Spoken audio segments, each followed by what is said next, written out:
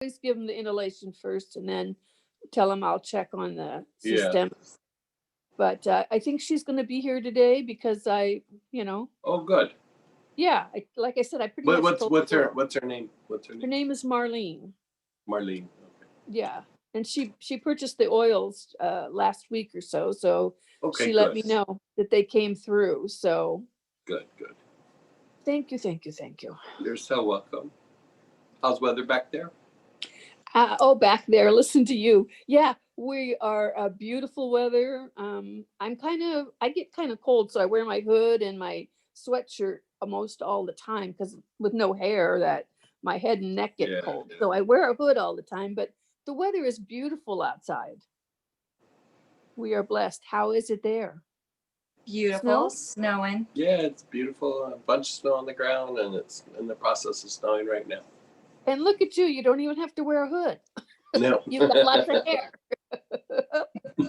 No. Thank you. All right, so I'm gonna do a quick It's kind of a free-form study group, which means I usually have some sort of structure in mind, but I'm not stuck to it. So let's go ahead and answer some questions for a little bit before we get rolling on the things that I'll start doing. for New Mexico, because it's still so closed, we haven't put it quite on the books yet, maybe Yeah, April. we actually had you for March, but I need to talk to Rita and see how open New Mexico is. I knew New Mexico was really, really shut down. And so I still have a date for you in March, but I'm not sure that it's going to work. So we'll talk to you. I'll talk to Rita and we'll figure it out. If not, maybe April or May. All right, go ahead, Wendy. Hey, Greg. Hey. You know, I would really love some information about the minor chakras. Okay, that's actually a great question. I've read Master Choa's chakra book, and I read something else, and he doesn't go into much about it. So some of the back chakras and the minor chakras, I'd just love to know, have a better idea of how to use them. Sure. So there's some chakras actually have like a front and a back. So a good example of that would be there's the front heart and the back heart. The front heart and the back heart have similar properties, but they're also somewhat different. The front heart is associated more with the thymus, which is tied to your immune system and immune response. And then also the physical heart. And then the back heart does the same, the thymus and the physical heart, but it also has to do with your circulation, much more with your circulation than the front. And then the back heart also has to do with your lungs, lung function, not the whole respiratory tract, just the lung function. So emotionally, mentally, or I should say emotionally, the front heart has more to do with being able to hold something in your heart and integrate it, where the back heart transmutes it, right?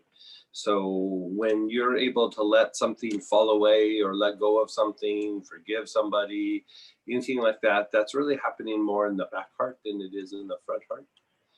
And so that's why sometimes in some of the meditations, I have you go front heart and then to the back heart and to the front heart, and I have you go back and forth. Is we're wanting to integrate and transmute as rapidly as possible. Then you have the solar plexus, which again has a front and back. And, the solar plexus has to do with all the internal organs and the diaphragm.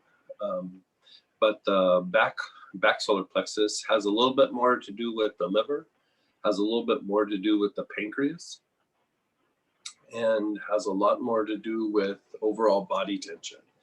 Like when you have a lot of body tension or back tension, a lot of it is actually in the back solar plexus. Cool. Your navel doesn't really have a back chakra, but there's a chakra that opposes it.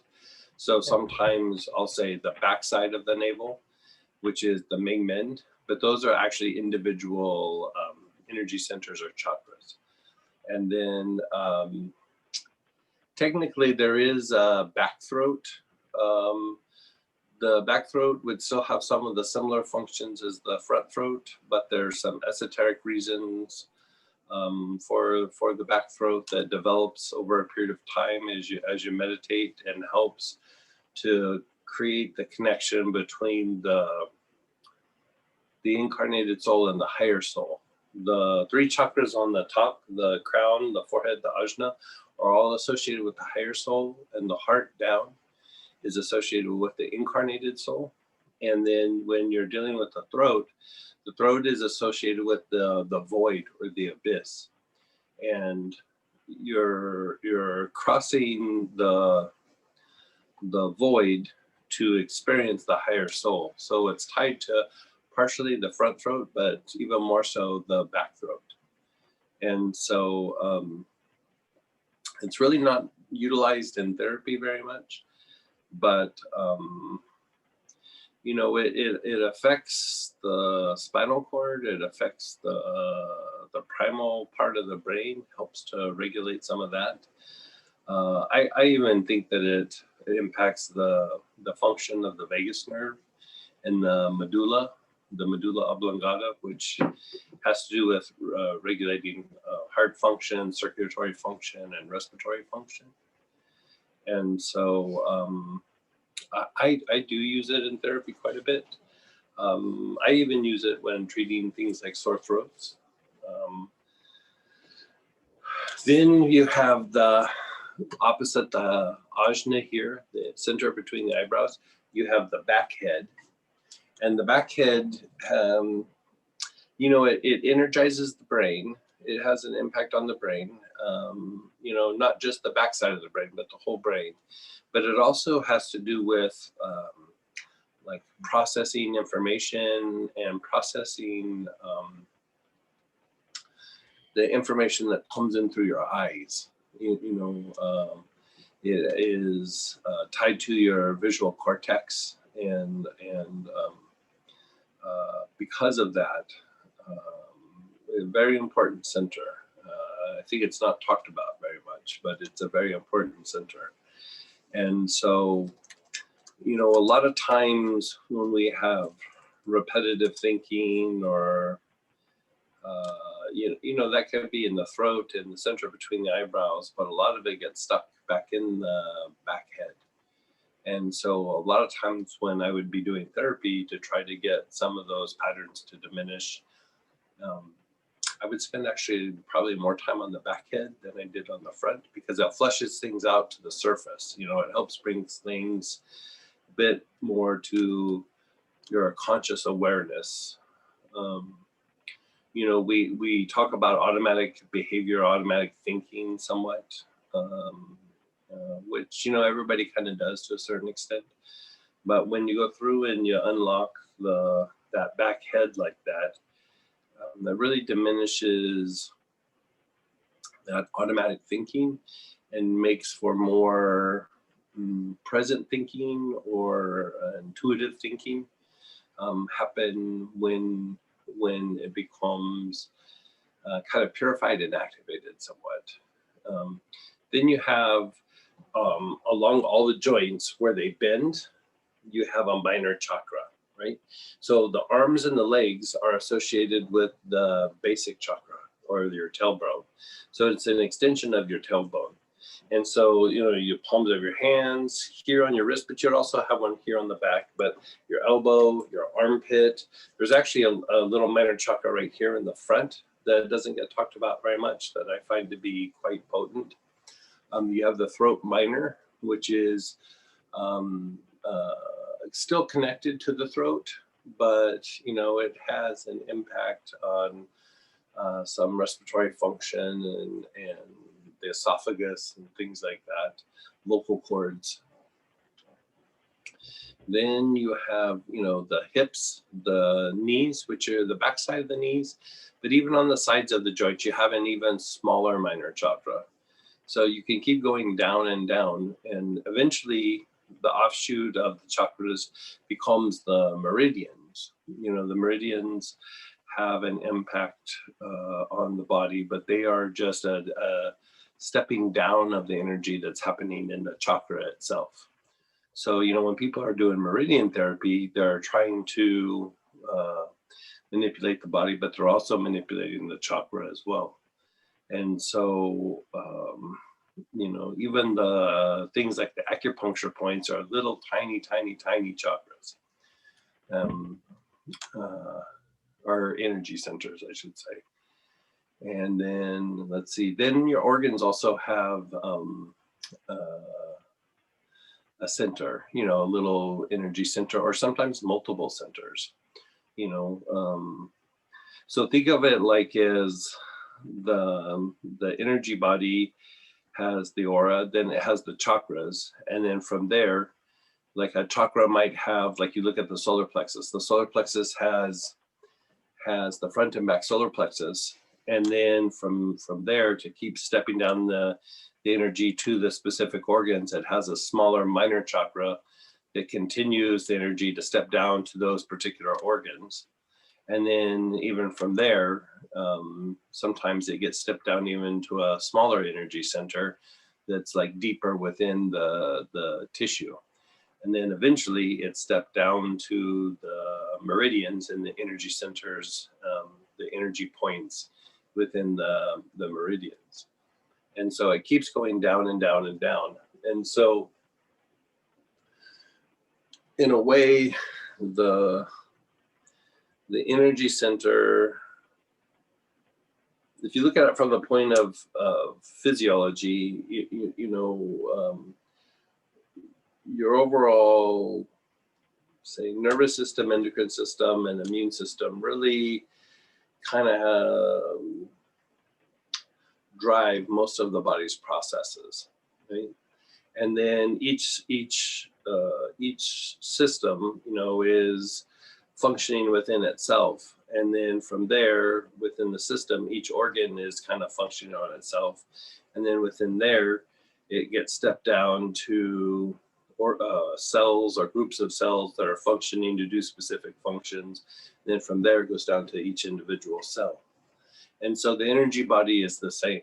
You know, it goes from the chakras down to the minor chakras, you know, to the physical organ itself. And then even smaller, it goes down into the meridians, and then eventually to the cells itself. And so, yeah, there's some minor chakras that are probably more of a bigger deal than others. One that's also a bigger deal that we don't think about too much is the one at the floor of the pelvis, the perineum or the perineum.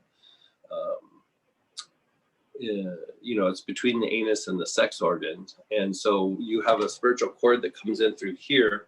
As it enters the body, it's considered what they call the central channel, which is where the chakras come out of. And then eventually it comes out through the floor of the pelvis in the perineum or the perineum, and then goes down into the earth. So when it leaves the floor of the pelvis, it becomes the earth cord, you know, the earth cord. And so it's our connection for drawing up energy from the earth and vitality from the earth, and our connection to the physical world. And so that's another important one. Still kind of an extension of, or impacted, I should say, by the soles of the feet, but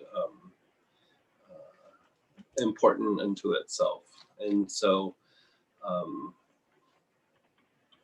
yeah, you know, we're in the process of writing a bunch of material to give out to you guys. And one of the things that I go back and forth with is, you know, how much information, how do I divide it up, and how much is too much and how much is not enough. And it's usually how much is too much. And so one of the things that we're kicking around is, instead of making it a book that is something that's just for sale or something, we're just probably going to put it up on the site and have like a regular version and a practitioner's version that's like a more involved version of it. You know, we're going to do a book for the materialization classes, one for the angel classes, one for the alchemical classes, and then one that's just general healing. And so, and then an encyclopedia of oils and things are also being done. And so, you know, with that, we're going to go into the energy body quite substantially, but we're probably going to do like a soft version and like a real super involved in depth version. And so hopefully sometime soon, you'll be able to have at least pieces of the information available to you. I think I'm going to start putting it up in pieces rather than just waiting for the whole book to be finished. And so I have four different books going on at once. And so I kind of bounce around between 4 of them. And I think I'm just going to start popping some of the pieces up. Cool, cool. I just want to say one more thing. The protocol that you gave us, I think in the study group, for the resolution of the unresolved using the materialization breath. Mm-hmm. Oh my God. It certainly resolved a couple of things for me, including it cut my lower back sciatic pain Right. into, I mean, it's just so much better. I can't even say. But besides that, I've done it a couple of times since then, and I noticed that I'm now resolving everything. Yeah. Yeah. You know, because that, I mean, that's the perfect point is like, you know, that materialization breath is really, or that technique, you know, can be utilized a lot of different ways. And we're getting ready to teach the pain class and the psychotherapy class, which I've taught before, but we're going to revamp them quite substantially. And so in the psychotherapy class, I'm actually going to include the materialization breath, and I'm even thinking we might even apply the materialization breath in the pain class. And so for the ones who haven't had that class, you're going to get the updated version. And the ones who have had that class, I highly suggest that you review the class, because it is going to be very, some pieces you'll recognize, and some pieces it's going to be different than it was before. We're going to kind of go back through and integrate some of the other things. Before, we were always kind of waiting to establish a baseline, but now with everything that we've been teaching for so long, really it's been because of COVID and all the Zooming, we can actually go back and revisit some of these things and upgrade them, because there's enough base of information out now that when I'm talking about some of these things, people have reference points now, where before I was just talking about things that nobody had reference for. So I ended up needing to talk about the thing itself rather than the technique. And so one of the things is I would go, well, we'll just, you know, do it little bits and pieces, and then eventually come back around and do a different version of it. But because of all the Zooming and people don't need to travel, you know, because most times people might only be able to take 2 or 3 classes a year unless they were traveling.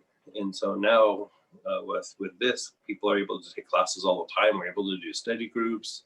I mean, the Zooming has really opened up a whole new approach to being able to do this. And so, you know, I'm even talking to different people who will potentially even present with me when we're talking to you guys. Some of them are clinical, some of them are, you know, more in the ceremonial realm or, you know, spiritual realm. And we're even trying to get some artists that would come in and perform for like a little kind of ceremony that we would do with oils and things. And so we have a bunch of things that we're working on trying to pull things together, but it's all because of Zoom. You know, before that we wouldn't have been able to do any of these things. Now it's a whole different approach, and we're just trying to take it and run with it.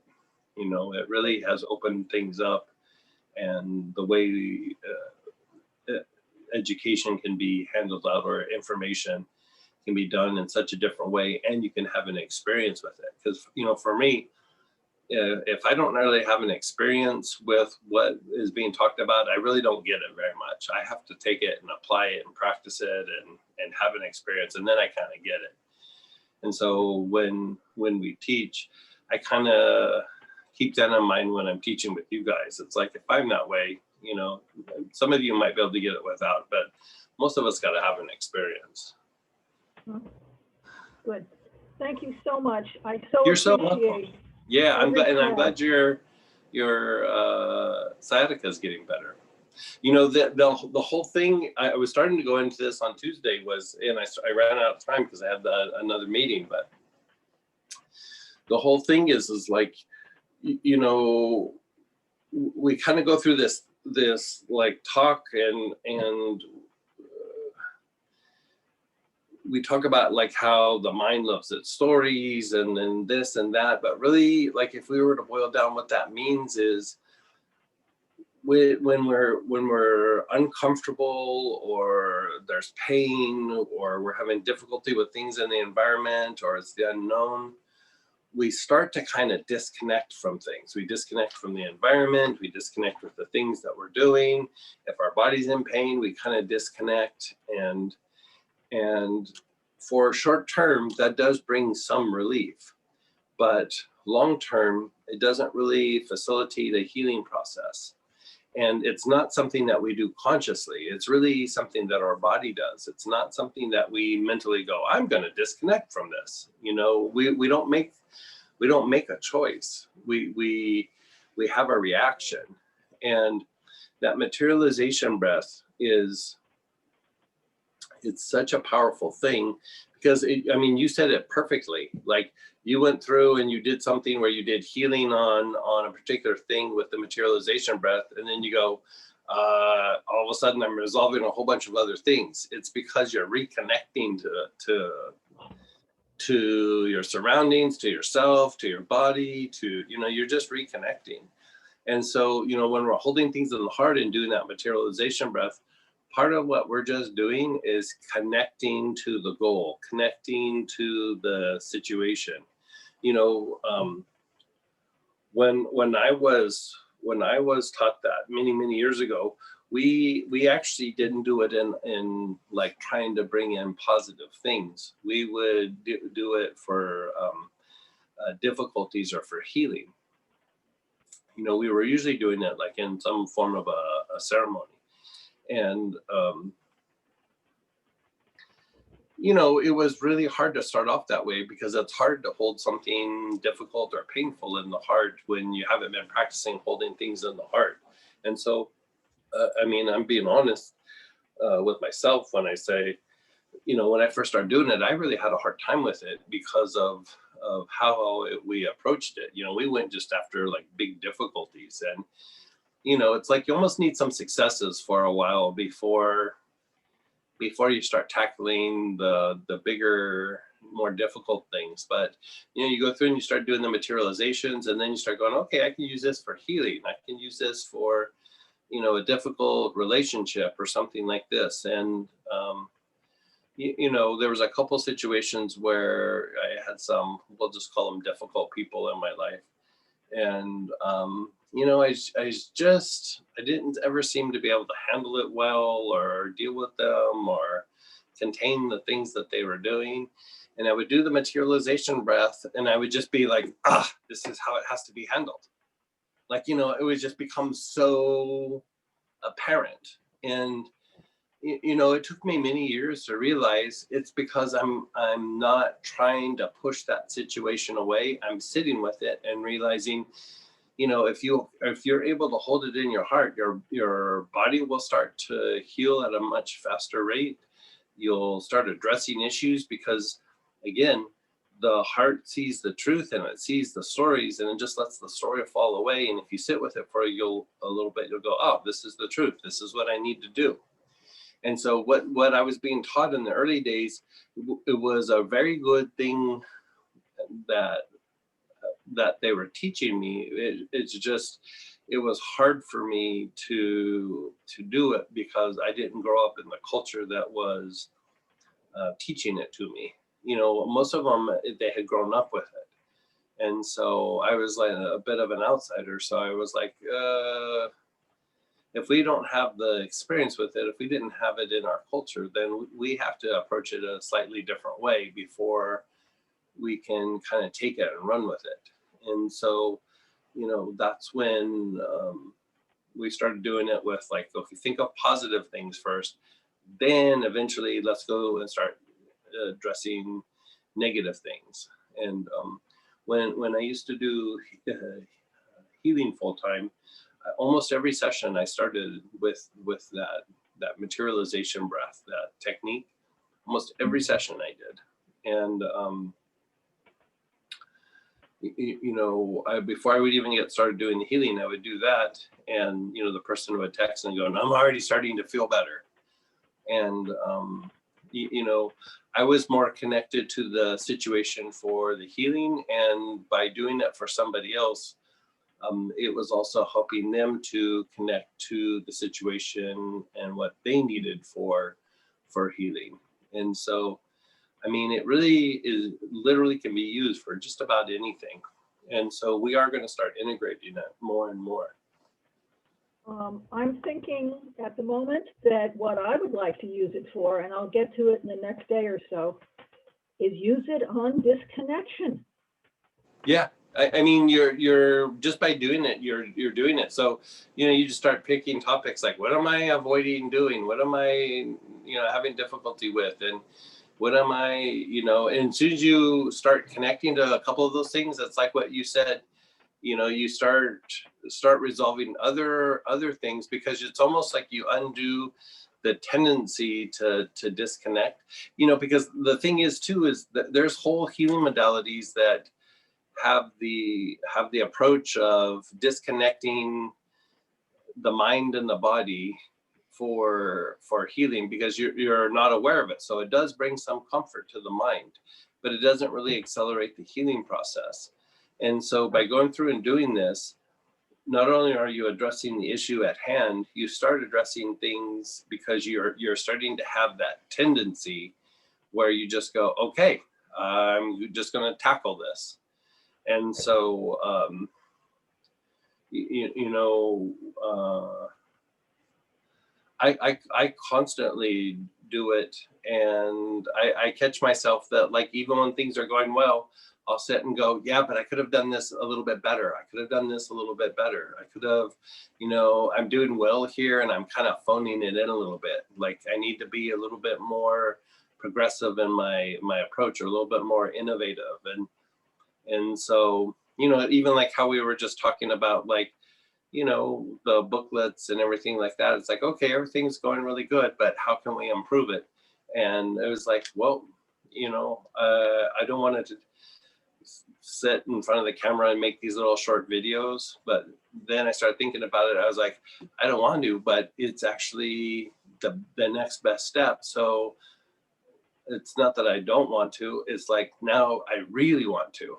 Like, I really want to, because it's a way to have somebody not even need to wait till we have another class. They can just pop right on something and go right to YouTube and go, oh, there's the little video and the explanation, as well as the written word. And I can see the visual, I can see everything. And I was like, why didn't I think of this 2 years ago? Like, you know, but it's like, you know, again, not being connected with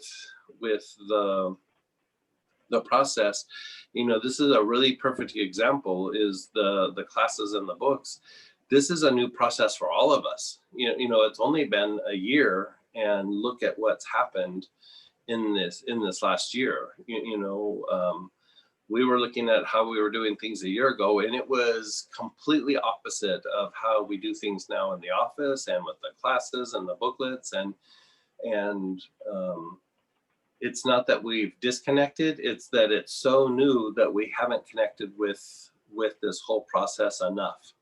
And so, you know, I sit and do this process for classes, the booklets, how to interact with the students, how to improve things for the student. You know, I just try to keep coming up with ways of innovating and improving, because we are in a time where things are changing so much, and in this time it's a really good opportunity to do something new, because everything is really broken down right now. So you can wait for things to go back to the way they were, which most likely they're probably not. Even when they go back to not having the isolation and things, it's not going to be the way that it was anymore. You know, it's going to be some different version. It's not going to be bad. It's just going to be different.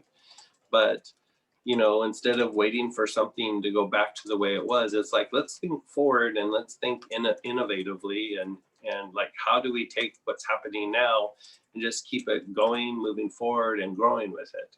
And so a lot of the things that we're teaching in the class, especially with the materialization breath,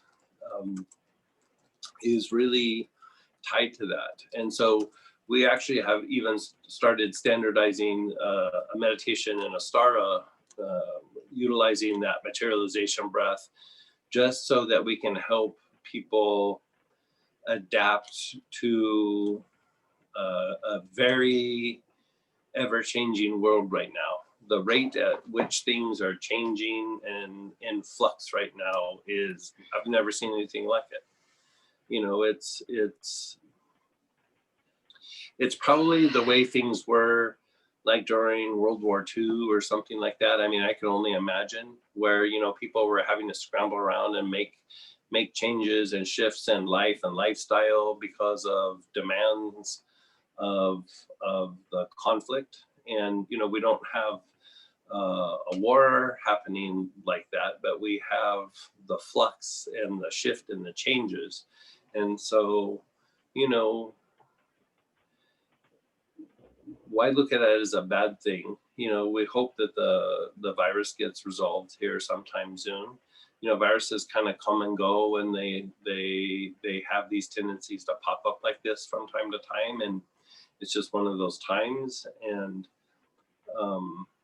but at the same time, it allows for a lot of change to happen at the same time. And, you know, we can take the good and the bad when these things are happening. And so, you know, innovating our life, our future, the way things are done, it's all like prime time right now. And so, you know, there's this old shamanic saying that it's very simple, and it seems very simple, but it's always a thing that you would say like after ceremony or something. It was like, okay, now get busy living or get busy dying, but you're going to get busy doing one of them. Right. And so, you know, when you're adjusting and adapting to this ever-changing world, you're really getting busy, you know, embracing what's happening and living life.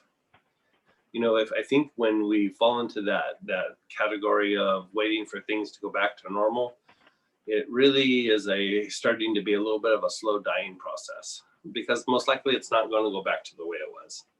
You know, even when things kind of normalize, it's not going to be the way that it was. You know, there's been too much happening to the way restaurants function, the way, you know, schools function, the way we function, the way we go interact socially. You know, too many things have happened, and it's going to be a while before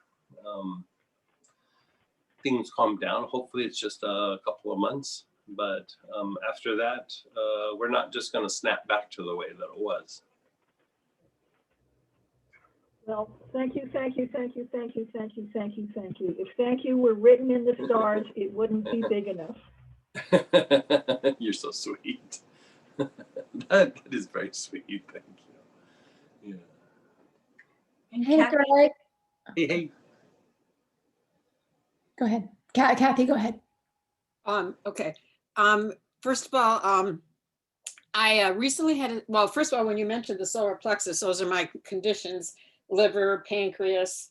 And I had a session with Anthony Cohen, who referred me to Plant Prana. And he's great. yeah. And so I had a session, but he doesn't do oils or anything. And so I was left with a lot of distress in my lower back that same night, and still my body's a little bit out of sync. So I'm Mhm. not sure what to do with that because I'm new to essential oils and I'm just Sure. finding all these. So some of the things you said made sense, like they would help me, but I don't know how to do them or the oil. Yeah. Well, we'll try to talk about some of that today. Okay. And Yeah. So secondly, so Go so ahead. you have like low. Is it in your hips or is it in your lumbar spine? Like what's it's going in on? my lumbar spine, and then I've always had this, so it's not from the healing, but I get tingling on my left side, but I think it might be a physical disc pinching or Yeah, something. that sounds like either a thinning disc or a bulging disc. And do you get numbness in your thighs at all or anything like Yeah, that? my lower leg on the outside, not the whole leg, outside, and the outside of my arm comes and goes. My circulation is a little bit challenged because I'm kind of a tiny person and I have Raynaud's, which is the. Oh yeah. Okay. Yeah. But anyway, since I had the healing session, which is Wednesday, that night I have a red light therapy, so I use that on my lower back, and it kind of helped. But I've been out of sorts since, and I just don't know what to do with it all. I mean, I appreciate what he did, and I think I've had many sessions, but afterwards, Yeah. Are you? Do you have spasms a lot or cramping, anything like that? It's not, well, maybe spasms, but it's like this gnawing kind of pain, but not sharp. It just kind of like Achy, like dull. yeah. and And achy. he particularly said that he worked on my liver and pancreas. And what was funny is those are situations in kidneys, liver, and pancreas were the things on the physical form Mhm. that he focused on. And without telling him, those are some issues that have come up on some blood work. Okay. So it seemed appropriate, but then afterwards I was left with discomfort, not knowing what to do with it and how to move forward. Yeah. So let me ask you a couple questions. Fuzzy thinking. Do you get fuzzy thinking? No, but I get a certain foreboding, and which is a thing he addressed, and Okay. worry.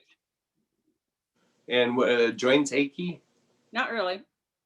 And does your skin get itchy? Yeah. Okay. I'll work that into the mix today. Okay. And then lastly, I am signed up for the pain management class. Good. That would actually be a better way to resolve it, but It's a little ways good. off. Yeah.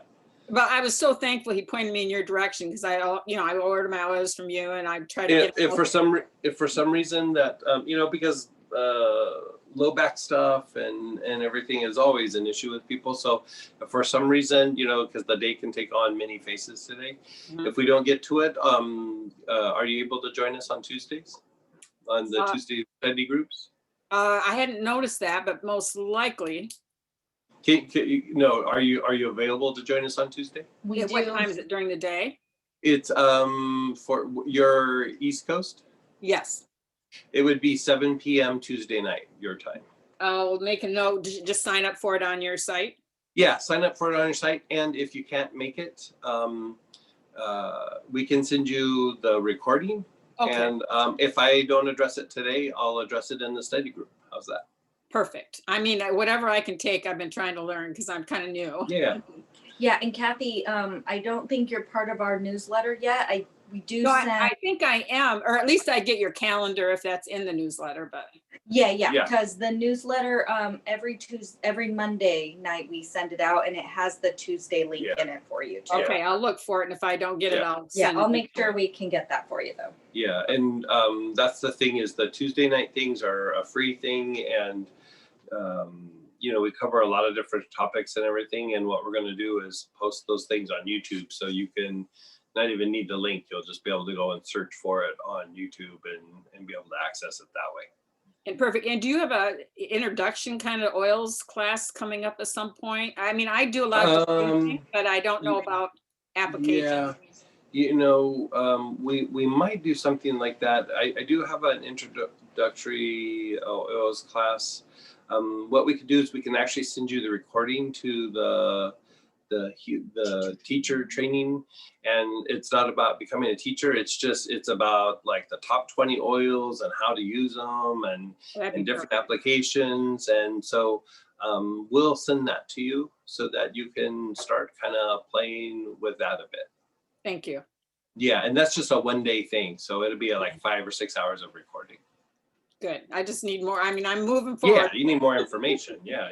It's, when I first started doing oils, it was 30 years ago. Nobody knew what essential oils were. They just thought they were perfumes. And so, these days it's a bit different because there's so many people doing it, but there's still a lot of education that has to be done. So we're going to be posting things on YouTube and like little bits and pieces to make it easier. And we're going to start recording some of those things actually starting this coming up week. Awesome. So we've been talking about it for about a month now, but I haven't had the time to sit and make the recordings, but we're freeing up some time this week. So. Okay. Thank you. Hey, Greg, it's Brian. I had a quick question.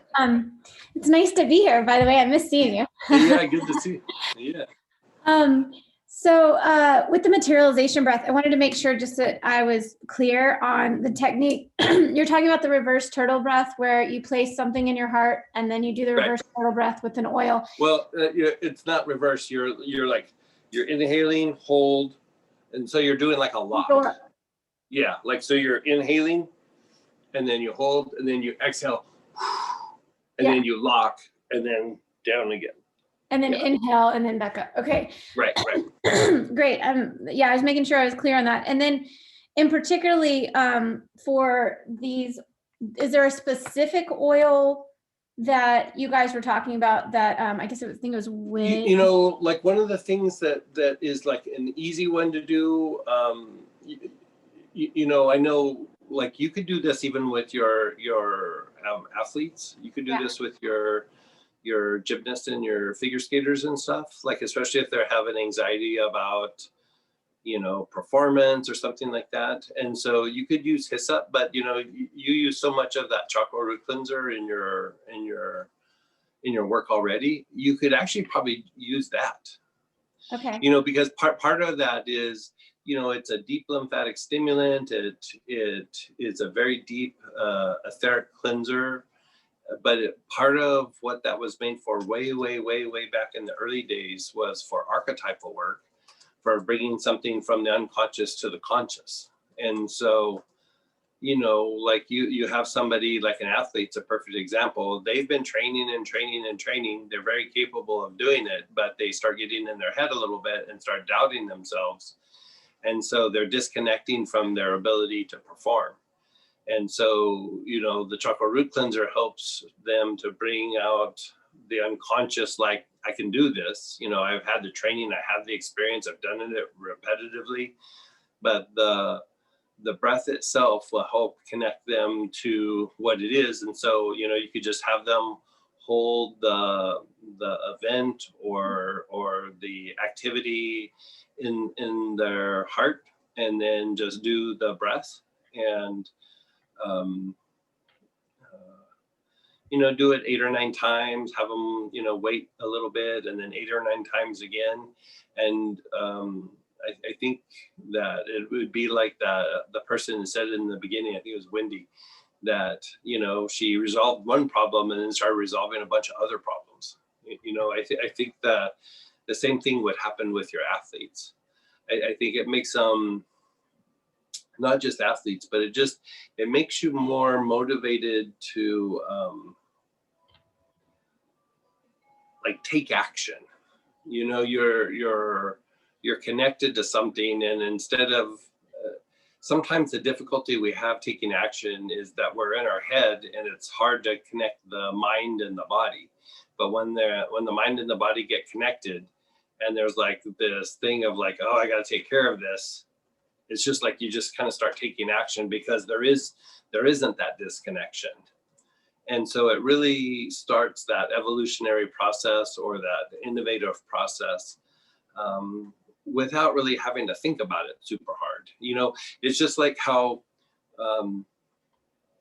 sometimes, we're dealing with how we get triggered because of stress or past traumatic events.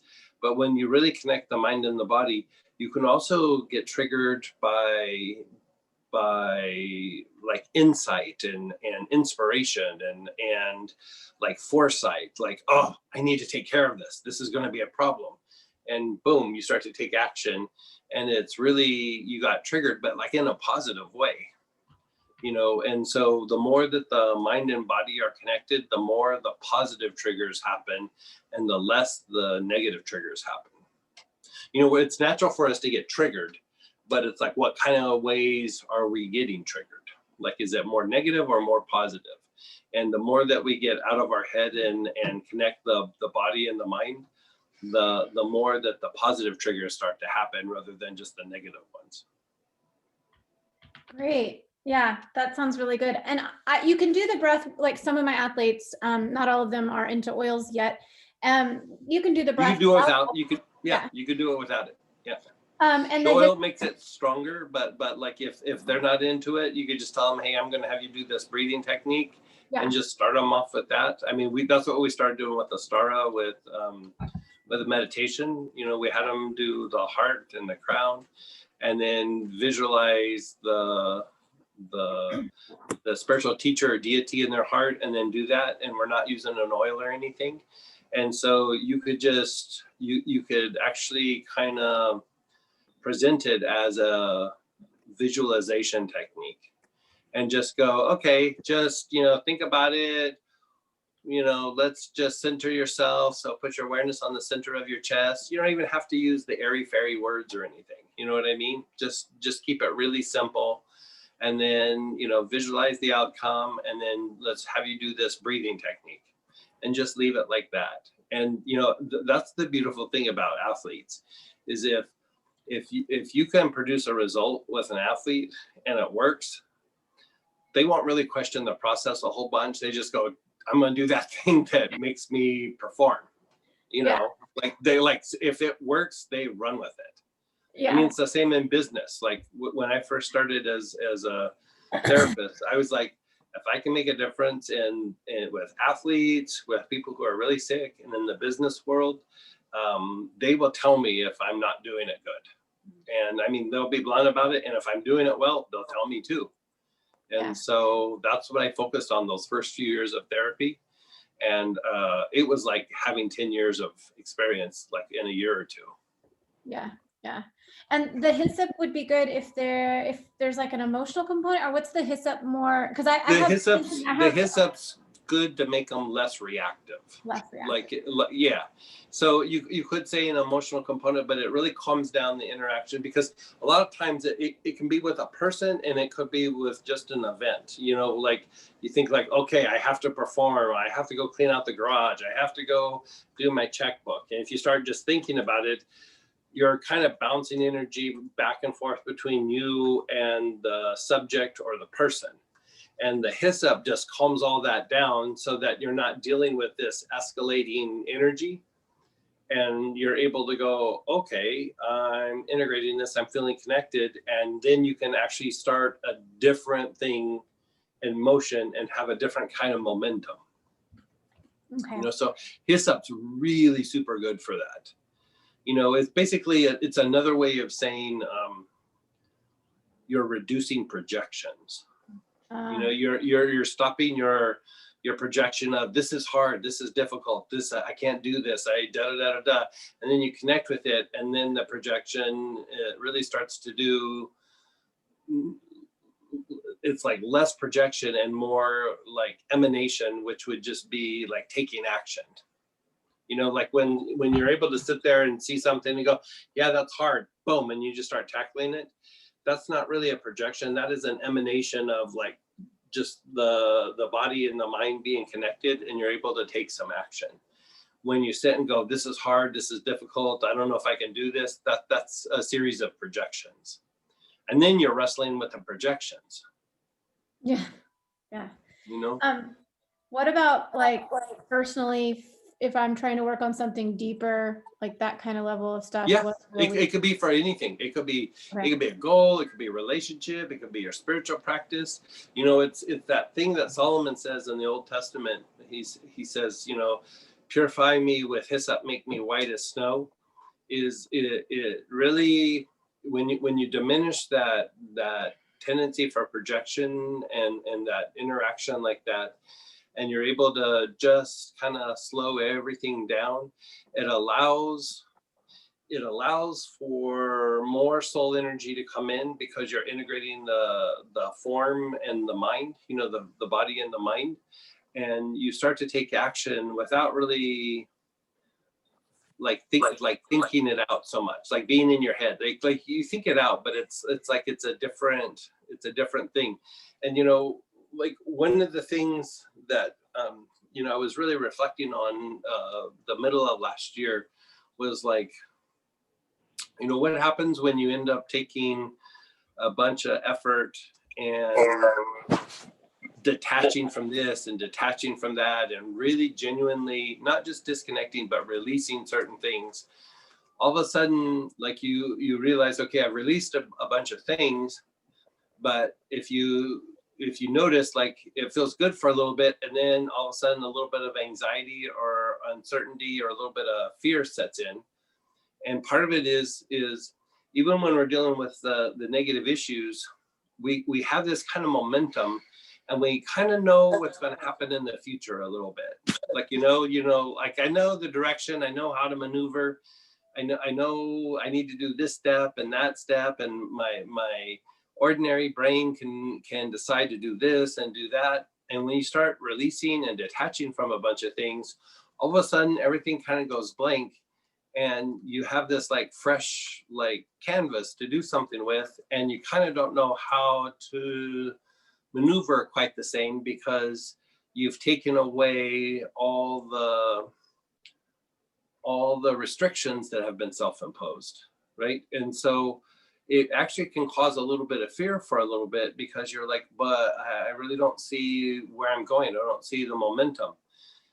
It's good because you're getting to kind of create your own future, but at the same time, at first, when we have those restrictions, they're confining, they're restricting, they're oppressive, but after a while we get comfortable with them. You know, we get really, really super comfortable with them, and it's hard to walk away from them, because you know they are familiar, and when you start to walk away from them, all of a sudden you're in this place and you kind of know what to do for a little bit. So it's a little bit unsettling, but you know, you get your feet under you quicker than you think. You're really wired to handle life and nature way better than you think. But you know, we end up drifting away from that with life and the things in our head, and it just takes a little bit of sitting with it, and after a while it becomes the new you, or the second you, or your second nature. Like, you know, it becomes the new reinvented you. And so it's a very good thing, but it's also a little bit unsettling. And so the hyssop is very good for reducing those kinds of projections and things, and really being able to go, okay, I'm sitting with this blank canvas. Where do I go now from here? What direction do I take?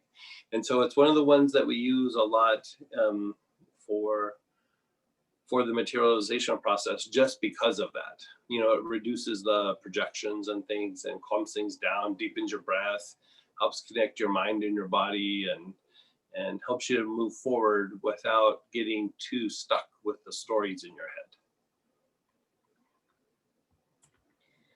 Greg, thank you. Yeah. I'm relate to that space right now. So Yeah, I'm always relating to that space. Like that is like my mantra. Like, I'm like, how much am I projecting here, and how much, you know, I get to the point where, you know, I was telling this in a meeting the other day. Like I was saying, like I can almost tell now, like when I'm not on the right track, because I feel comfortable. If I don't feel like a little bit of fear, then I know that I'm on the wrong track. Like, because I'm not. If I'm innovating, then I'm a little bit uncomfortable. I'm a little not sure of the future. And so like, it's like I start kind of doing things and I'm like, okay, I'm starting to feel a little uncomfortable. I'm on the right track, you know, because it's really, it's a really weird time right now.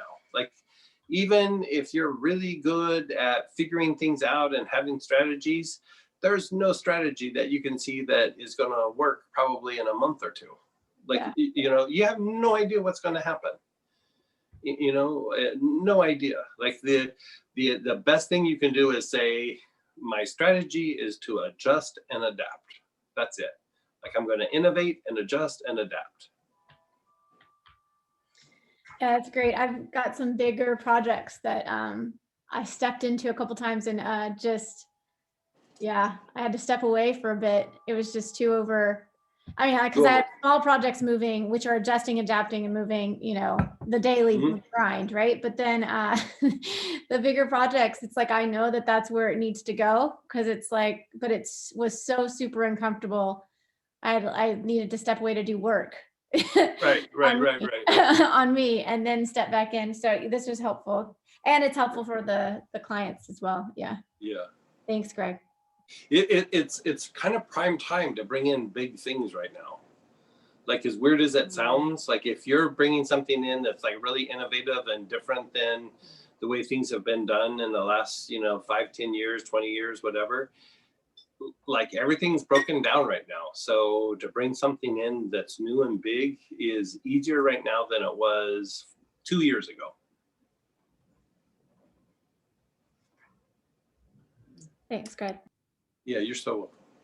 Chani, then Cindy, then Laura. Hey, Jenny.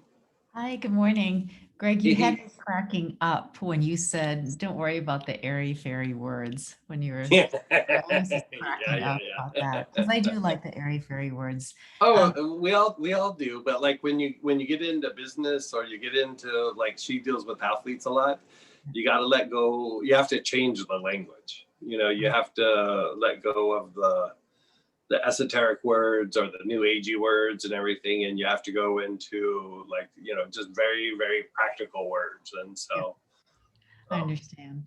yeah. I have a really quick question. Is there a difference between the materialization breath and the turtle breath?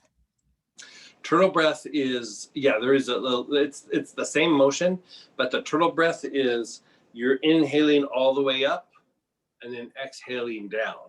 So you're going in and then.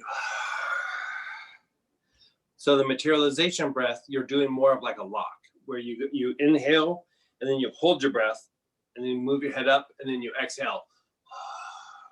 And then you hold your breath, then you move your head down. So it's just variations of the same breath. It's like the way that I was originally taught, they didn't do the turtle breath, they just did the materialization breath. And then later, in a different circle, they basically, they didn't use the term turtle breath, but they said, you know, that breath, you do it with a lock.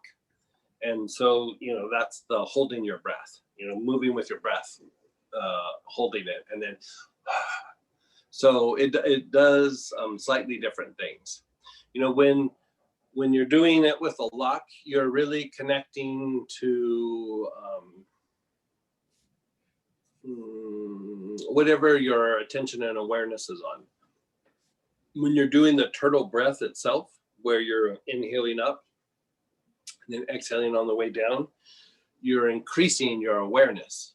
So in essence, the turtle breath increases the potency of the materialization breath. And then you can actually even do it afterwards. And so one of the things that we're kicking around, both in Astara and for here, is to start utilizing that combined with another breath for deepening the connection.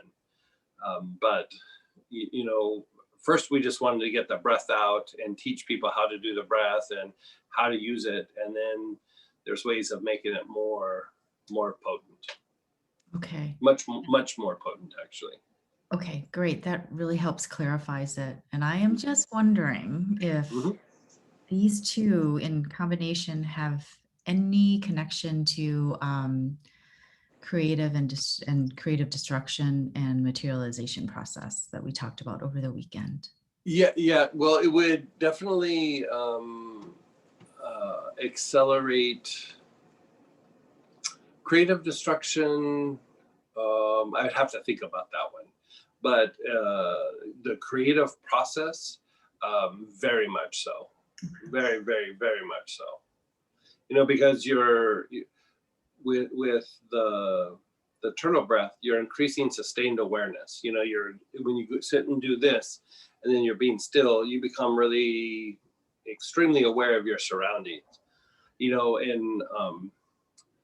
In different traditions, they do it like in the Tibetan and Hindu tradition, they can do it with Om Mani Padme Hum or Om Ahum.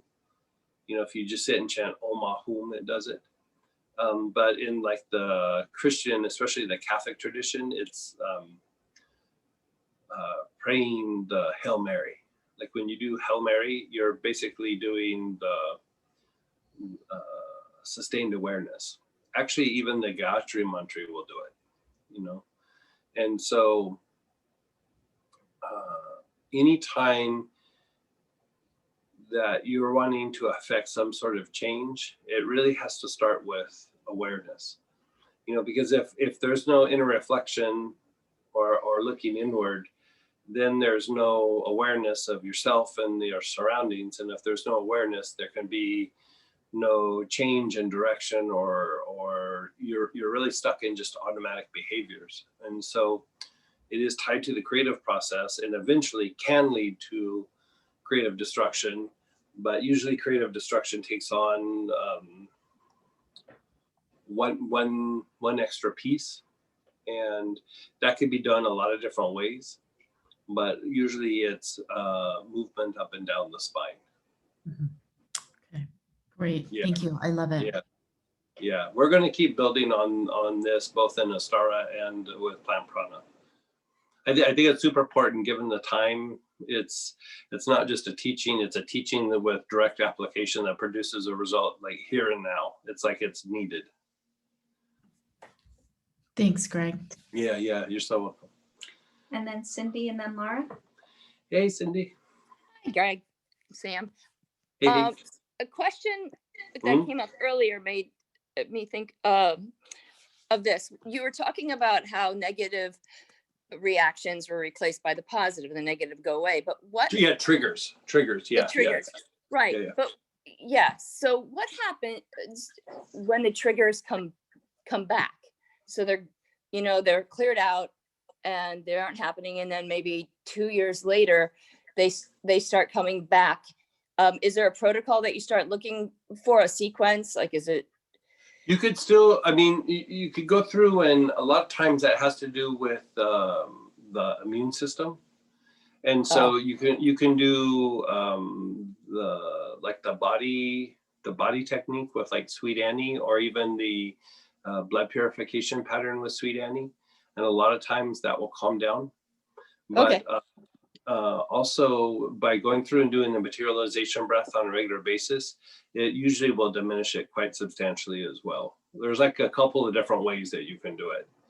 And so sometimes if one doesn't work, then another one works. We're also going to start exploring that. The Sacred Fire class that we did a few weeks ago, we introduced, starting to work with the brainwaves. We're going to really start integrating brainwaves into a lot of the things that we're doing. And so there's things that you can do with the brainwave work that will actually change your neurology quite substantially. Yeah, like, the people who are in the class, a lot of them had been in many classes before, and, like one, you could say, oh, this one's a little different from this one, and this one's a different experience, or I didn't expect this. That one was way different than things that we have done before. And, the feelings were different, the effect on the body and the mind was very different. And so that was us just barely starting to touch on that. It's so strong that we actually have to kind of ease into it rather than just jump in full throttle.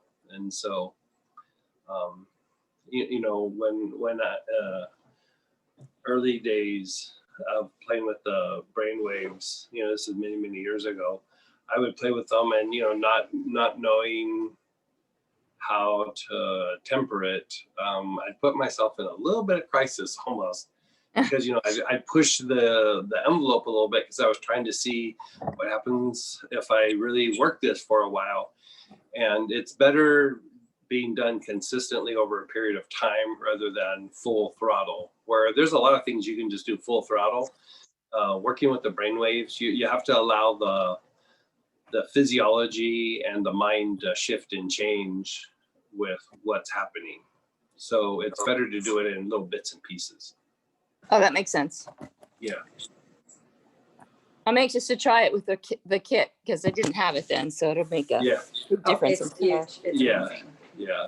The kid is strong. Yeah.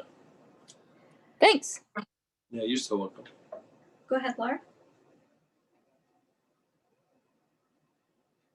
Sorry, I had problems unmuting. Good morning, guys. Hey. I'm not even sure I'm wording this the way I want it to be worded. That's okay. I've been taking meditation classes for a long time through the Earth Spirit Center. That's been a wonderful experience, but I still struggle with meditation along with lots of other people. It almost sounds like the turtle breath, and I may be wrong, is somewhat of a meditation in itself. Yeah, it is. Yeah, Okay. It is. And Not so much the materialization breath, although the materialization breath could be used that way. We're starting to use it that way, but the turtle breath itself is it could be used like in the Indian tradition, the Hindu tradition, they would call it Dhyan or Dhyana. And then that moved from there to like Japan and China and things and became known as Zen. And so, the watered down version of Zen, they don't do the breath, but the deeper version of it is to actually utilize the breath. Because part of what's happening when you're doing that is when you're going like, and then you're moving the energy from your lower centers to your upper centers. And the difficulty a lot of times with meditation is we're stuck in our normal everyday ways of functioning, which are tied more to our lower centers and less to our upper centers. And so you're manually shifting the energy from your lower centers into a physiological state that is conducive to meditation. And so, it's one type of meditation because there's three goals that you have when you're meditating. You could be trying to cultivate sustained awareness, which is what we're talking about. You could be trying to cultivate focus, which is tied to creative destruction. So focus is because you're circulating energy through the body. So this would be like Kundalini practices, or where you just stay super one-pointed for a period of time. You're developing an aspect of the will to like shift energy in your body, but you're also developing the ability to shift energy in the environment. And so you see this a lot of times with like great athletes. They have the ability to manipulate the energy in their body, but they also have the ability to manipulate the energy when they're performing their physical acts. And so like a perfect example of that is you take somebody like Michael Jordan, if you watch basketball, his one-pointedness and focus, like he could do these really weird, bizarre things. It was because he could manipulate the energy in his body, but he could also start to manipulate the energy with what he was doing, even with the ball. And so, the one that pointed that out was Master Choa. And, I started watching just some like old footage of him, because I was a Laker fan. I didn't pay that much attention to Michael Jordan when I was growing up. But like I started watching him and God, he did really bizarre things. And it's like, it almost defies gravity, but it's because of the development of focus. So focus, like even as a healer, it helps you to facilitate healing in the other person to a much higher degree. In business, it helps you to bring goals or projects together to a much higher degree. So it's not just about, oh, I'm sitting and moving energy for the sake of, my development. Your development is also how you're functioning in the normal everyday world. And then the third thing that you are trying to cultivate is a sense of oneness, And so oneness between the body, the emotions, and mind, oneness with the higher soul, oneness with God, oneness with the people around you. You're just having states of oneness. And so as you develop these three pieces, the awareness, the focus, and the oneness, then eventually it becomes combined and it produces one state. And in the Hindu tradition, they call it samayama. And it basically means that you have the ability to be aware, focused, and have oneness all at once. The only way to really do that I'm aware of is you cultivate each one individually, and they begin to emerge. They start to kind of merge with each other on their own, like they just kind of do it naturally. And then eventually there's like a union between all three of them. So do you have, that was a great explanation. I'm going to have to listen to it again and get more of that. Do you also have oils that you suggest to use for the different ones? You said, yeah, I'll go back through my notes. I do have ones I know, especially for oneness and for sustained awareness. But I'll try to bring them up and we can talk about them by the end of the day today. Thanks. That's terrific. Yeah. You're so welcome. Brandy? Hey, Brad. This is actually Andrew. Hey, Andrew. Hey, how are your eyes doing? They've been back and forth. Actually, but that's the topic I wanted to talk to you about. So maybe I'll just ask my question and we can kind of get into it that way. Okay. But so you were talking a little while ago about the creative destruction that results from moving energy up the spine. And so for maybe last couple months, I've been working a lot on what I guess you could call Kriya breath, basically just starting at the basic, bringing it up the spine, bringing it to the ajna. And I've been doing meditation and then back down. And I've been doing various forms of meditation for a long time. It's just really effective. It's probably the most effective that I found for dispelling like negative emotions and recentering myself. And as I've been doing it, I'm finding myself kind of breaking through some things that have been holding me back, which is really nice. But a few weeks ago, I got into this place where it was almost too much, even though I was doing salt baths and breathing oils in the bath and trying to do all these things.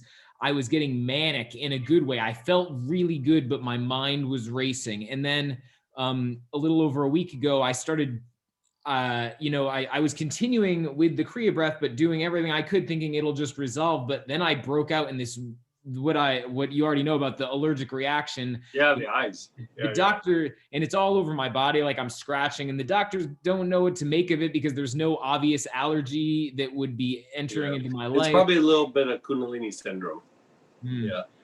I've never seen it do that to the eyes, but the itchy and the skin, all those other pieces sound a little bit like Kundalini syndrome. Like sometimes so much goes up or it will hit a blockage somewhere and can cause it. I mean, sometimes the blockage is in the solar plexus, sometimes it's lower. It's usually down low somewhere.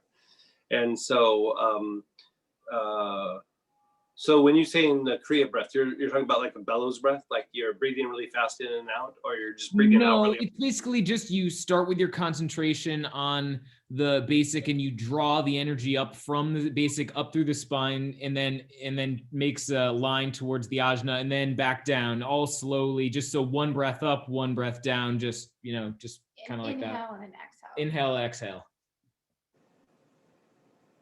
And his main min was really overactivated. Yeah, I worked on it a couple times. It was super congested, super activated, overactivated. Yeah.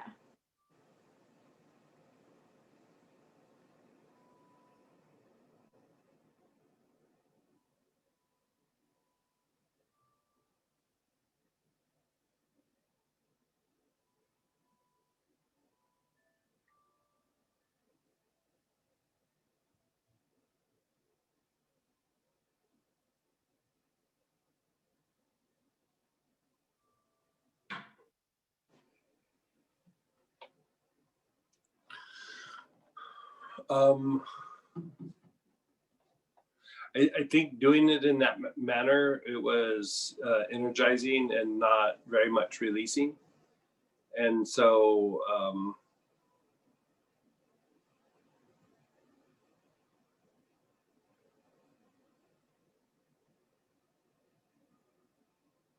is there any way that you, like when you're doing that practice, is there any sort of way that you're releasing the energy or?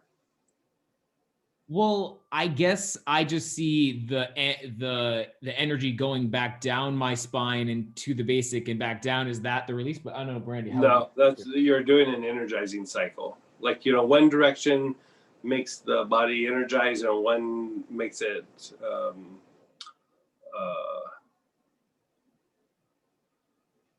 It's not like Kundalini. no.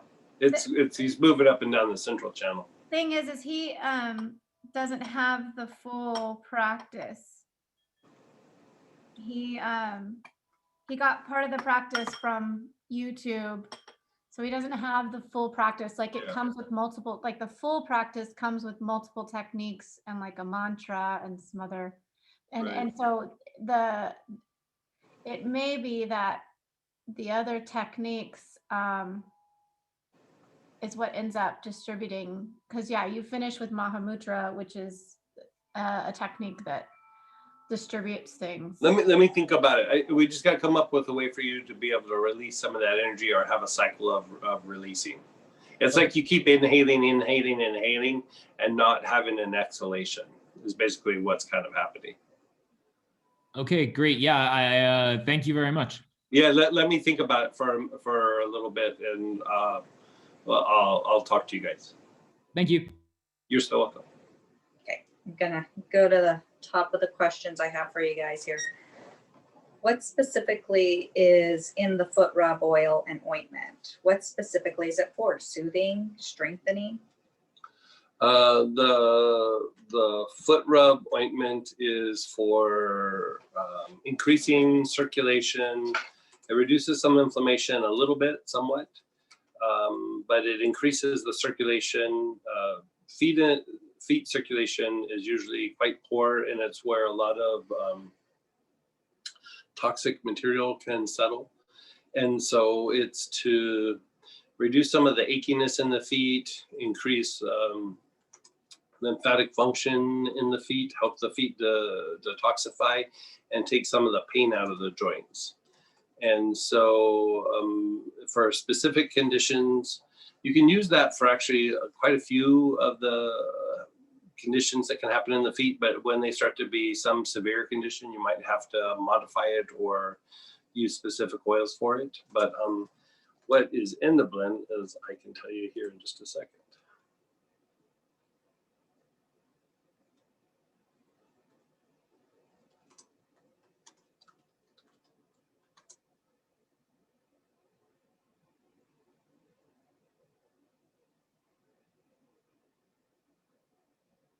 And is this two different things, foot rub oil and foot rub ointment, or is it just one thing? It's just the same thing. Okay, just making sure.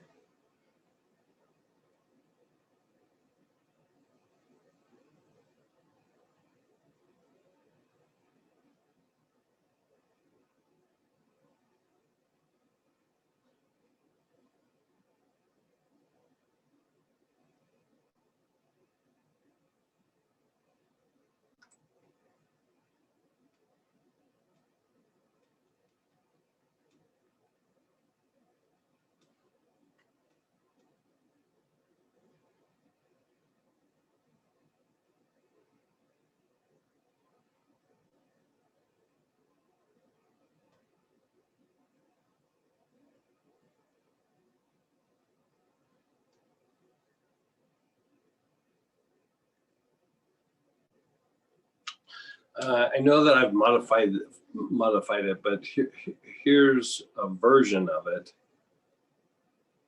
But I know that I've changed it, so that doesn't help. Let me see if I can find the right one.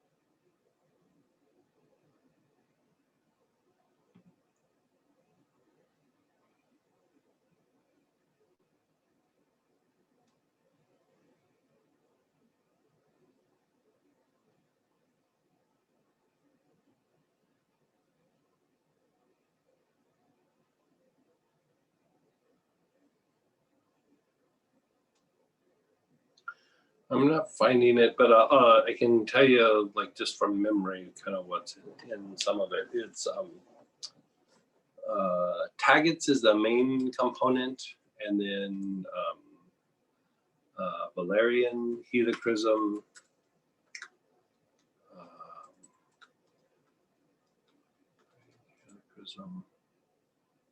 let's say tamanu, or no, not tamanu, turmeric, and I want to say black seed oil, or black cumin, but I'm sure I'm leaving something out, but I'll look for it in my notes. I have like a main recipe book, and sometimes when I'm reworking something, I have several places where I leave it and I can't find it right now. So I will just have to go through and look at my notes. Okay. So.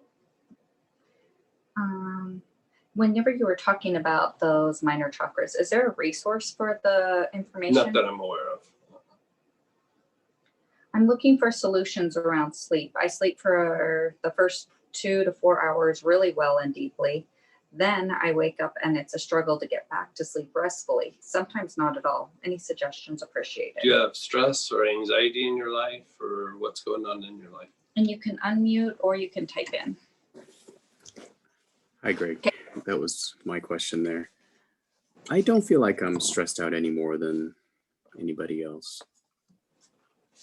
I think I'm pretty chill. Okay.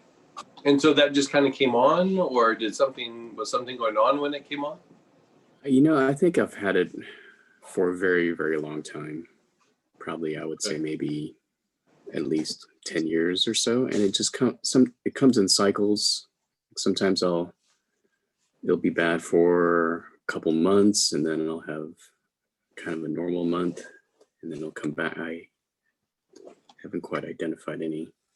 I think stress does play into it, because there are times where I am stressed and it does seem like it is worse. But there are times where I'm not really experiencing a whole lot of stress, and I still have that. Yeah. Yeah. And what about grinding your teeth? Do you grind your teeth a lot at night? Not that I know of. Okay. And what about your allergies? Do you have a lot of allergies? I think I have some seasonal. They're not just bad. Just seasonal allergies. You don't have like food sensitivities or anything like that? You know, I think I probably, not that I'm aware of. I think I might have probably some typical ones, like maybe gluten or things like that, but nothing that's, you know, really thrown me off. Sometimes allergies actually cause insomnia. And so that's the reason why I'm asking. It's not so much the allergic reaction, it's just that your immune system's a little bit hypervigilant. This is what I would start off with. Let's have you do this and see if it helps over the next couple of days, and then maybe report back on Tuesday and see if it helped.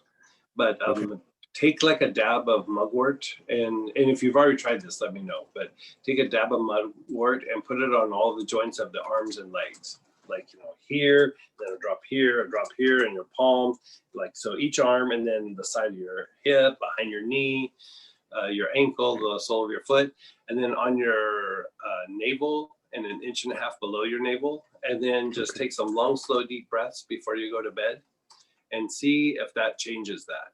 And so that if you don't have the mugwort, Artemisia is the same thing, and Sweet Annie would also work.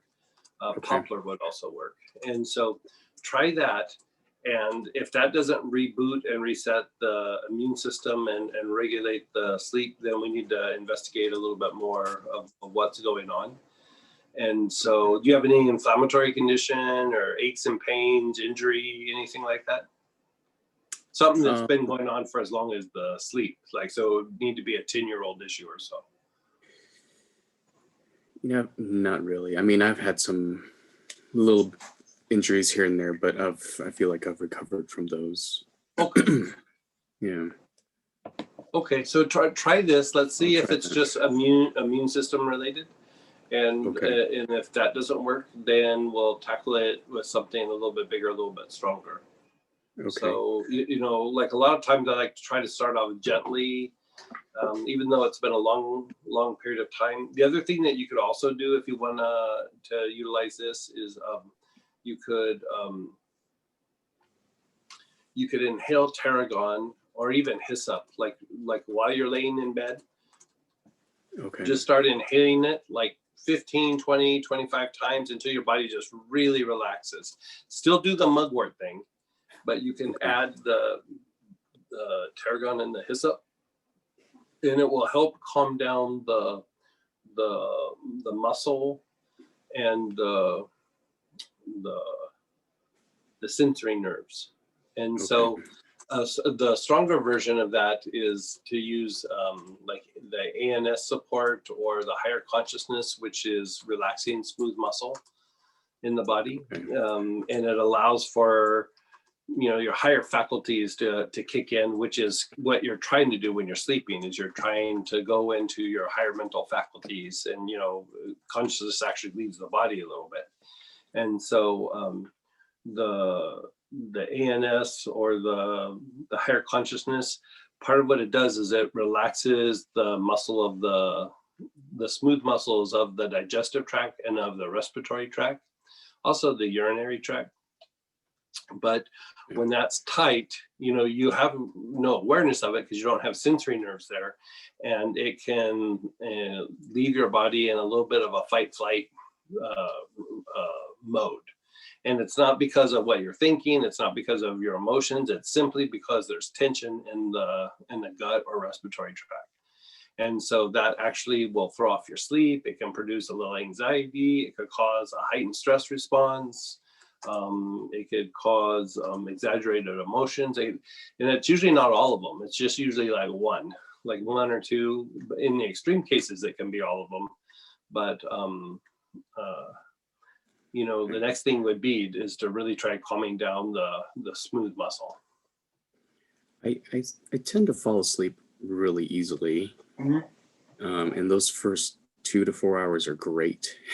And that's just but we got to get you getting 6, 7, 8 hours.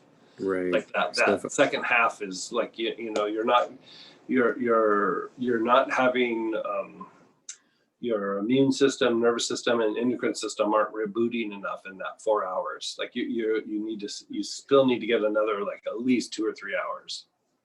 So if I wake up in the middle of the night, maybe I can just start with the hyssop or tarragon. Sure.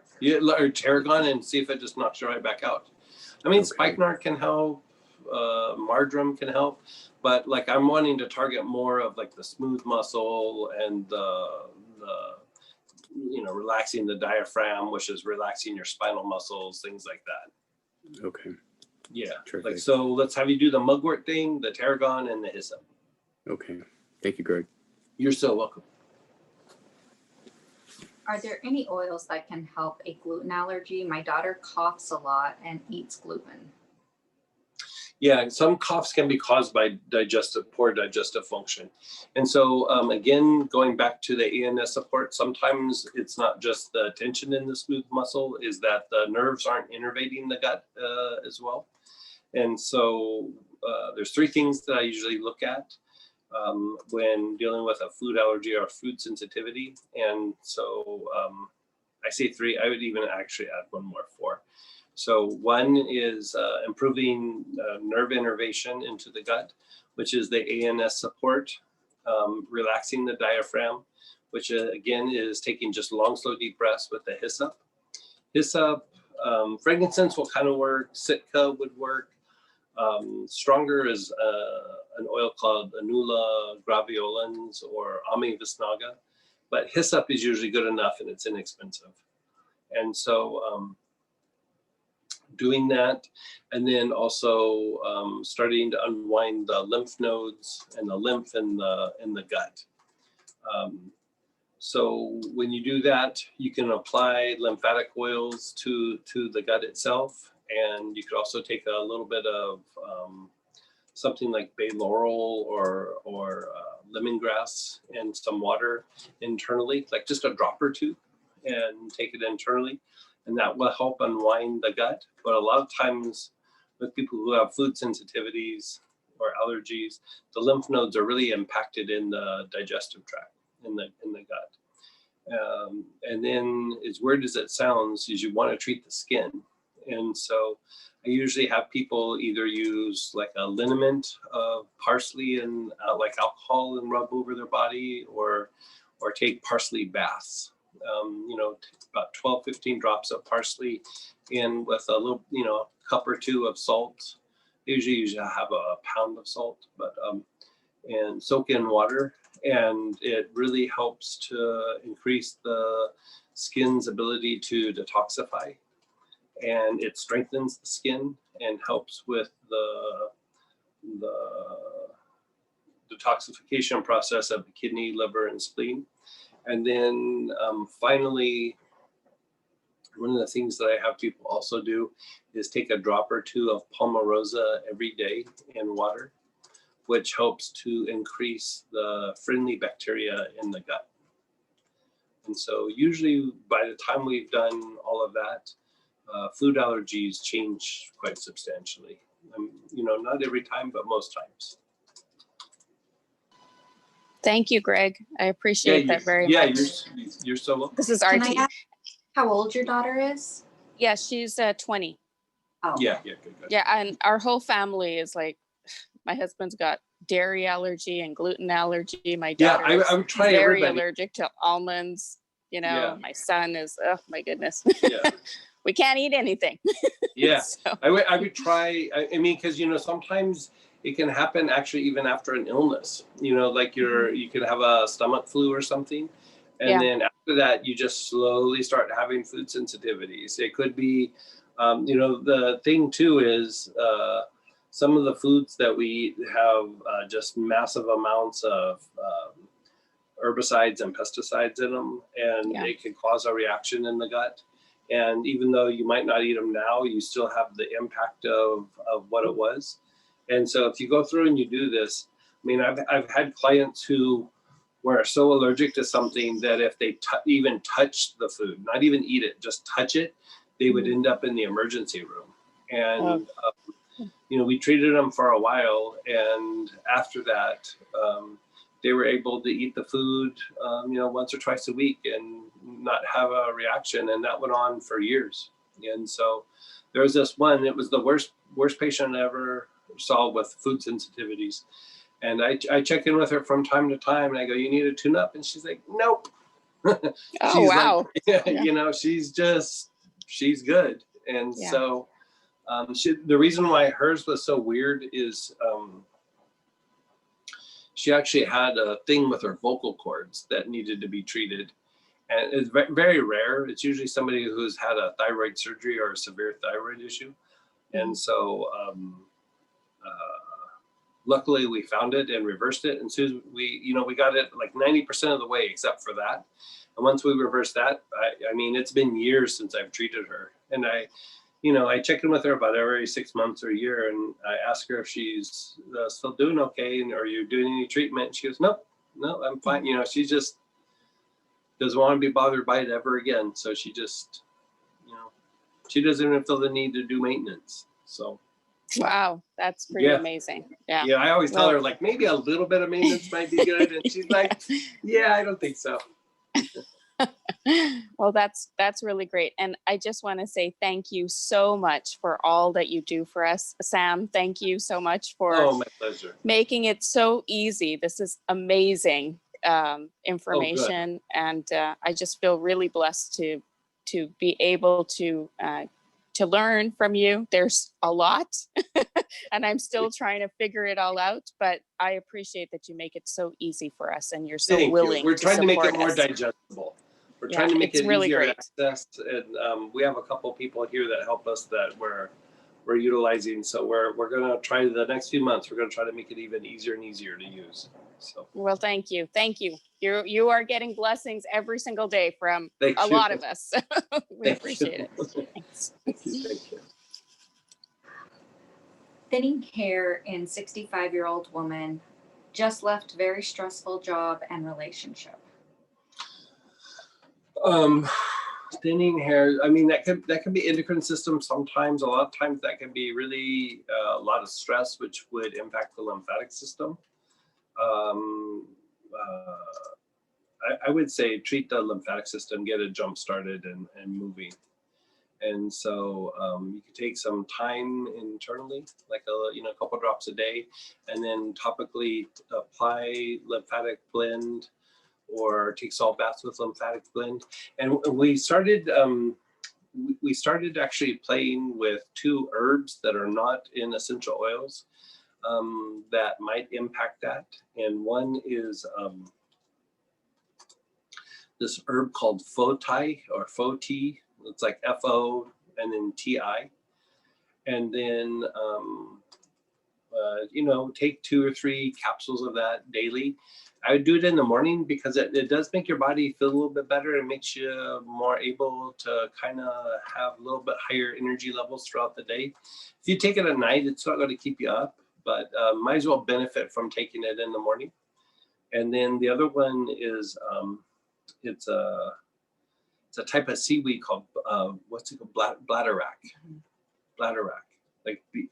I'll let you spell it out for me. I know. I was getting it. B-L-A-D-D-E-R, I think Yeah. W-R-A-C-K. Yeah.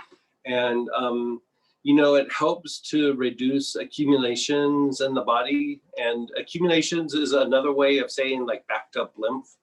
Like just fluid retention and backed up lymph. And it helps gently reduce that. You could do that with a lot of other things too. You could do that with cypress. You could do that with, I like to do it with Greenland moss or with lovage. That seems to do it well as well. But one of the things we're trying to do is like also add things that you could just get from the health food store. And those 2 things seem to help reduce the accumulations and actually should stop the thinning of the hair and even possibly regrow some of the hair. Topically, you can use rosemary and or sage and put it in your shampoo, and when you go through and shampoo your head, let it linger on the head for a couple of minutes before you wash it off. And that should also help. For that one, I would 8 to 10 drops. So or like probably 4. 3, like maybe 3 or 4 drops total of the 2 oils combined. You don't need much. Okay.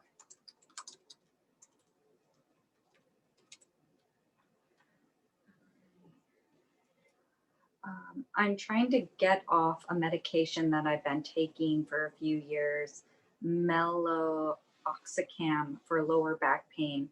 I had an x-ray that showed I had arthritis. Any oils I could use to help get off of it? So is that an opiate or what is that? An anti-inflammatory? I'm not familiar with that name. Sometimes it's called by other names, so I'm just not familiar with that name. Hi, Greg. It's Heidi. Hey, Heidi. Hi. Meloxicam is, I think it's an arthritis anti-inflammatory medication. Anti-inflammatory. Yeah, once a day And kind so of thing. when they say arthritis, are they saying like thinning or no disc, or is it spurring? I think it was thinning. It was just one little Thinning. place in my low back. Yeah. But it causes all kinds of trouble back aches there. and pains and things. But So I think the I'm- meloxicam is really, I've been hearing that it's really depleting on the whole system to take it ongoing, and I didn't know that, and my doctor didn't tell me that. So I'm Right. thinking I should get off. So a couple of things. You need to reduce the spasms in the low back. That anytime you have a compromised disc, the body will tighten up or spasm in and around that area. So marjoram might work, but probably basil or petitgreen would work better in that area. I would also use how we were talking about the ANS and the higher consciousness. Just because it would relax the smooth muscle of the digestive tract, and it would also relax the kidneys and the tissue of the kidneys, and would take some of the pressure off that area. And then I would use like the joint relief applied to that area, like daily, like a couple of times a day.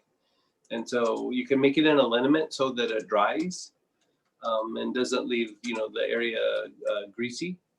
And that would work. And you could spray it on multiple times. And so, yeah. Okay. Thank Yeah. you. We can set you up with a little protocol Okay, to go through and take care of that. that'd be great. Thank you so much. What is the difference between cade and juniper? Cade and juniper are both types of juniper. Cade is smoky and a little bit of a heavier smell, and has a lot more impact on relaxing the skeletal muscle or the tissue and joints. And so the juniper probably has a little bit more of an impact on reducing fluid retention and helping stimulate urination in the kidneys, but both are very similar in nature. Smell very different though.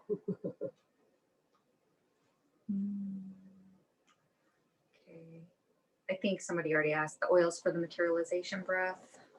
Yeah, there's a lot of different ones that you can use. It depends a little bit, but I mean, if you want to just keep it really simple, like hyssop, Solomon's hyssop. Personally, I mean, if you're going to use fancy oils, I use either poplar, tuberose, or aloes. You don't have to be that fancy when you do it.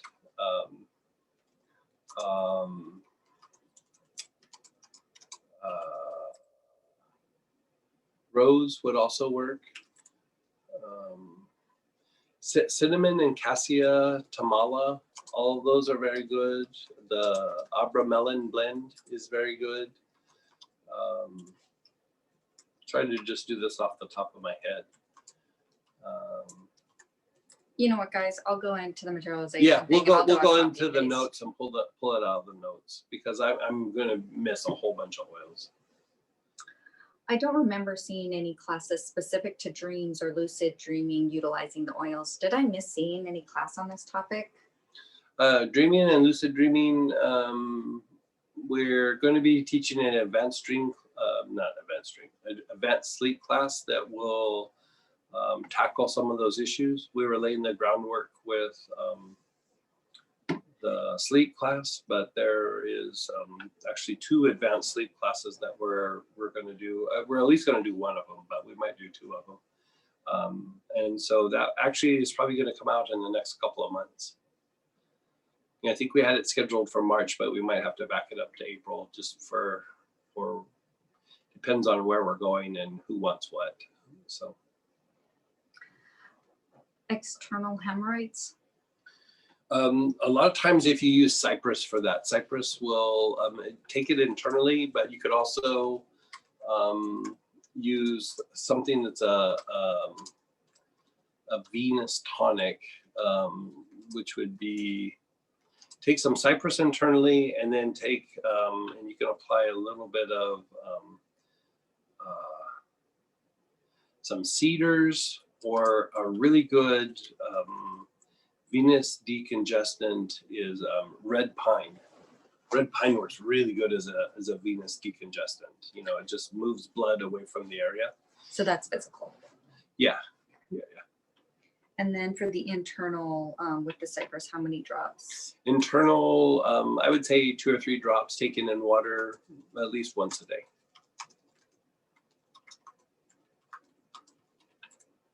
It usually will knock it out. Is there a difference between how helichrysum and hyssop work at changing perceptions? Yeah, the hyssop helps to reduce the projections and shift your mind and your attention and awareness in ways that allows you to kind of reboot. Helichrysum actually helps you to move past trauma. Like it helps you to heal traumatic issues and move past the trauma. And so a little bit different, yeah.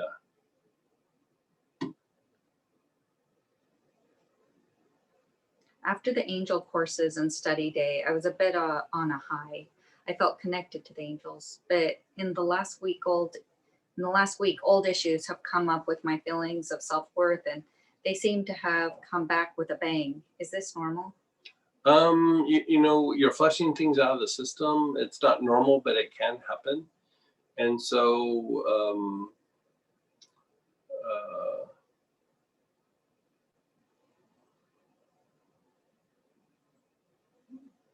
you know, it's a little bit hard just like having, you know, non-specifics, but one of the things you can do is you can just start going through and addressing the issue at hand. But the self-esteem, self-worth, self-image kind of thing, it's helpful to focus on an external thing where you're having difficulty and do that materialization breath. You know, because a lot of times those feelings are due to disconnection. And so when you kind of connect the mind and the body a bit more, it really helps to work through those things much easier. You know, there's ways of trying to resolve something that is causing you to feel not so good about yourself. But one of the best ways to move past it is to have like progress or like some successes, because then you can look back and say, oh, those difficulties brought me to this point where I'm doing well. And so focusing on something and producing a result sometimes is a good way to overcome some of those issues. If it's debilitating, then we need to treat the thing that's causing you to be so debilitated. But a lot of times if you work on trying to produce a result in an area, it will shift the way you feel and think about yourself. Question about a person who is diagnosed with cramp fasciculation, involuntary chronic muscle contraction, spasm, twitches, and cramps. It is rare. Here's some background.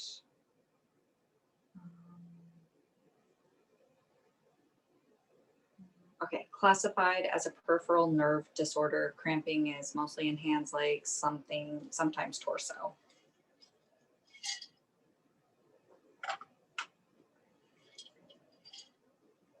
I'd have to go look at notes, to be honest with you. I'd have to see what's going on with the nerve to try to give you a, I mean, something like basal or marjoram can always help cramping, but that kind of issue, there's usually degeneration at some part of the nerve in the neural anatomy. And so we'd have to look at what's going on, and I'd have to familiarize myself with that, so. I struggle to fall asleep. I've been doing the sleep segment one, which mentions improving falling asleep. How often should I do it? Once a week, every night? No, I would do it every night. But if you're having a hard time and you're not falling asleep that one night, could be something else going on. I'd follow the instructions that maybe I gave the other person. I can't remember who, where you did the drop of mugwort on the joints and the navel minor, which is 1.5 inches below the navel. And then you can inhale some hyssop. I mean, still inhale the mugwort, but do some hyssop and or tarragon. and see if that knocks you out. And if that doesn't, then that means something more substantial is going on. You know, a lot of times if you calm down the immune system, sleep will happen. But if that's not the case, the next thing I usually have them do is the thing with the ANS support or the higher consciousness, because it calms down all the smooth muscle. And then that starts to be that there's a respiratory issue or a digestive issue, which doesn't allow the higher mental faculties to kick in, and doesn't allow for higher emotional states to kick in quite as easy. So what happens is you have poor sleep, you could have anxiety, you could have repetitive thinking, you know, you could have all kinds of things. And so even back tension, things like that. And it's usually not one or all of them, it's usually one or two of them. And so we usually go through and do that. And so I get cramps in my right hamstring and arch of that foot. Sometimes Charlie horses. Any recommendations? you have numbness in your thigh.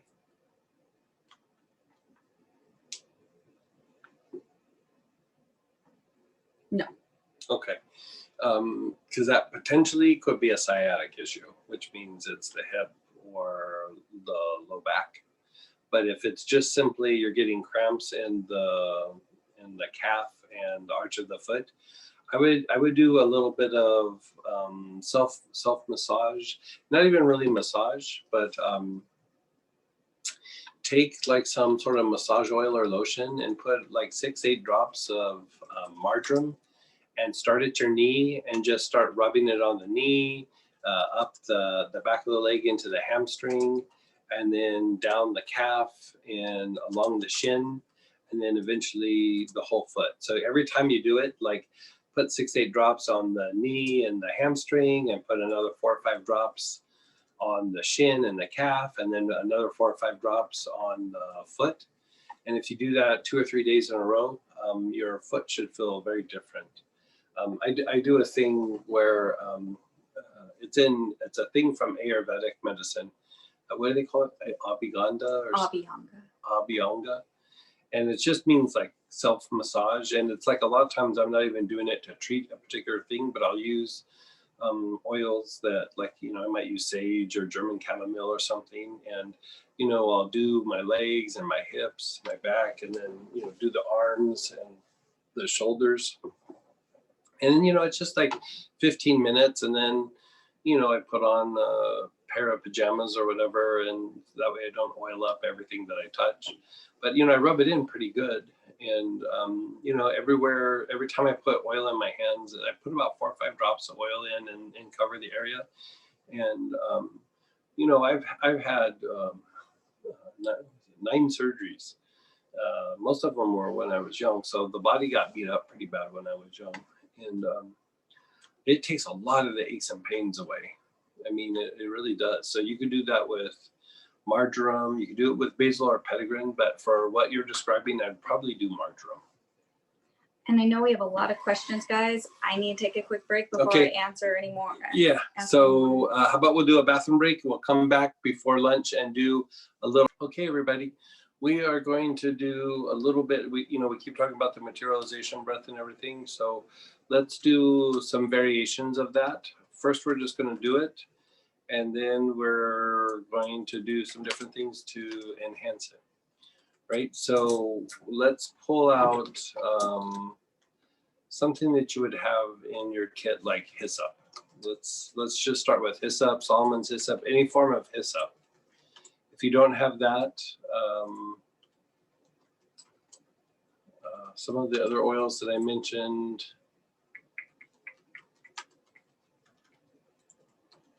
mugwort would also work.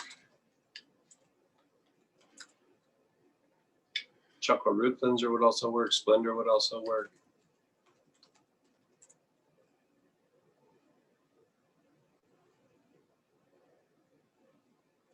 And then for those of you who are new, if you don't have any of those oils, type it in and we see about trying to help you find one.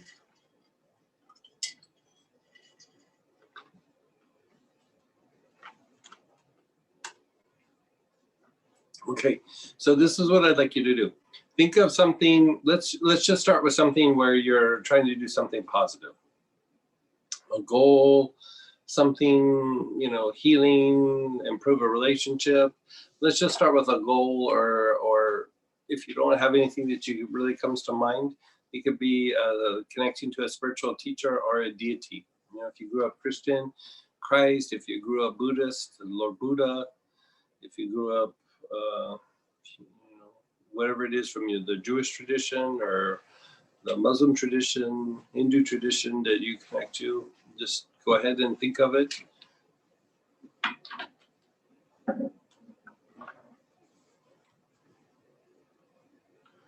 Okay, so now, just before you do anything, just close your eyes and hold that image of whatever it is. If it's a goal, you're thinking of the end result. If it's a being, just hold the image of that person or that being.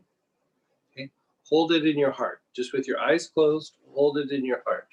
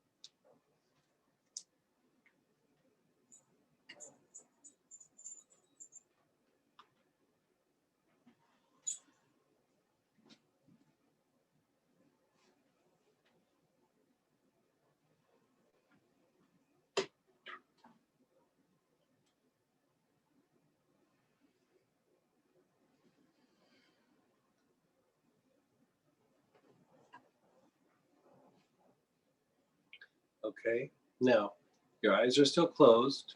You're still holding the image in your heart. Just inhale the oil without doing anything else. Just inhale the oil and just see how that helps or improves.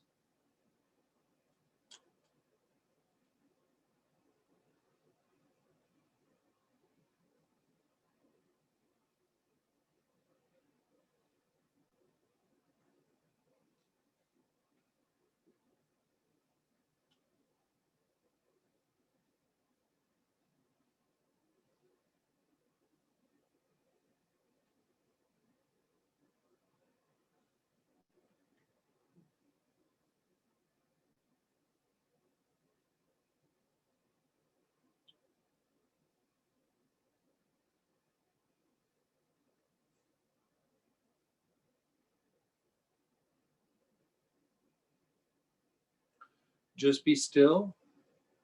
Just let go of the inhalation. You can let go of the image for a little bit. Just be still.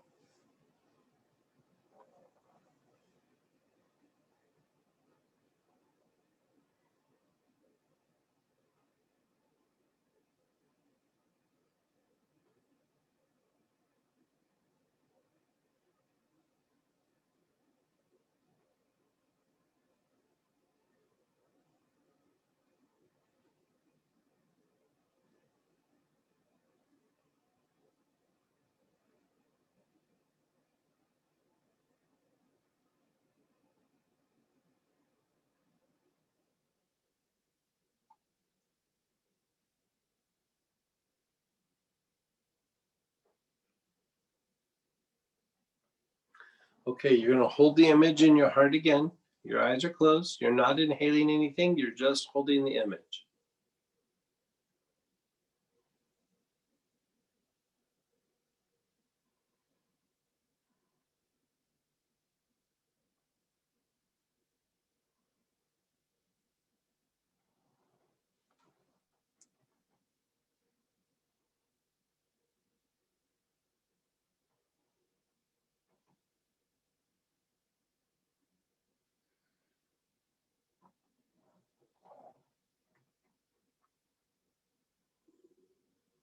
Okay, now watch me for a second. You're going to take the bottle, you're going to hold it in your hand and to your chest.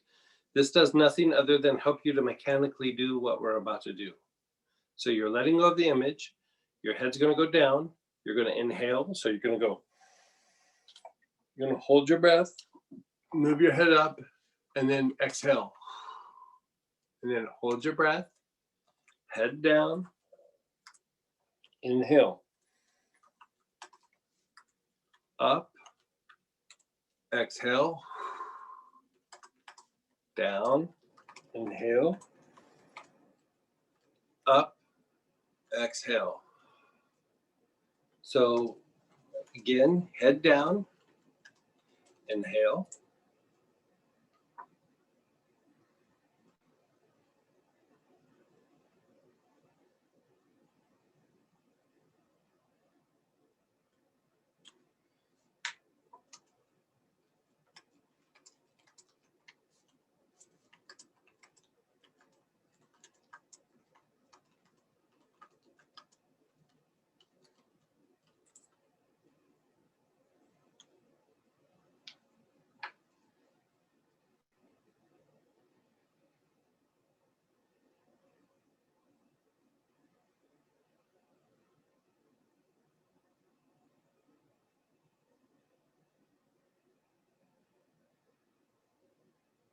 inhale, move your head up, exhale, move your head down, inhale, up, exhale, head down, inhale, up, exhale, down, inhale, up, exhale. Do about 5 or 6 more of those.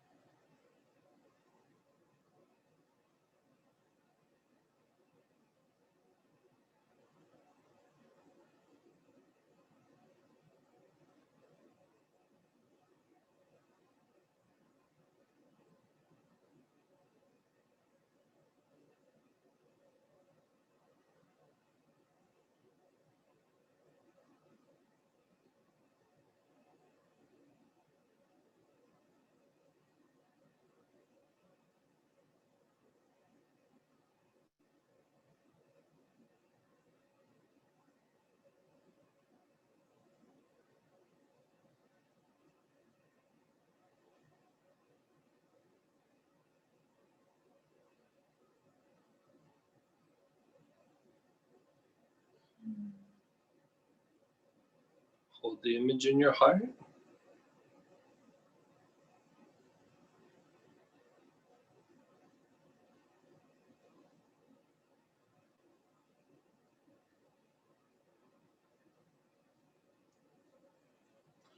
Bottle to your chest.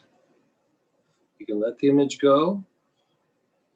Inhale, hold, up, exhale, down, inhale, hold, exhale, down, inhale, up, exhale, down, inhale, up, exhale.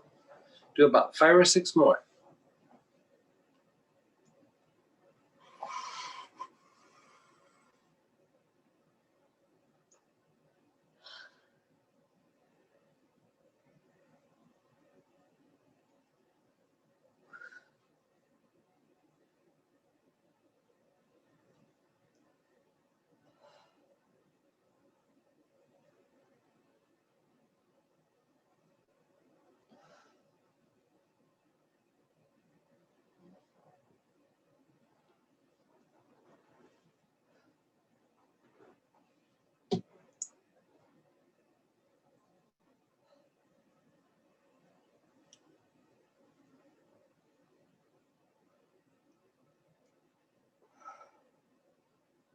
Just be still.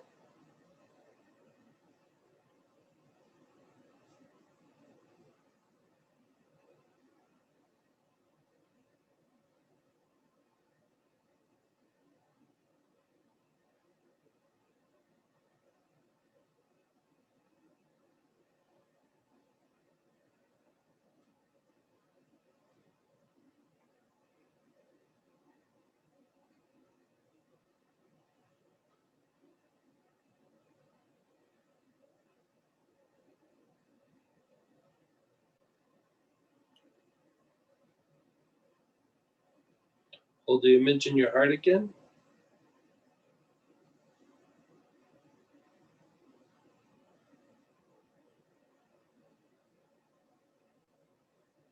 Move it to your back heart.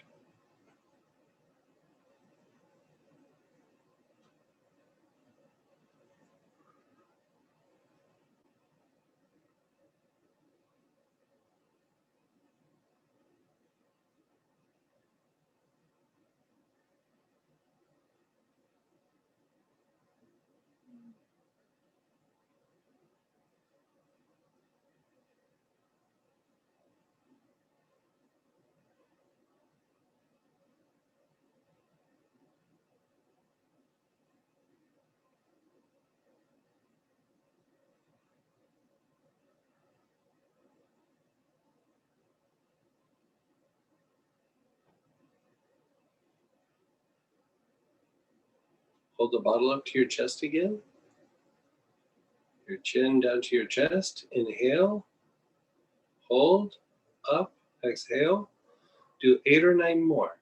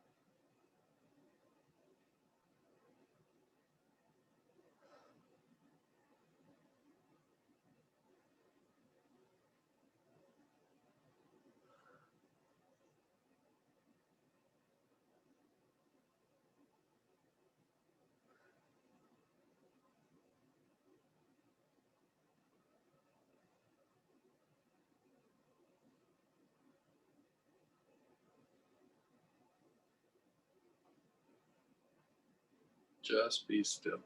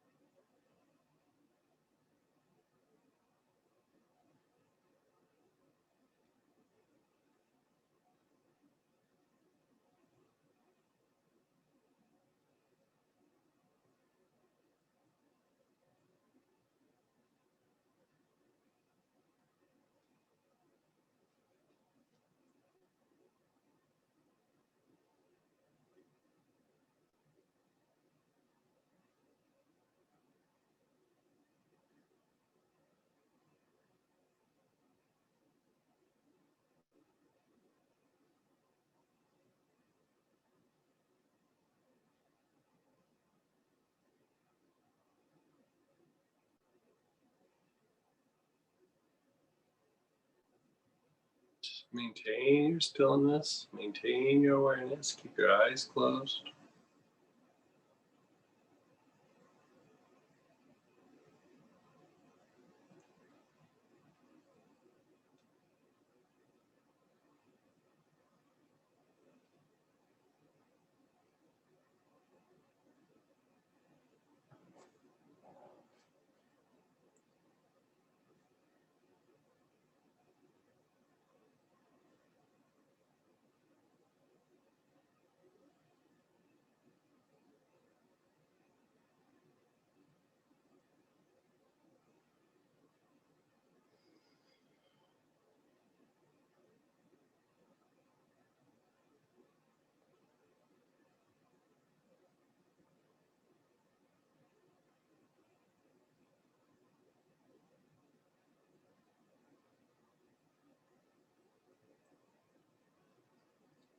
Hold the image in your heart. Keep your eyes closed.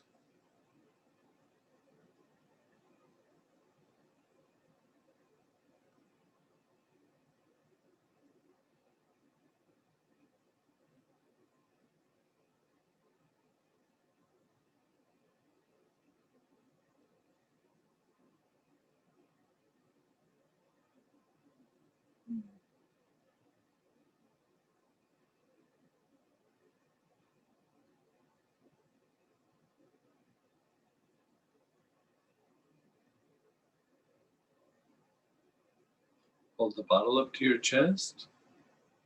Let go of the image. Leave your head down. Inhale. Hold. Up. Exhale. Down. Do 8 or 9 more of those.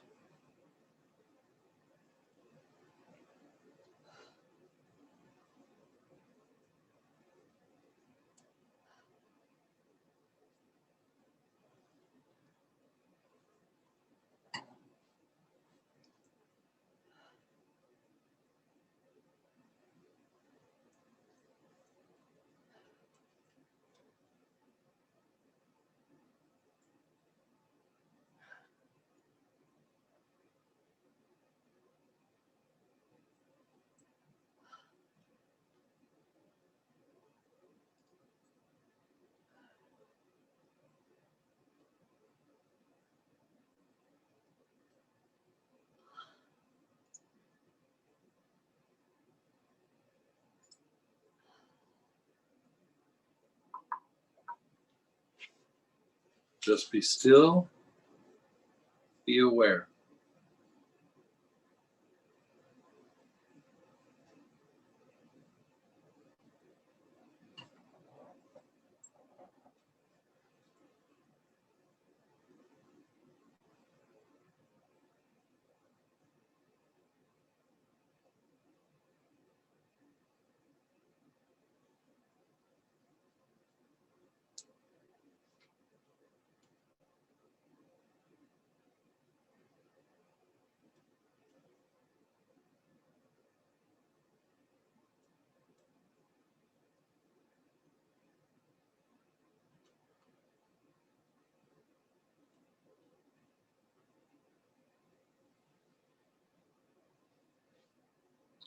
Now, gently look for a couple of different, you can look for the ANS support if you have it, tarragon, fennel, benzoin, higher consciousness. Most of you will probably have tarragon. The rescue blend, any of those will work.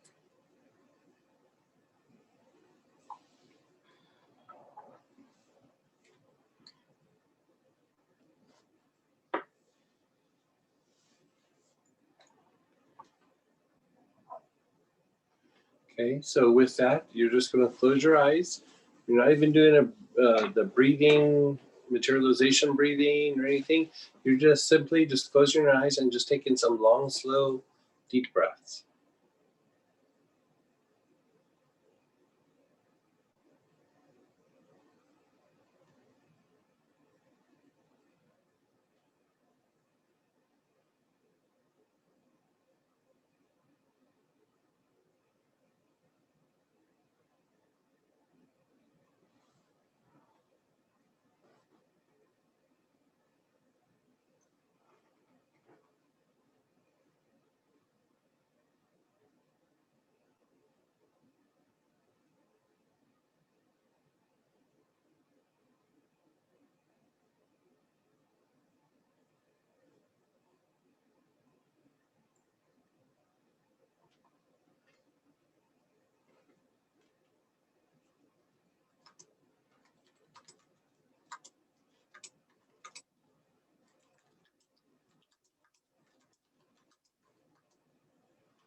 And then just be still. Keep your eyes closed. Just be still.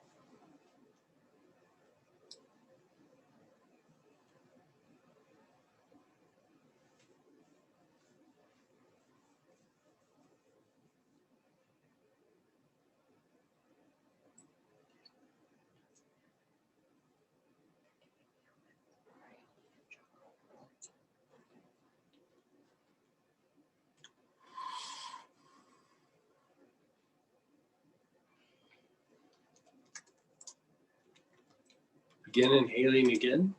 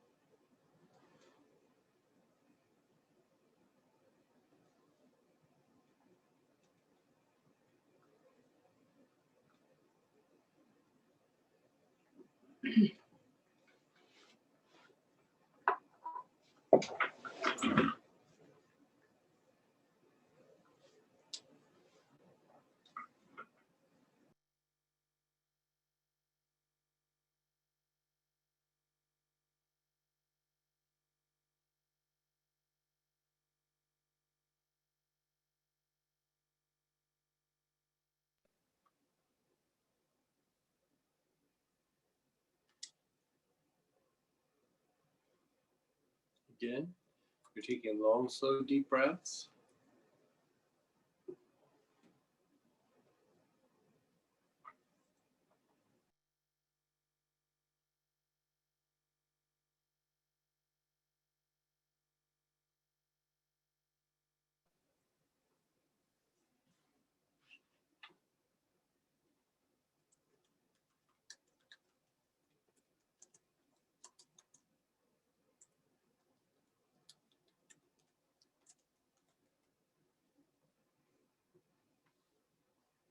Just be still.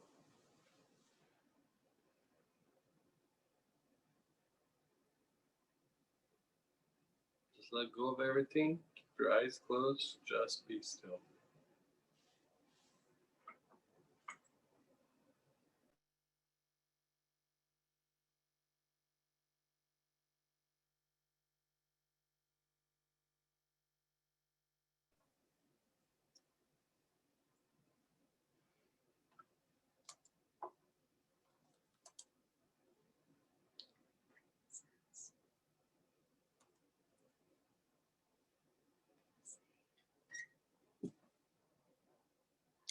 Now, hold that image again in your heart and see what you notice. The same one that we started with.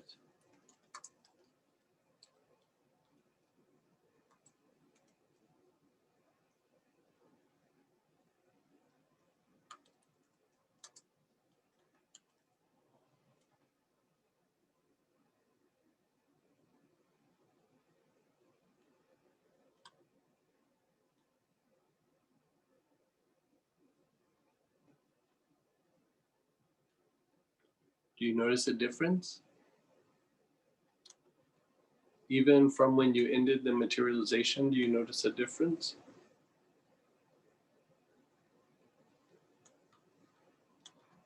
So we're going to do more of this after we break for lunch and everything. We're going to come back and we're going to do a more involved materialization, but we're going to use it not so much for materialization of goals, but we're going to use it to treat physical or psychological things. And so it's a little bit of an idea of some of the things that we'll be doing in the psychotherapy class, but you'll get a taste of it. And we'll do another protocol to help unwind some things. So let's go ahead and take a break for lunch. It's about 10 to 1, so 10 to 2, 2:20, Pacific time 2:20. Pacific time? No, I'm sorry. I'm still in Seattle in my head. Central 2:20 Central time.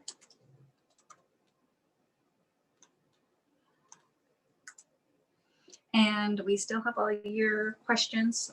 We'll take more Q&A. Yeah, we're gonna do also. some practices and we'll still do more Q&A.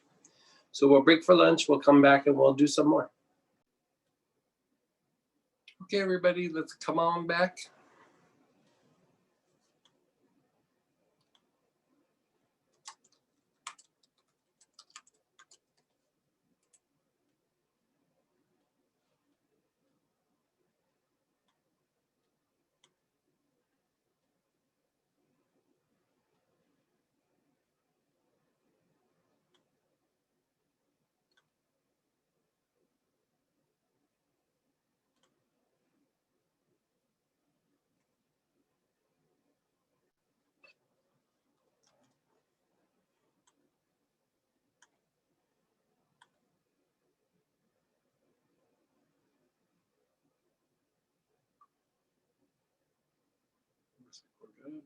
Yeah.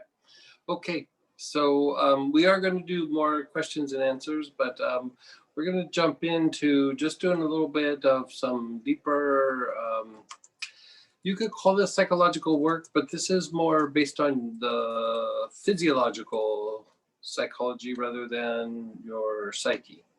So as we've talked about before, you know, when you think something, it produces an emotion, and when you have an emotion, it produces a thought. So psychological energy or your psyche is made up both of emotions and mental faculties, right? Now, your physiology also produces an emotion that motivates you to take action in the environment or the external world. So what happens is when your physiology is generating emotion, and the one that I always use is you touch a hot stove, you know, your reaction of the ow is the physiological emotional response that motivates you to take your hand off of the stove. Your physiology generates emotions all the time. And what happens is eventually it turns into thought processes. So this is kind of a foundation of what we would look at as archetypal energies or patterns. But let's just even boil it down even more so and just make it more basic, where, you know, we get caught in the states of thought processes or emotional states that we don't really choose on our own. They're a byproduct of our physiology. And so we want to go through and figure out, like, how do we unwind this? So a perfect example of this would be things like anxiety, panic attacks,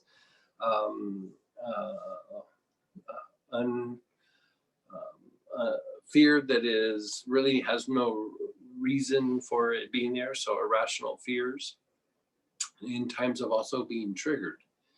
And so one of the things that you can go through and unwind is you're going to go through and unwind the emotion, but the end result of the physiological trigger, the physiology triggers an emotional reaction. The emotional reaction triggers a way of thinking. You know, again, whenever you think something, you generate an emotion. Whenever you feel something, it generates a thought process.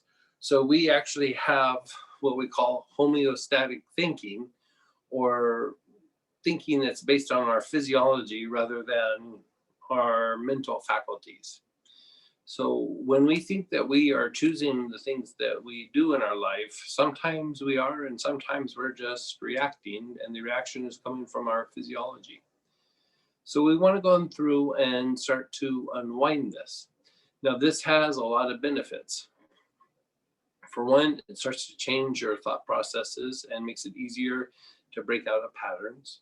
For two, it makes you more conductive to the higher soul and the divine, and also it makes you more conductive to the evolutionary process that is driven by nature. You know, if you look at nature, there's something there that kind of touches you, right? It's not so much nature itself, it's the energy or the flow behind nature. And if you boil that down, that could be just something that you refer to as touching the white light. You know, the white light is the essence that flows through the different forms and structures to give it its life force, so to speak. And so we want to unwind this so that we're open to the evolutionary process of divine intelligence or the creative process. And so this helps you to be a little bit more motivated, helps you to be a little bit more activated. It helps you to be a little bit more innovative, helps you to be a little bit more creative. But it starts to break also mental and emotional patterns in your life. So I'd like you to take a moment, just close your eyes for a second. You can sit and just think of different areas in your life, be it good or bad. Just think of these processes, these situations. Now, this also accelerates the healing process. So you can even think about how different parts of your body feels, different states of health, how they are.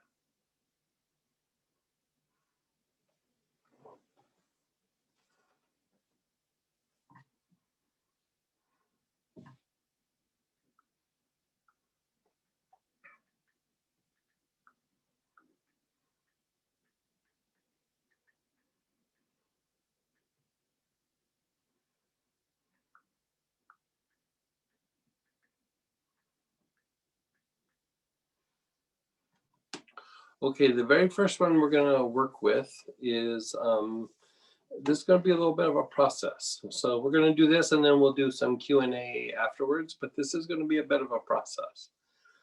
This is going to be a little excerpt out of the new and improved psychotherapy class. And so let's go ahead and get busy.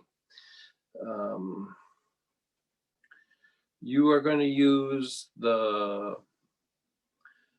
ANS support or higher consciousness. You could also use anise, tarragon, poplar balsam. You could also use rosemary. If you don't have any of those, let us know so we can find you a substitute.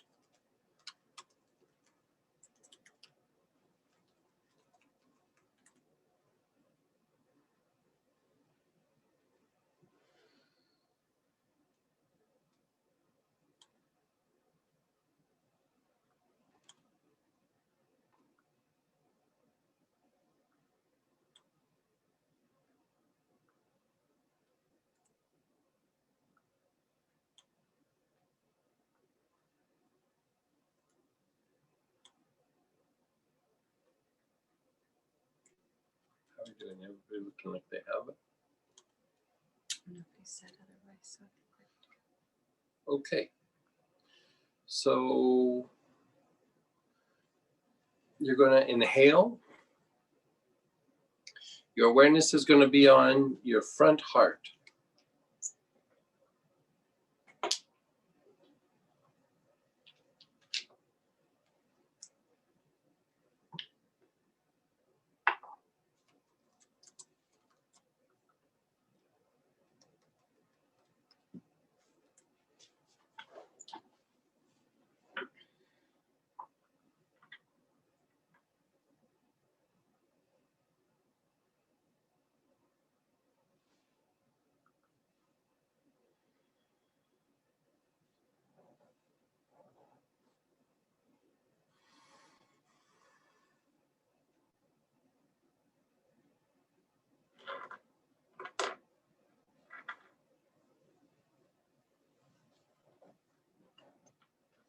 Move your awareness through your body, like so you're pushing through your body to the back side, the area between your shoulder blades.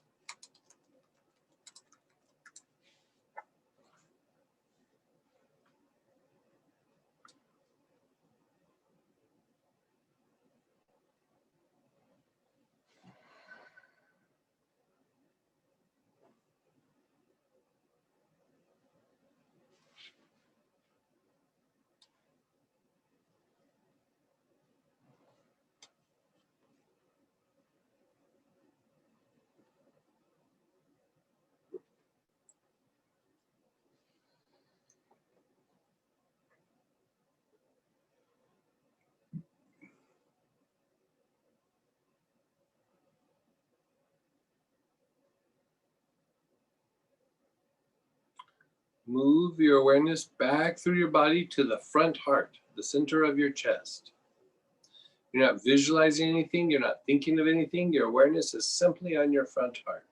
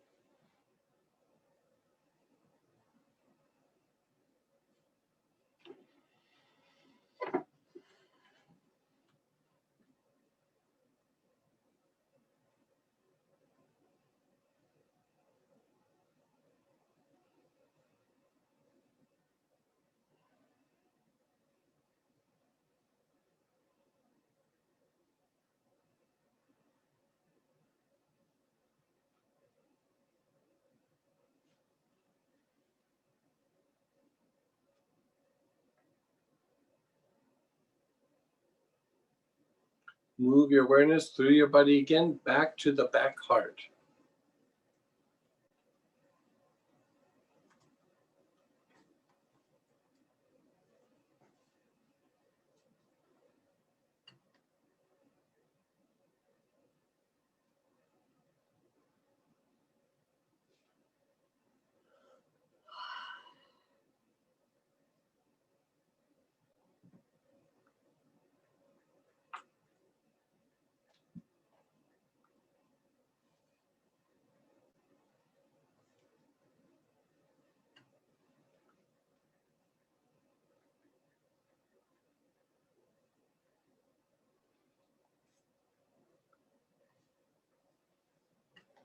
Move your awareness through the body again to the front heart, the center of your chest.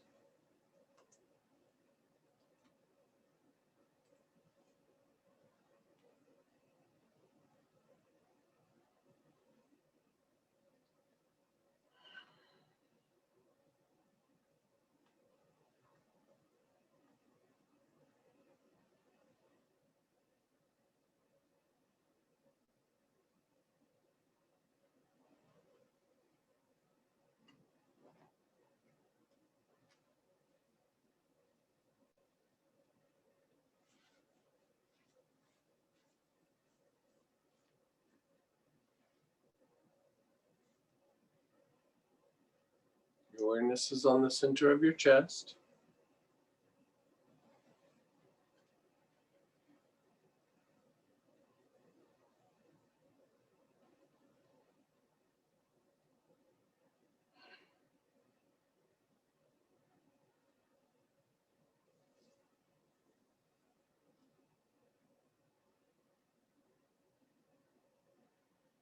Move your awareness through the body again to the back heart, the area between the shoulder blades.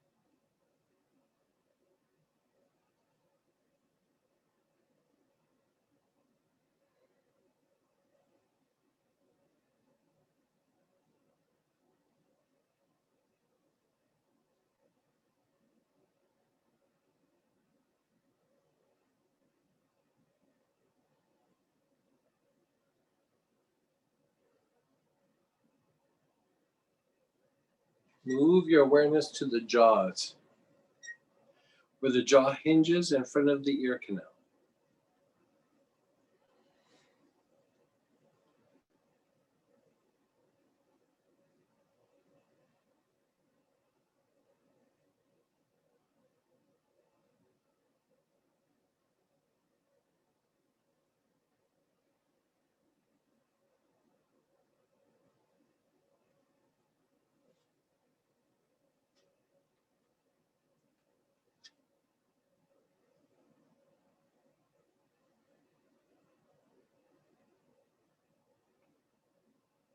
Go to the back head, opposite your eyebrows on the back side.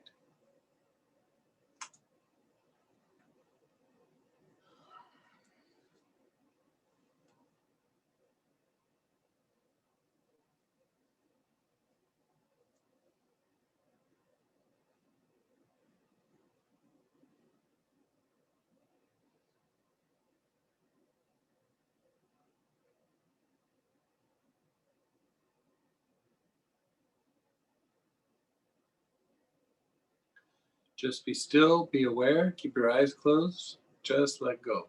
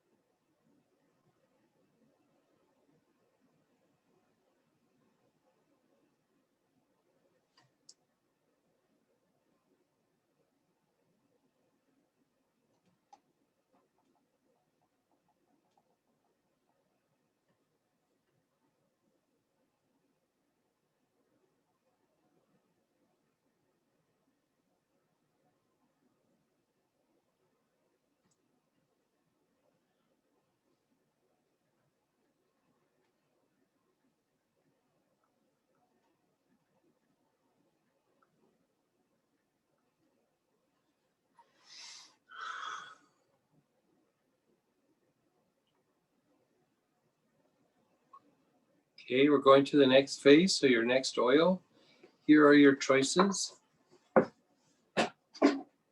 Helichrysum, spikenard, valerian, vetiver, African bluegrass, or rose. You could also use spikenard extra, and you could also use unwind.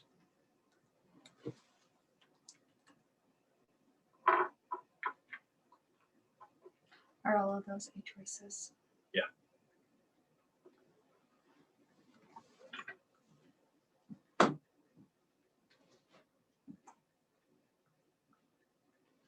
So grab your oil.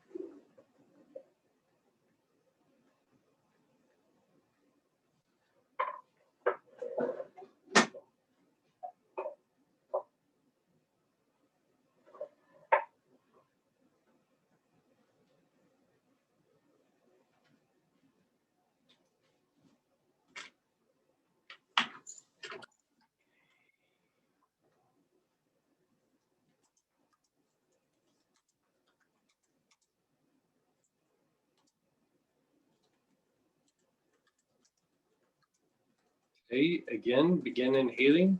Your awareness is on your front heart.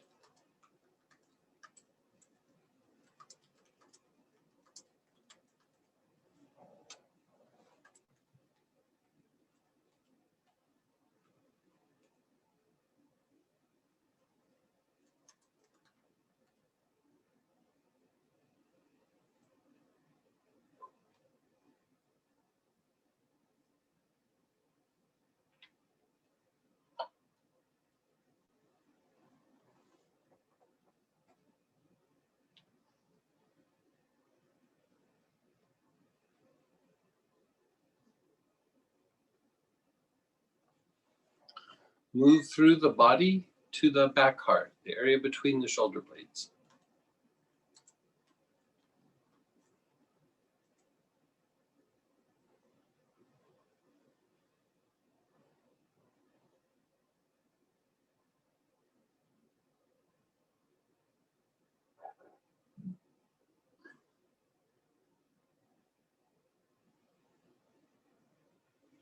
Move them to the front heart,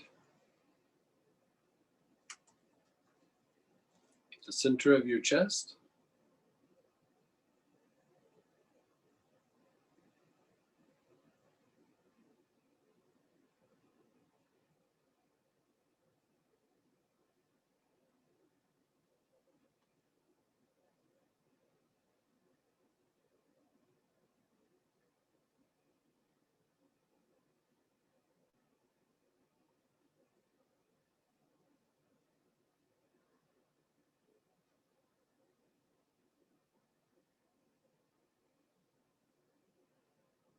Push through the body again to the area between the shoulder blades, your back heart.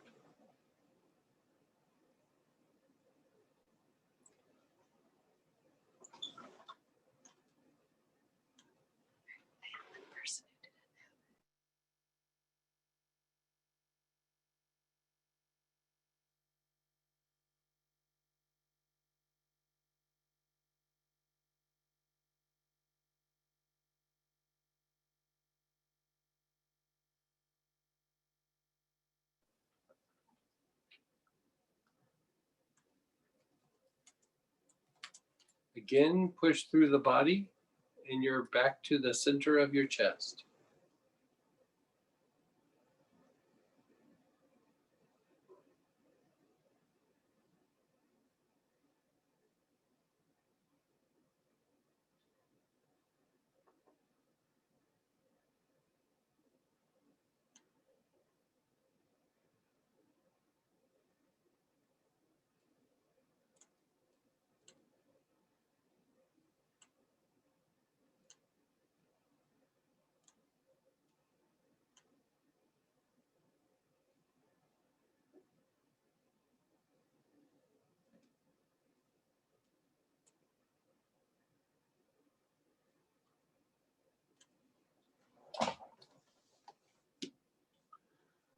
Push back through the body again. You're now the back heart, the area between the shoulder blades.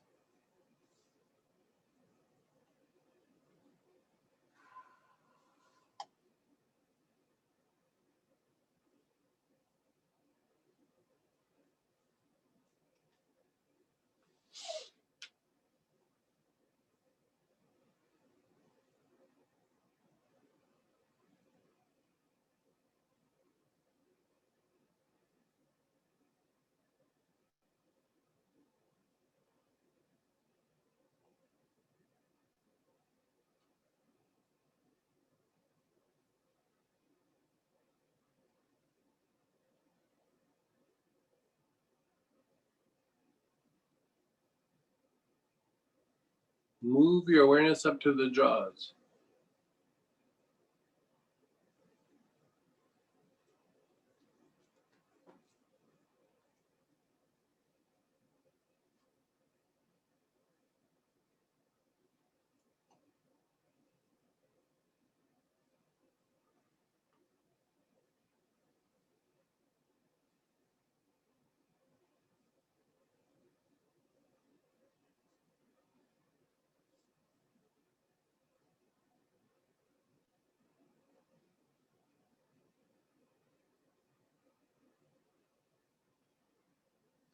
Your awareness is on the jaws.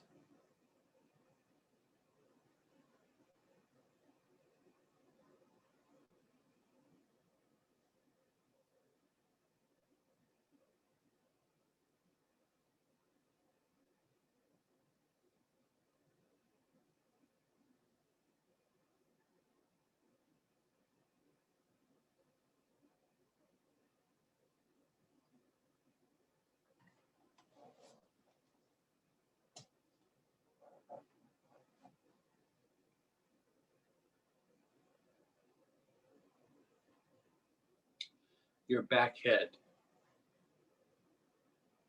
Opposite your eyebrows on the back side.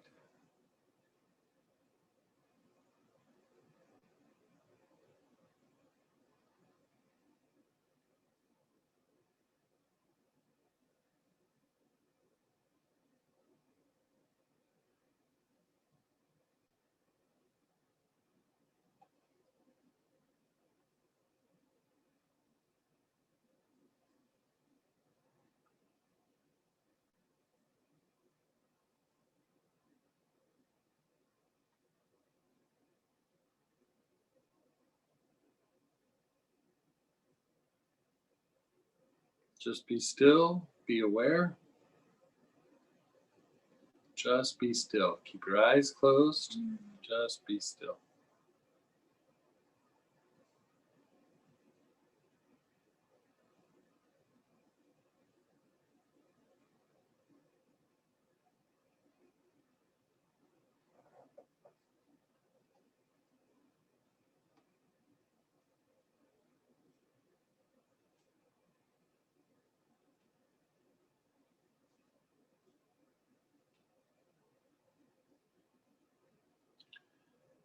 Okay, so we're going to go for the next oil.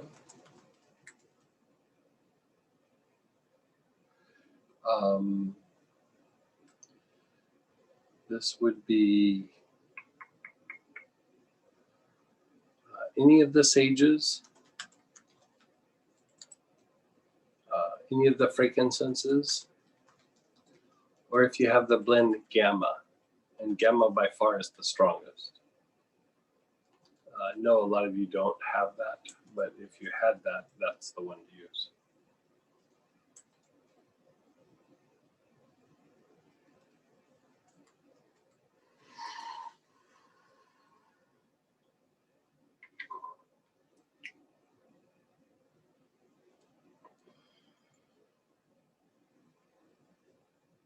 Okay, again, begin inhaling. Your awareness is on your front heart.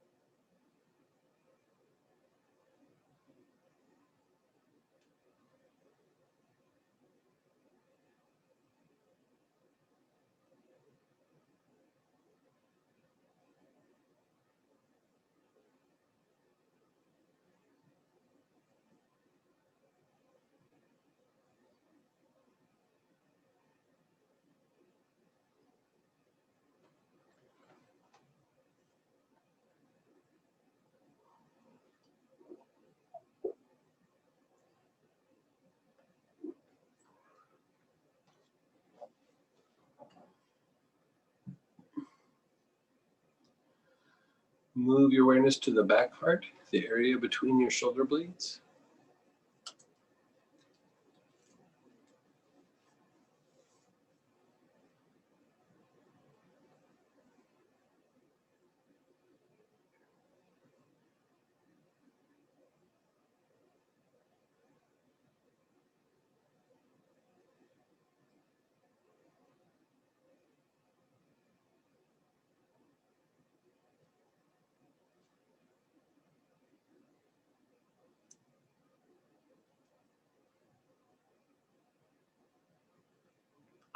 Move your awareness back through your body to the front heart.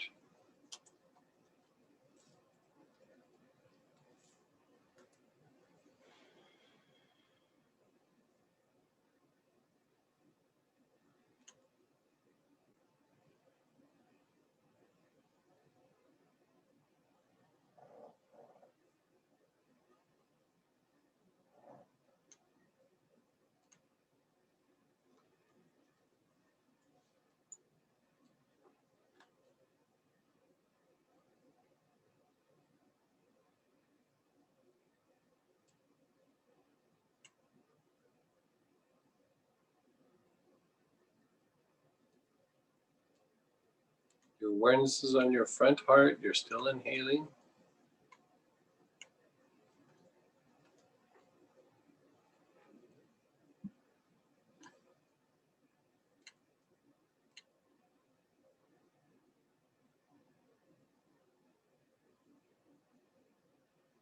Move your awareness through the body to the back heart, the area between the shoulder blades.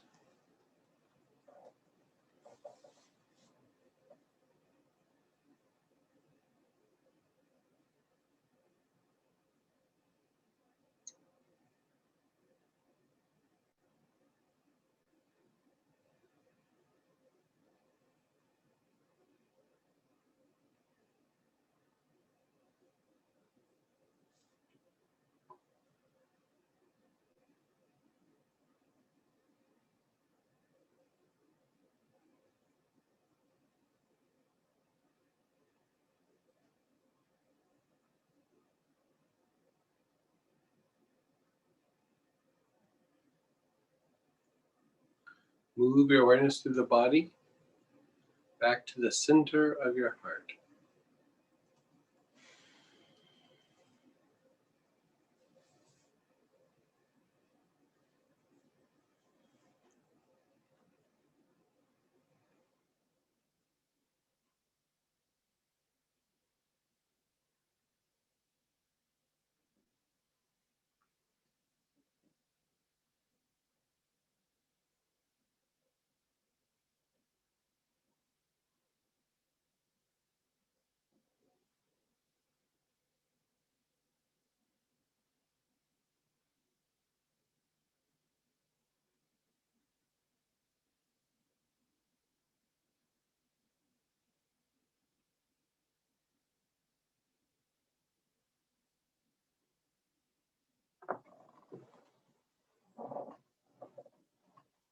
Move your awareness from the center of the heart back to the area between your shoulder blades, your mid, well, not your mid back, your area between your shoulder blades, your back heart.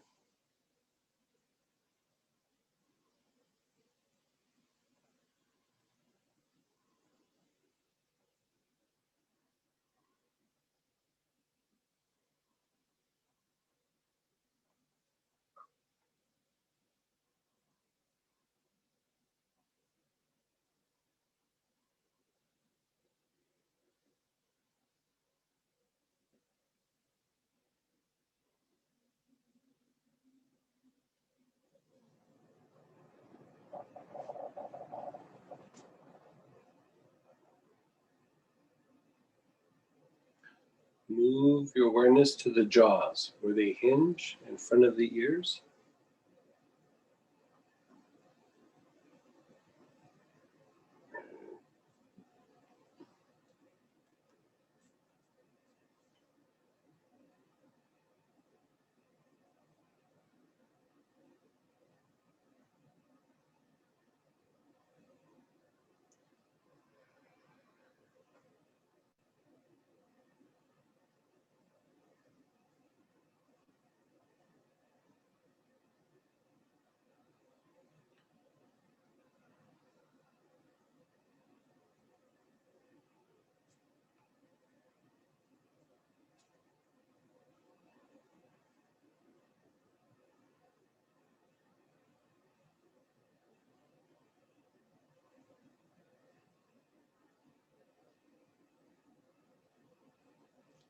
Move your awareness to the back head, opposite your eyebrows on the back side.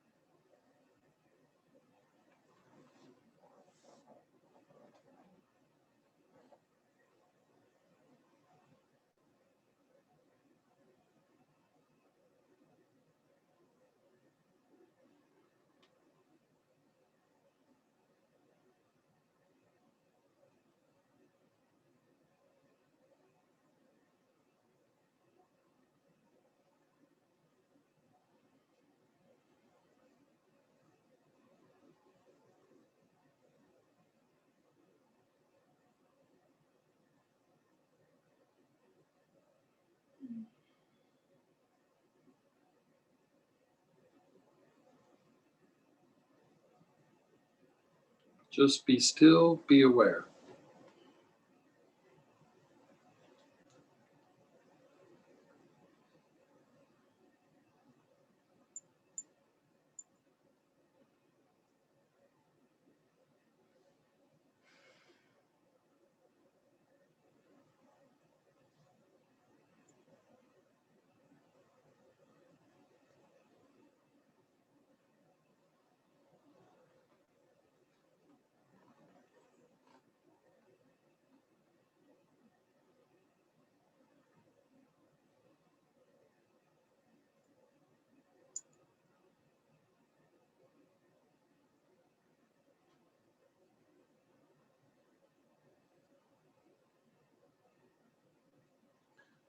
And then step number 4, you can choose blue tansy if you have it, but hyssop is a really good choice. Sitka or white spruce.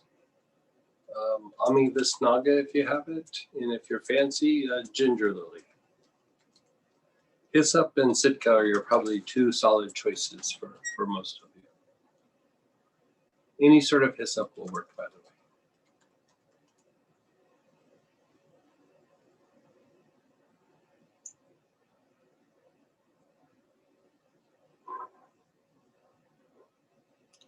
Okay, begin inhaling. Your awareness is on the heart.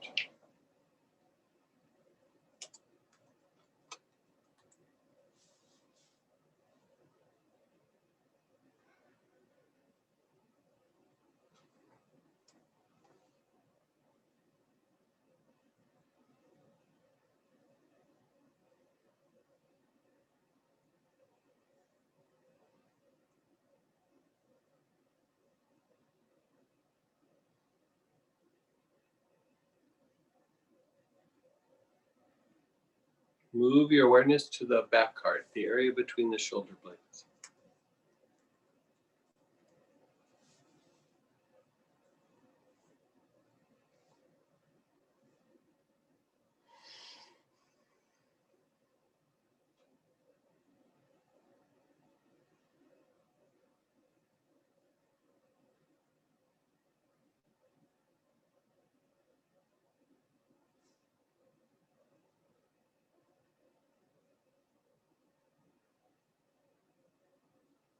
Move your awareness to the front heart, the center of your chest.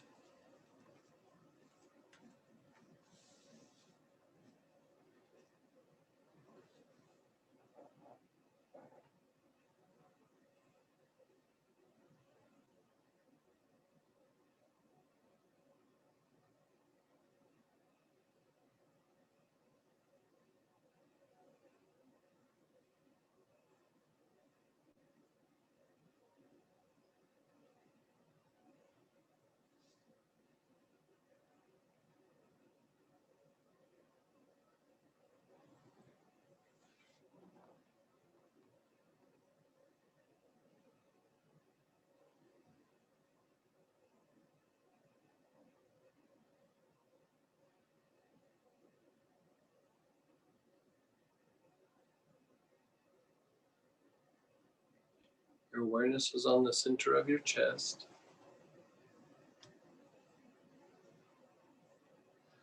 You're moving back to the area between your shoulder blades.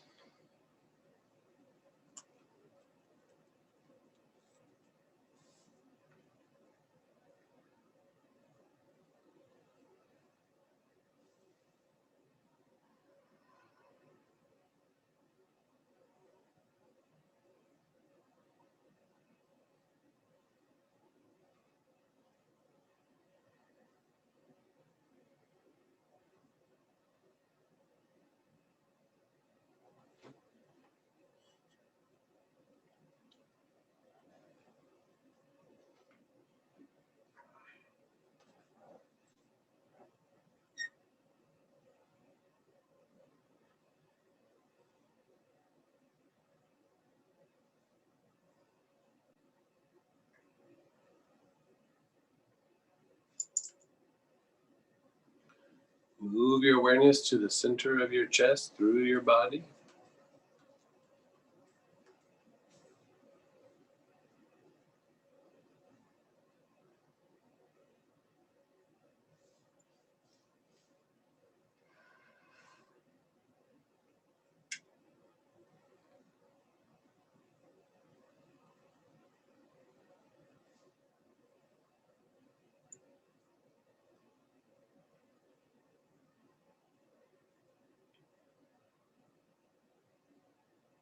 Move your awareness through the center or through the center of your body to the back heart, the area between the shoulder blades.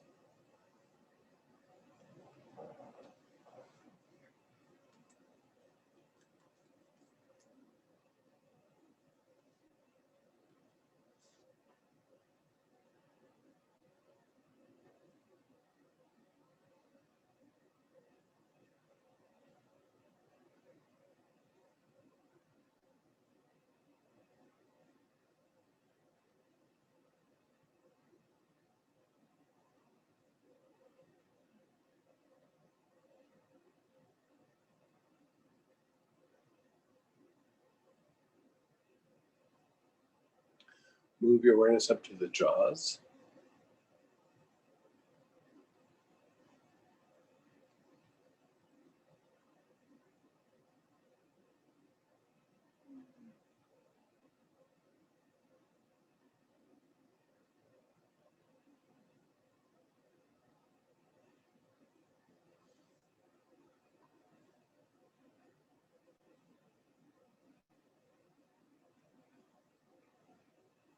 The back head. Opposite the eyebrows on the back side.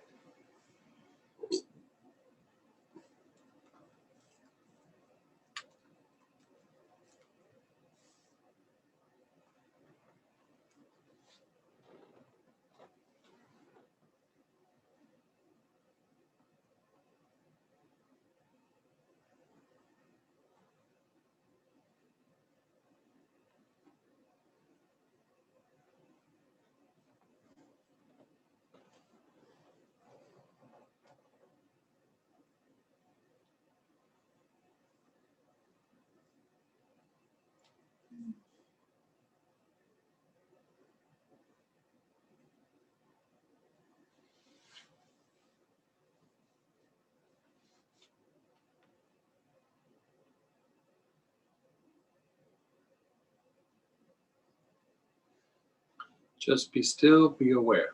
Just completely let go.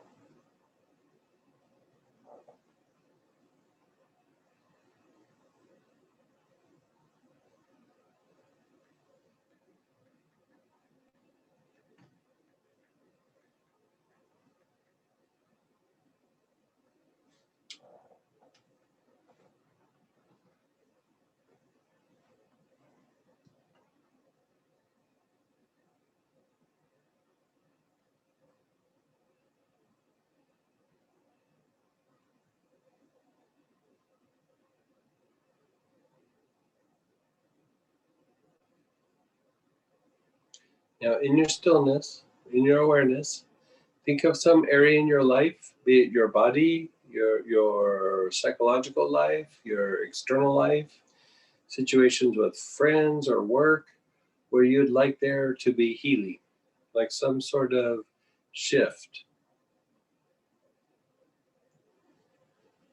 You can put your awareness on the desired outcome or just simply on the situation itself. As you put your attention on the situation that you're working, hold it in your heart.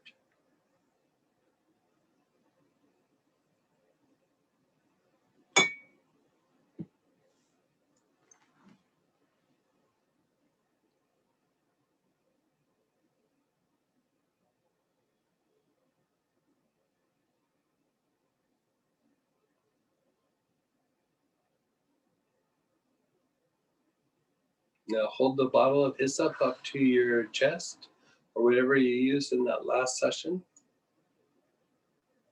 Put your chin down to your chest. Let go of the image. Inhale. Move your head up. Exhale. Head down. Inhale. Up. Exhale. About 7 more.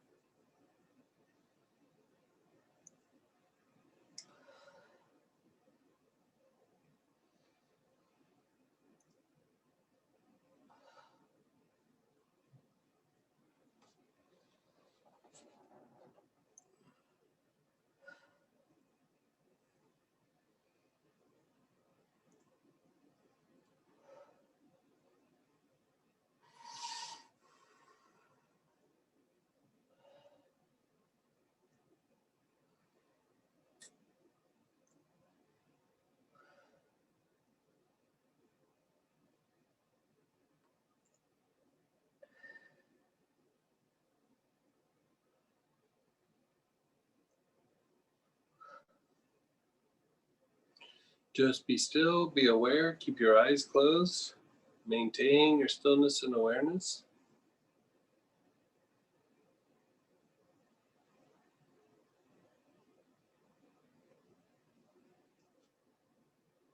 Think of the area in your life where you're wishing for healing, be it physical, psychological, a relationship, business, just anything external, whatever it might be. Hold that in your heart, see how it feels.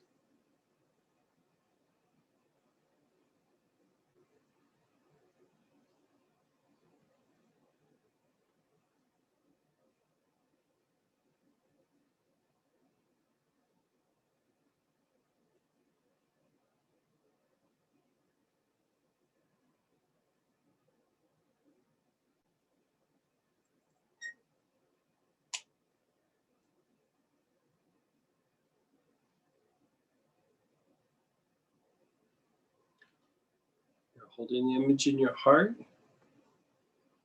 You're bringing the bottle up to your chest, letting the image go.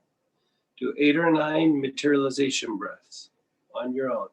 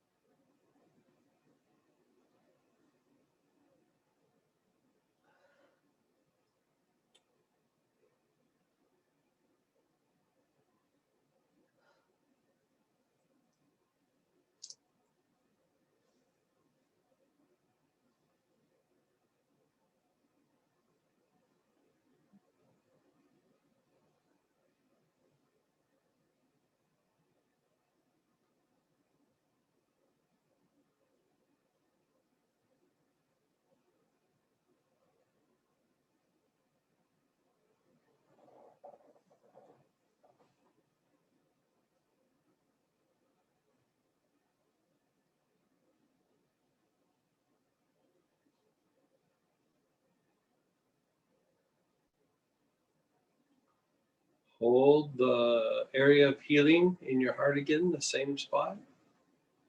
your body, your psyche, relationship, business, whatever it might be.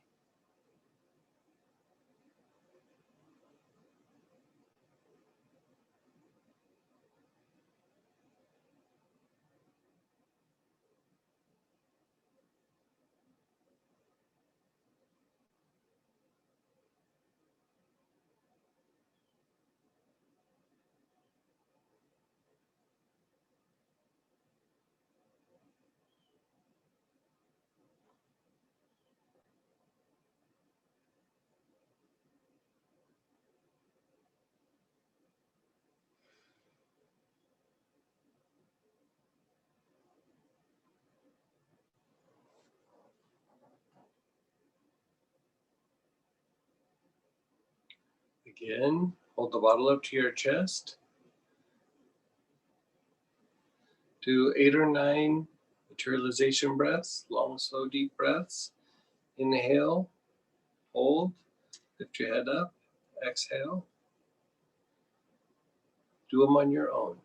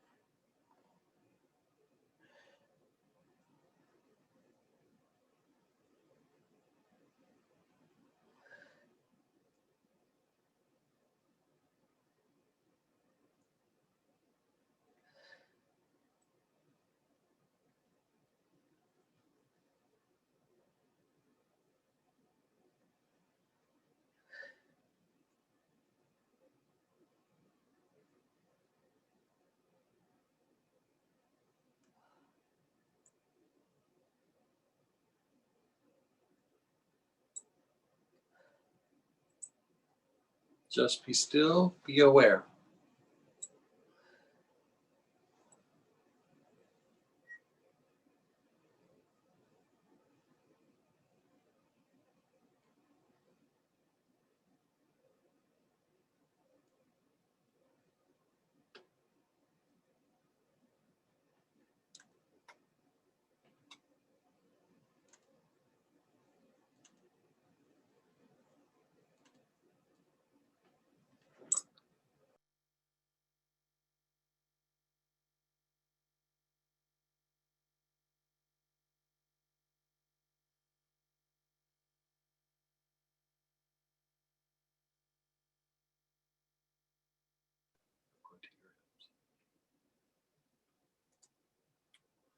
Okay, let's shake that off.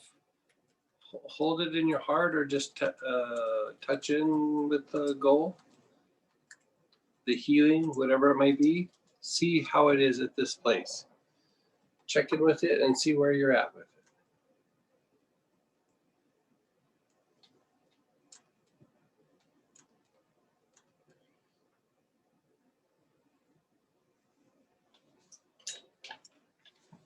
And before we do the next phase, let's go ahead and have a little feedback. So go ahead and unmute yourself or type in.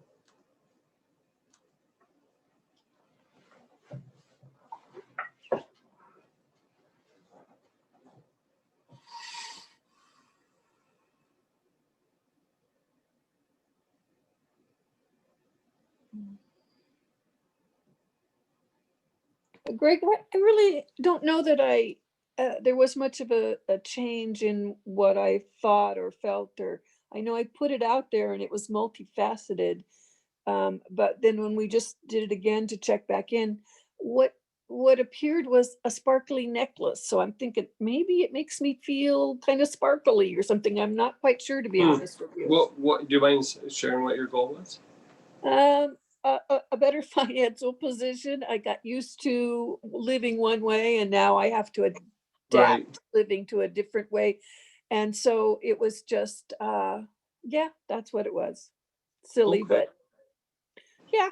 Not all good. silly. Like it makes sense.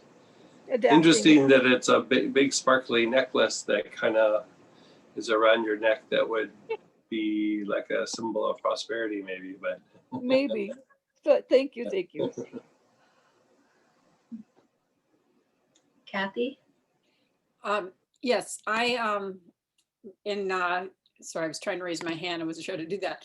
I had in August, a stress-induced myocardial infarction. So I have all of a sudden this heart concern. And I find, I'm under all the proper care. I do everything I'm told, and I'm very naturalistic and holistic as well. But I always have this dread that something's going to happen, or I'm missing something I should report. Just this uncertainty, because it was pretty significant. Right. So that's what I was working on, and I feel pretty peaceful, but it usually comes more at night, when I'm kind of sitting around alone, and I like. Right. So how is your health right now? Well, I'm getting an MRI of the heart just to know, but everything is back to normal. It's the kind of heart attack that there's no blockages. So my ejection rate actually was the thing that was compromised. It's back to normal. Okay. But there seems to be something that a cardiologist will update me in a couple of weeks. Okay. But otherwise, was there tissue death? Well, I don't think so. I have a congenital heart murmur, and at my age, they don't know if they ever have to replace the valve or a few other things. But overall, they didn't feel there's, if any, very much damage to the heart itself. Okay. But I still live in this uncertainty, and I'll get over it. Sure. And can I ask, how is your sleep? I sleep okay, but I do wake up. I actually put on the questions. I get headaches about 3 o'clock in the morning. And I'll wake up, I'll take aspirin or something, and I'll lay back to bed and fall asleep. But, it seems somewhat interrupted. I used to get really worse headaches, and I did a lot of EMF protection in the house and on my person. Sure. So now they're kind of manageable, but they're pretty consistent in the middle of the night, like 3 o'clock.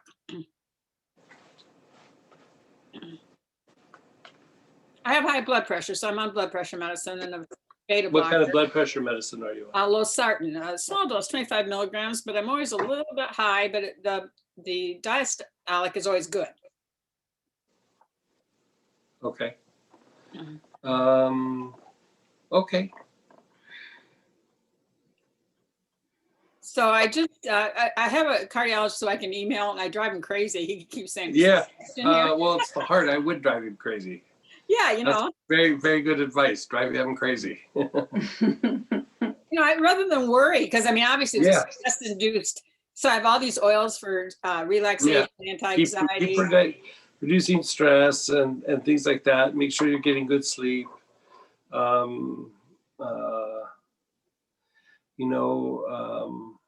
Is that a calcium blocker or a beta blocker? I have a beta blocker, which I've been off and on, but now they say stay on it. And I have a little bit of Raynaud's in my circulation. It doesn't cause me pain, but my feet tingle. So of course, then I worry, my feet tingling. Why is that? Yeah, that's because of the Raynaud's. Yeah. And so I would suggest, the beta blocker is helping, but does he have you on aspirin therapy at all or anything? Well, I take it because of the headaches. I pretty much nightly will take some form of, I try to stay away from Excedrin because it has acetaminophen. But does he have you on aspirin therapy? Well, they did, but because I take so much aspirin, they thought maybe it was needless. I have a small chewable in the morning. Should I still take that as well, maybe? I at least get in the 81 milligrams a day of the aspirin. I take at least 2 Anacin usually a day.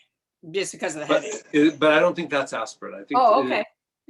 Or I'm not sure. Okay. No, Anacin is aspirin. I take that back. Aspirin with caffeine. Yeah. So that's okay. So then I'd also suggest maybe taking some magnesium daily, like 400 or 500 milligrams. I take 400. Okay, perfect. You're doing all the right things. Okay, so that's what the worry I think is just the thing that's so that's why I use that as my exercise for today, I would say some suggestions would be also some coenzyme Q10, like 3 capsules a day maybe. Okay. And there's this Ayurvedic herb called Arjuna, Okay. And you won't be able to find it in a health food store usually. You'll have to go online. Okay. Get it in capsules. Okay. If you go on Amazon, you'll find it. Okay. And I would take probably 3 to 4 capsules of Arjuna a day. Okay.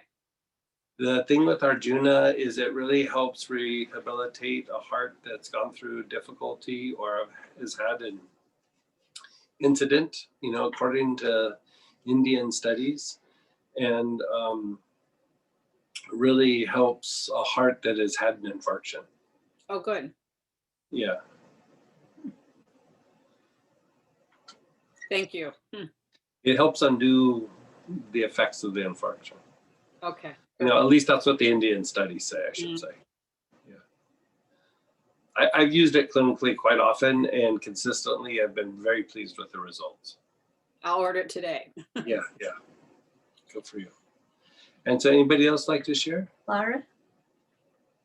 Hi. Hey. I have a situation with a sibling that has just always kind of targeted me, and I was thinking about that, and I've done a lot of work with this, so it's not new to work on it, but I got so agitated, and usually when I do something similar to this with you, it pushes in the distance and it's very calming. Right. And this time, man, I've been writing a letter with it. I am so agitated. There's probably still, like, sometimes when there's agitation, because that brings up a very good point. Sometimes you'll do this and there will be some agitation. Sometimes that can mean that there's still some sort of adjustment that we need to make. It might be that you, I don't know, given just the little bit you've told me, is I would say it's probably something in the way you guys interact, like whatever they say, and they're probably working you or triggering you or know how to push your buttons. And I would come up with some different kinds of responses or different ways of responding or not responding at all. Like if they do a thing that triggers you, for example, where they know how to push your button about, XYZ, really don't respond and let it just be all on them. And that's the problem, is that's what I've done, and it just doesn't change. It has probably increased. Yeah. Yes, I think I have a relative like this too. You know what I started doing? I just started interacting with him less, to be honest with you.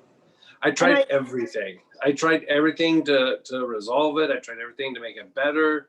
I was always the one trying, and the other person was never trying. And so I just I gave up. Like it's not like I'm treating them like they're not important anymore, but for me, it's kind of like, if this is always a one-sided thing, you kind of aren't important anymore. And it's a relative, so you still see them and you still interact with them, but sometimes there just is no fixing situations, and that's part of the problem, because I think that's your problem. Yeah, I mean, and I own a house with them that was left to us, and it's a real. This is a person that is a real controlling person, and I've got to figure out how to not have this.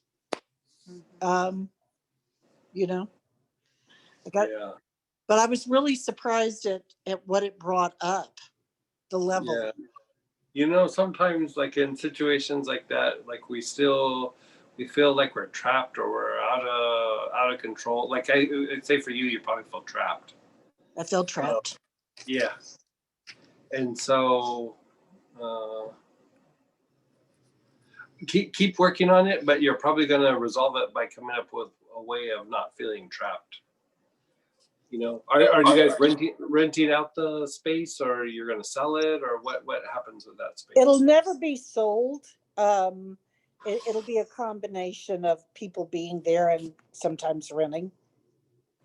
So, I mean, one of the ways you can do it is you can have like a handler handle the business part with it, and it means a little bit less money in your pocket, but pay somebody a little tiny bit of something to be the person who deals with that person. Well, unfortunately, that's yeah. That's not an option. We're in a kind of a weird space. Okay. But what I'm saying is I was just really surprised, because usually I can make it kind of disconnected, push back stuff, and this one just brought it straight up. It usually means something's not resolved. I got that. Yeah. Thank you. Well, keep working it, because just because you didn't get a resolution right now, you know, there was one situation where I worked it for like 2 years before I finally had some resolution, and it wasn't an easy situation. You know, there was no easy answer. There was no clear-cut path to what to do, and it ended up being a whole series of small steps. And so I would say, you know, it doesn't mean you have to work it intensely, but I would just stay on it so that can go away from being such a difficult part of your life. Thanks. Yeah.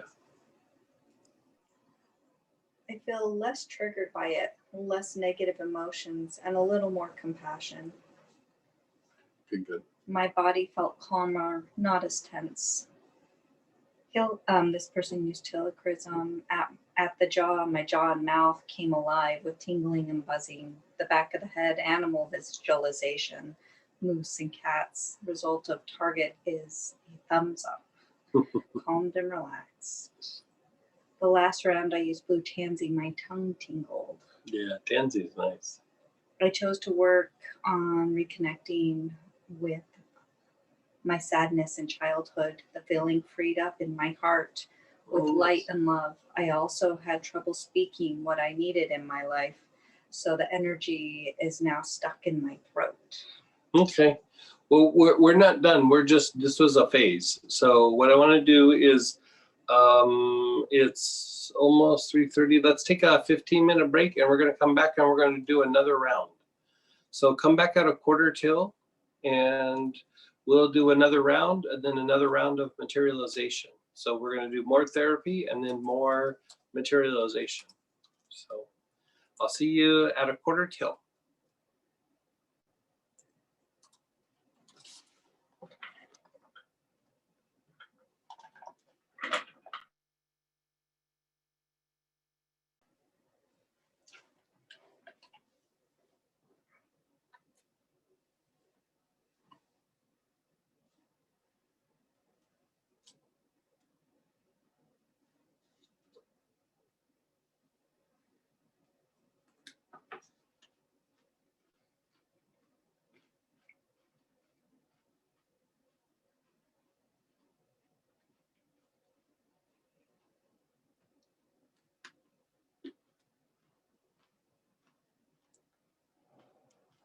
Okay, everybody, let's go ahead and come on back.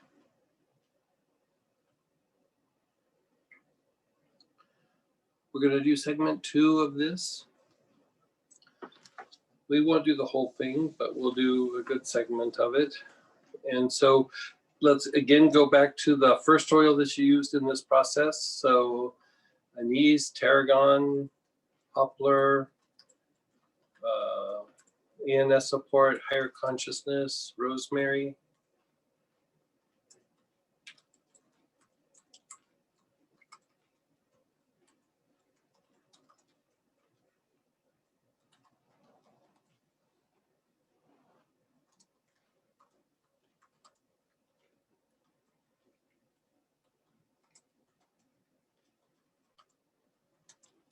Okay, so let's go ahead and begin inhalation. Your awareness is between your eyebrows.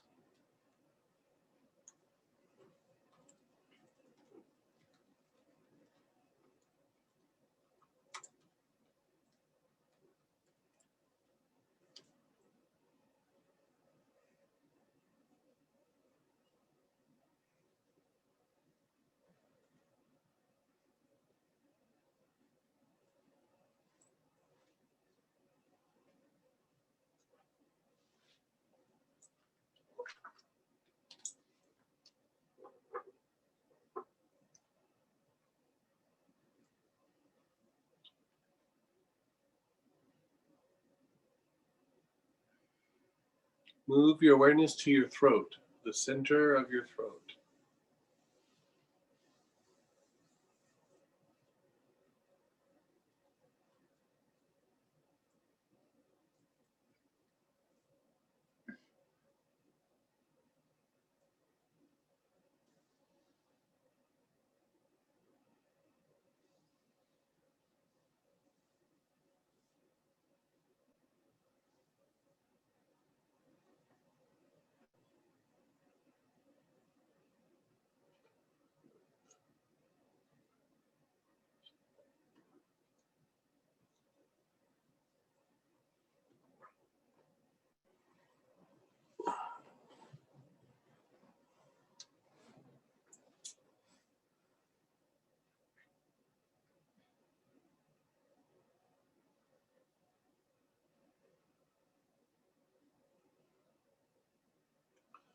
Go down to the bottom of your throat, the throat minor, the little notch between your two collarbones.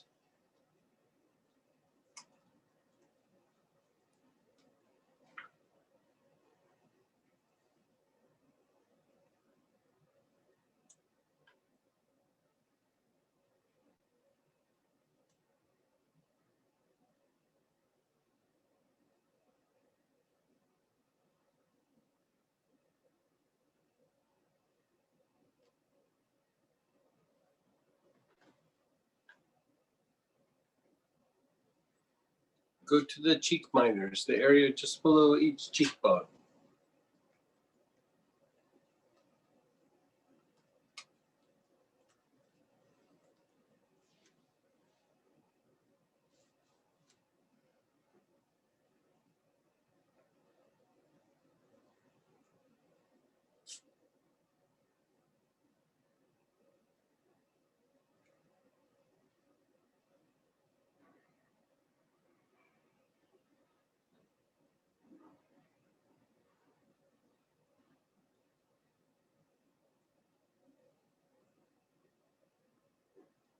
Go to the jaws where they hinge in front of the ear canals.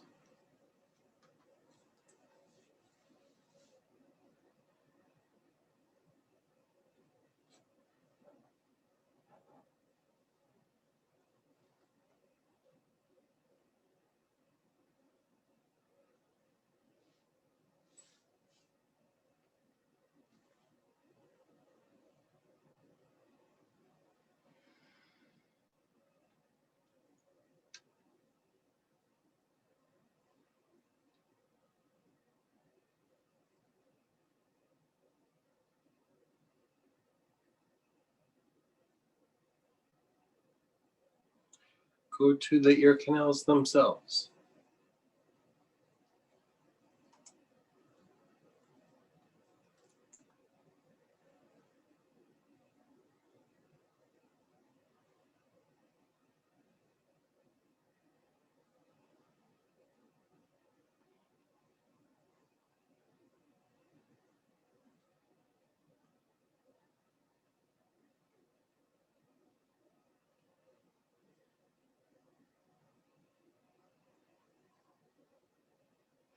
Go to the back heart, the area between the shoulder blades.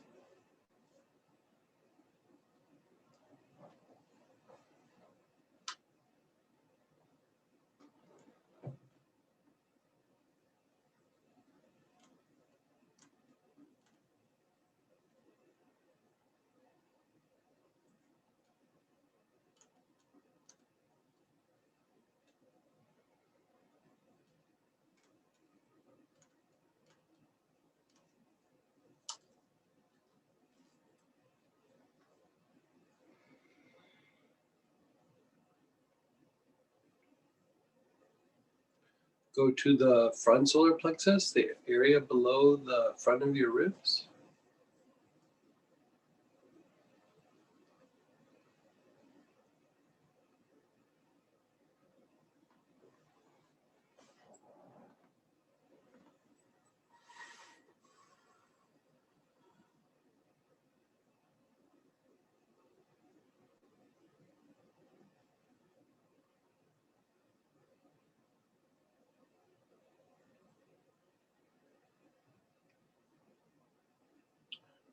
Go to the back solar plexus, the mid back area.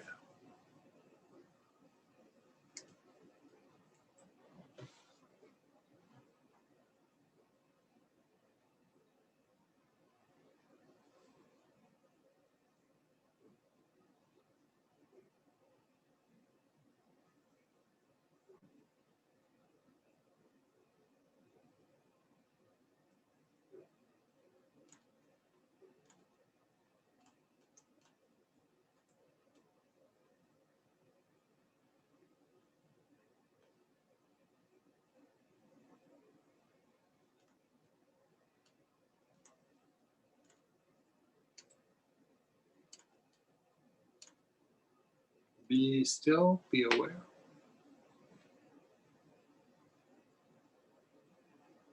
Just let go of everything.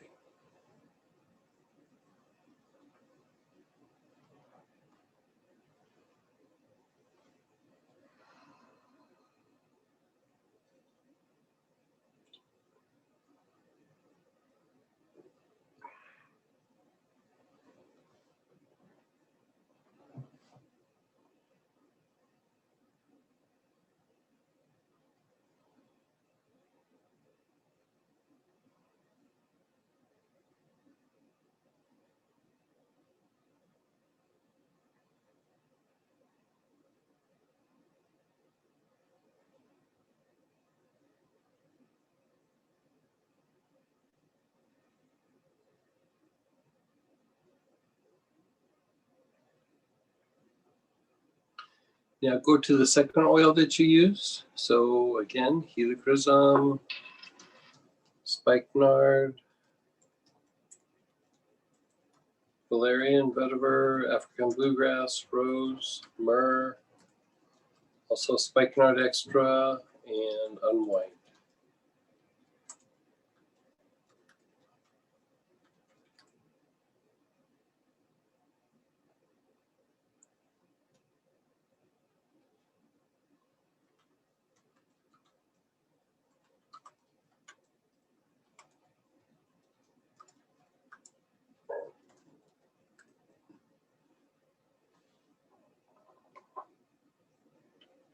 Begin inhaling. Your awareness is between the eyebrows.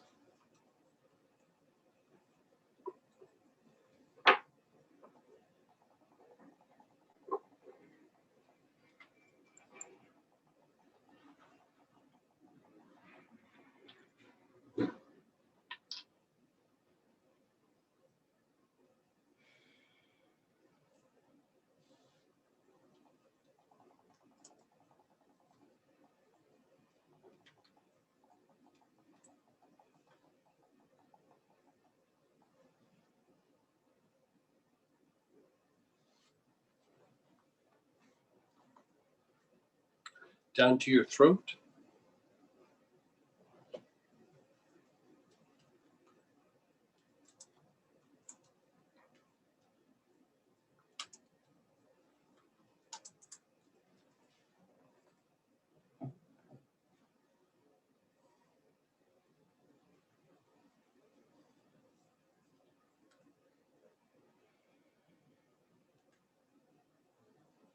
Down to your throat minor, so 1.5 inches below, or excuse me, the little area that's the notch between your two collarbones, the throat minor.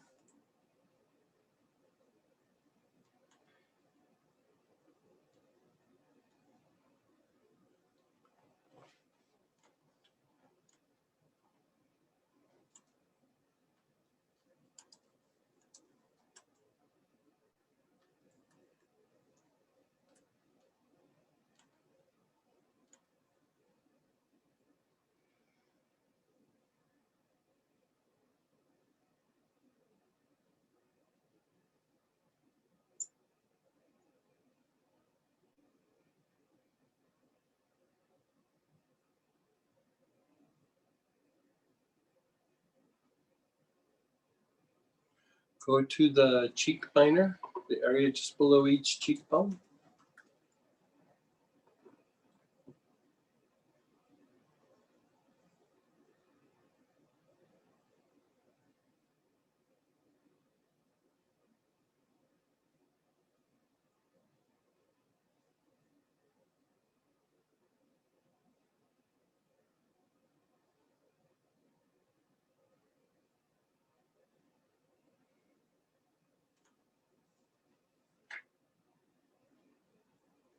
the jaw minors, where the jaw hinges in front of each ear canal.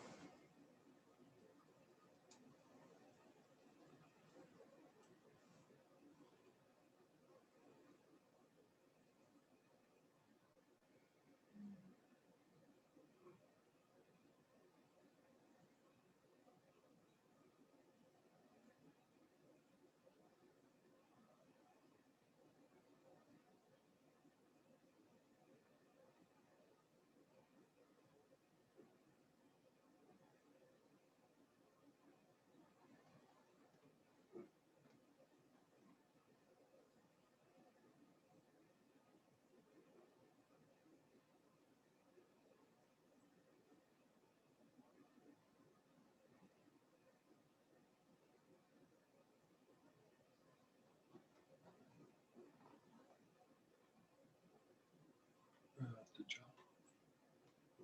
Go to the ear canal, the hole in your ears.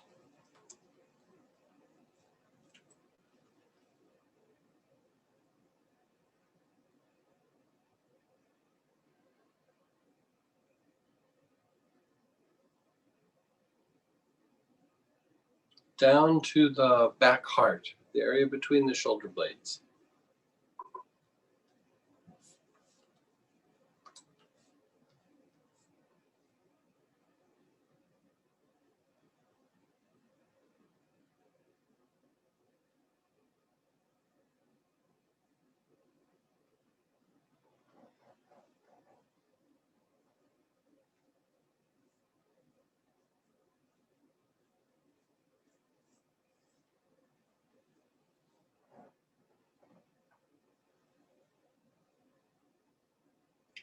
Go to the front solar plexus, the area below the front of your ribs.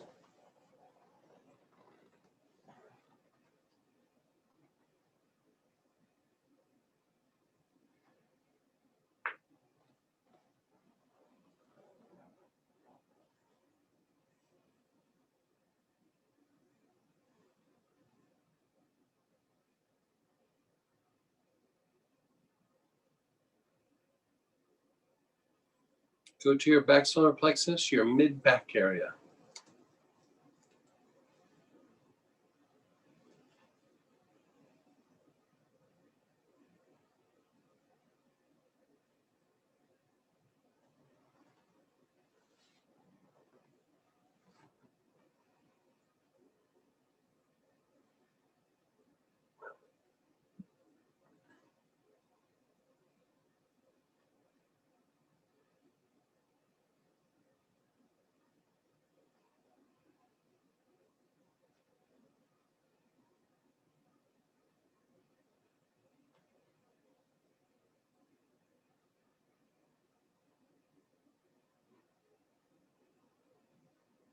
Just be still, be aware, just let go.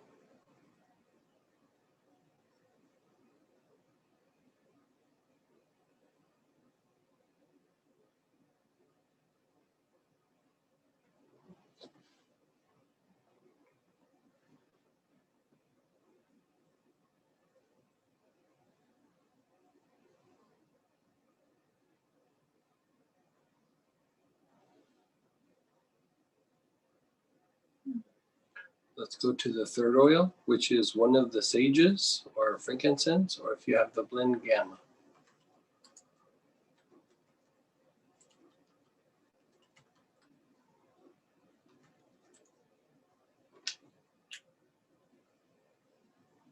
So again, begin inhaling. Your awareness is between your eyebrows.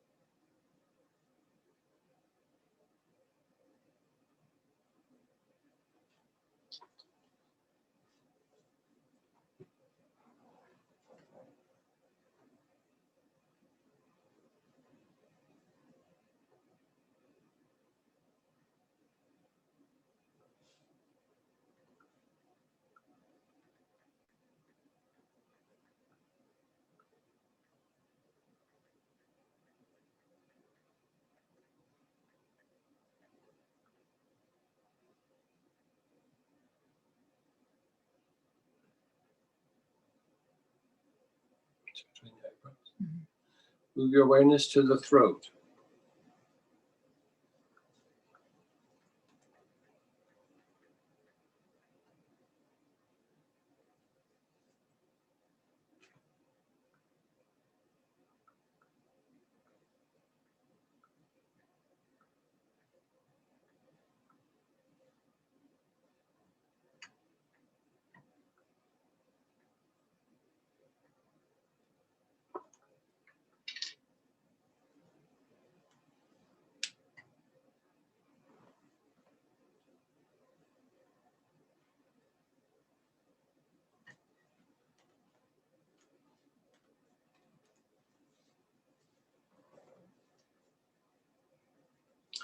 Down to the throat minor, that little notch between your two collarbones.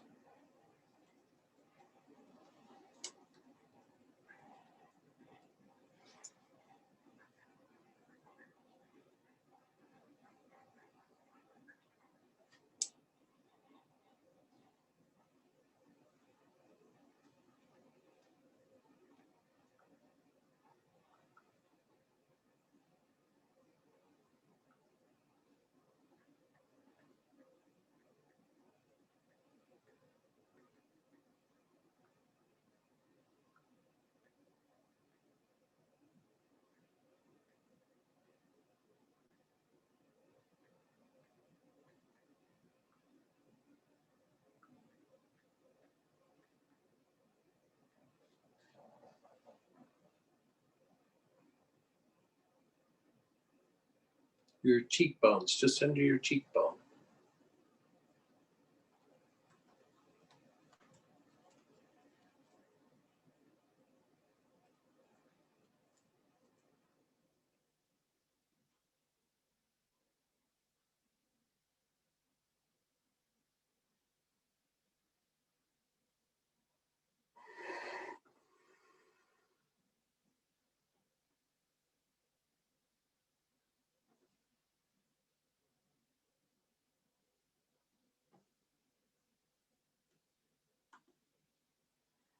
Go to your jaws where they hinge.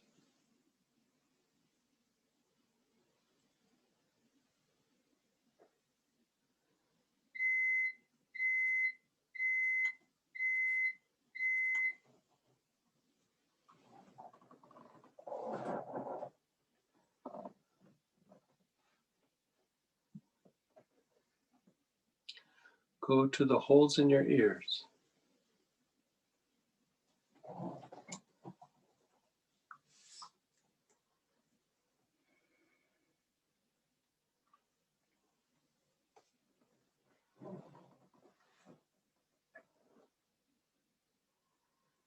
Go to the back heart.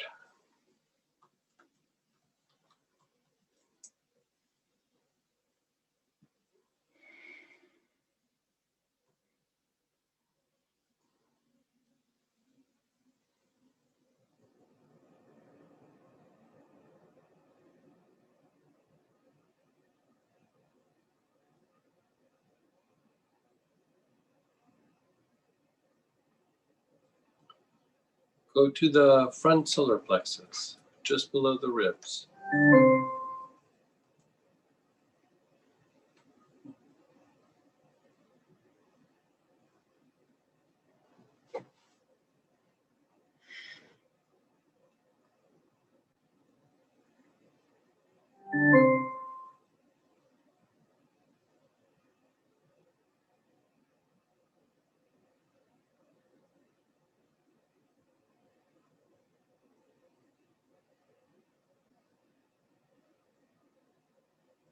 Go to the back solar plexus, which is your mid back.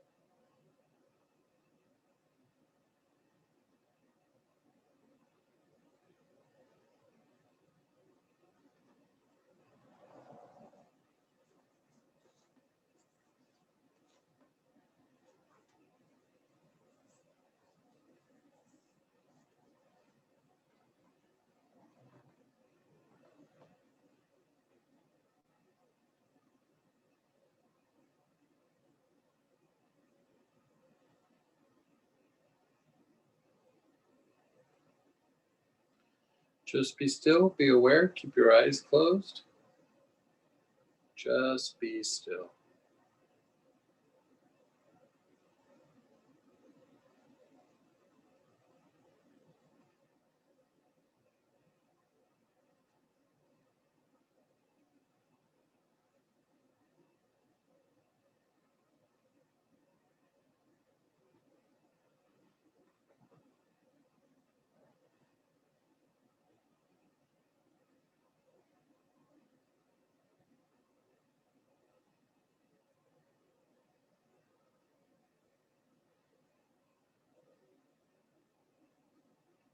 Now, the fourth oil that we used, which was most likely hyssop, but you could also use blue tansy, Sitka, or white spruce, Ami Visnaga.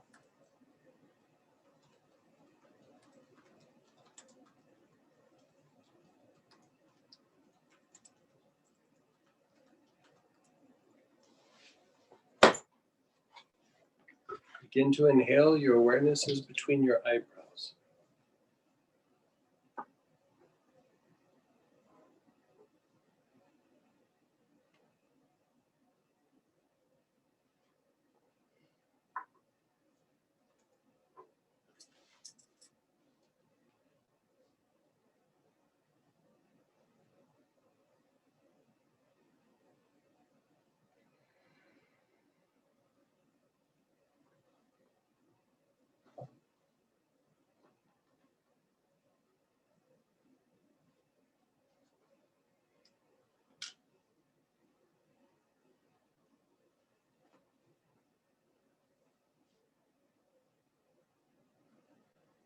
Move your awareness to the throat.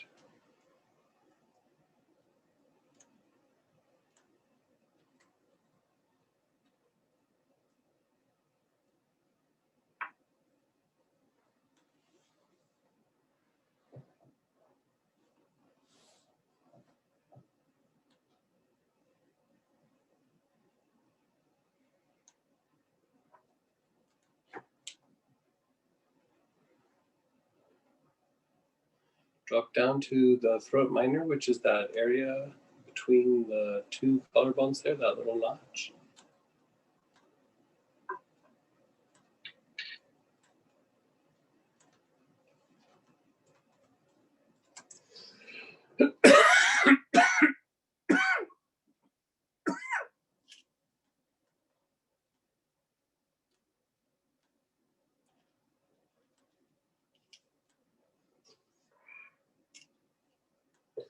Go to your cheekbones.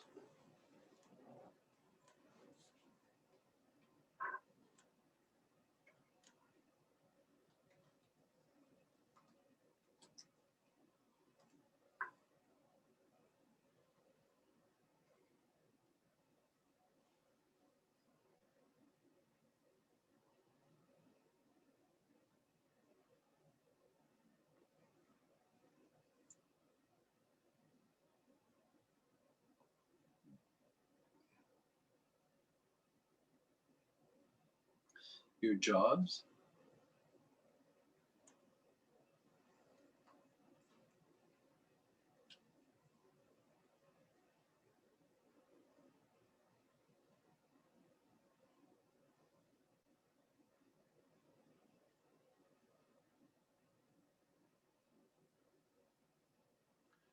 Your ears, the ear canals, the holes in your ears.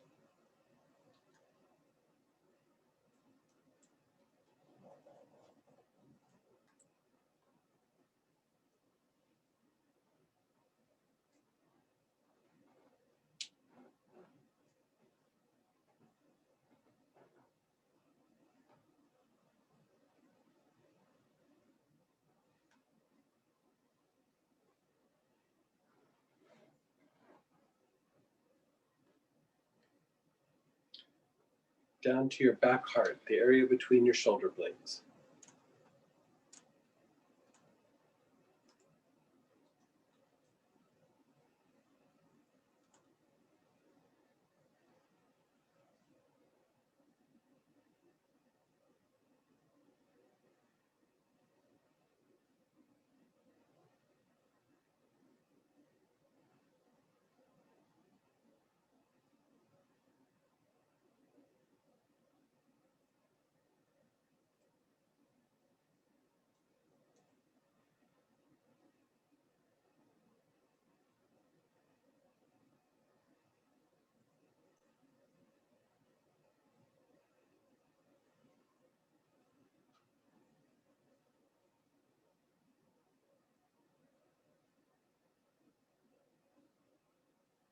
Your front solar plexus, the area below your ribs.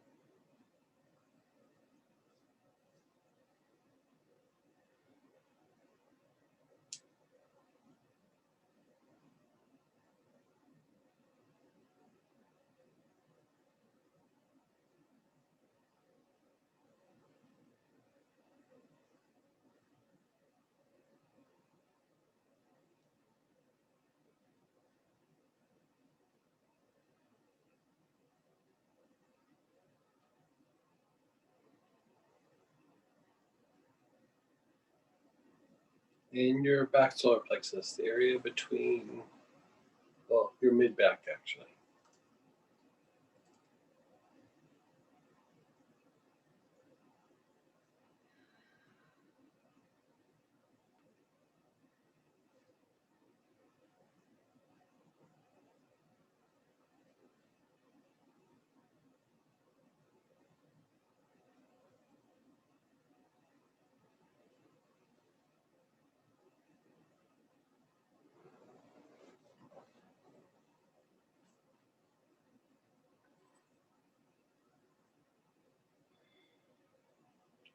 Just be still, be aware, let everything go. Keep that bottle in your hand, but just be still, be aware.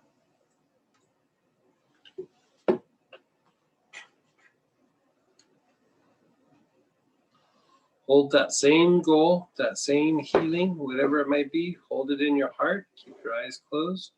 Just visualize the end result or hold your attention and awareness on the issue.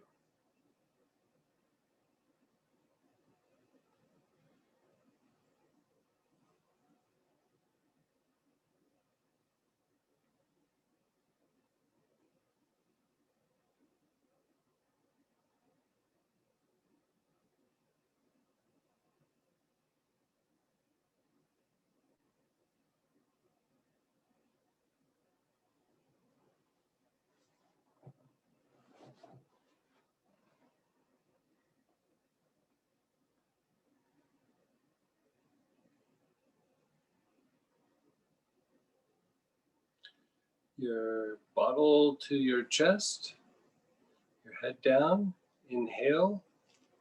Do 8 or 9 of the materialization breaths.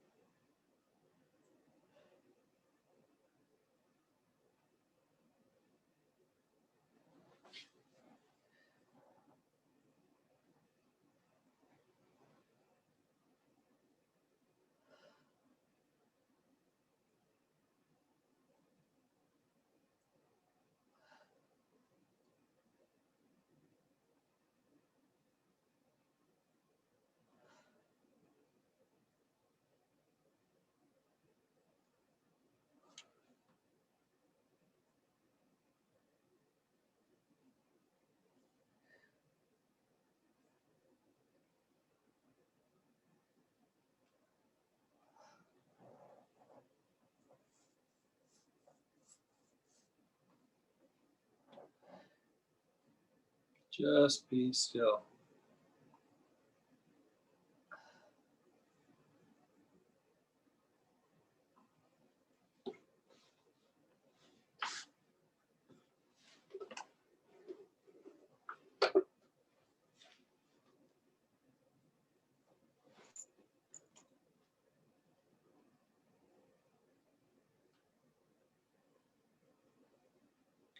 Keep holding the end result in your heart.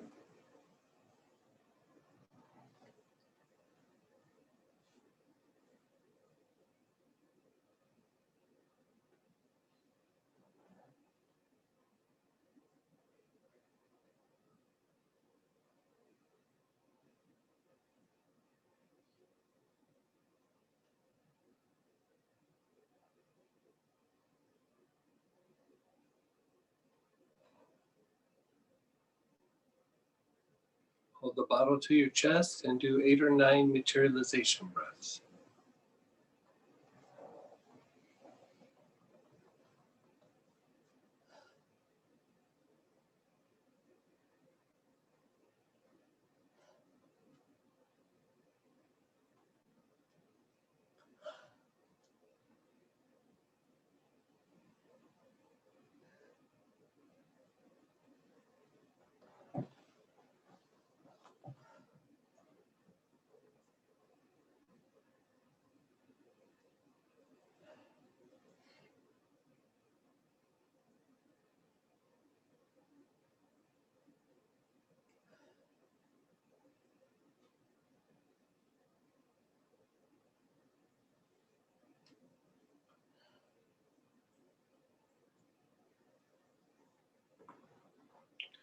Then just be still.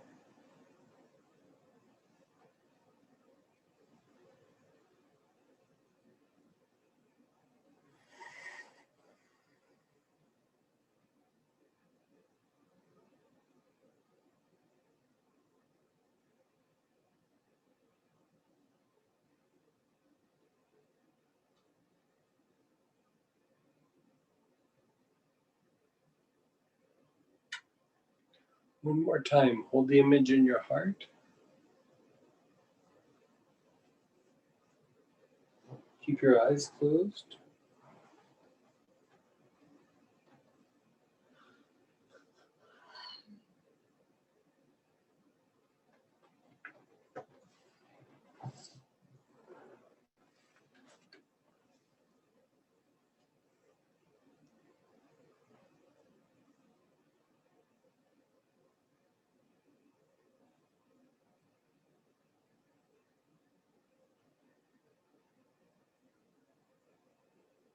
Again, bottle to your chest, 8 or 9 materialization breaths.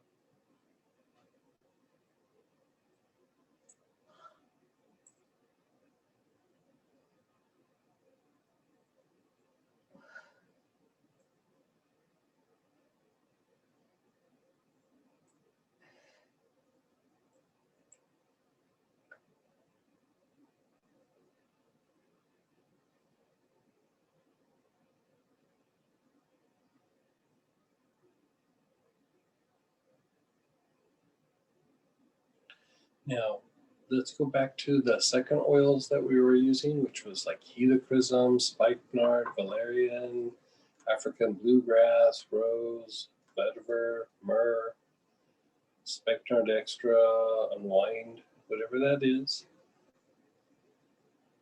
Let's grab that.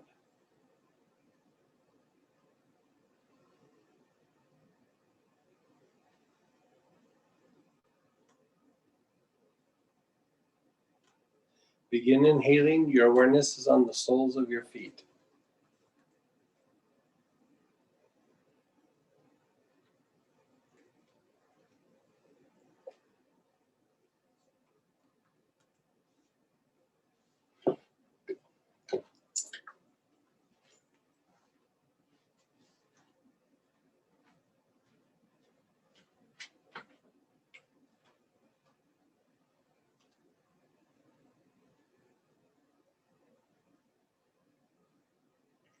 Move your awareness to the Ming Men, the backside of your navel.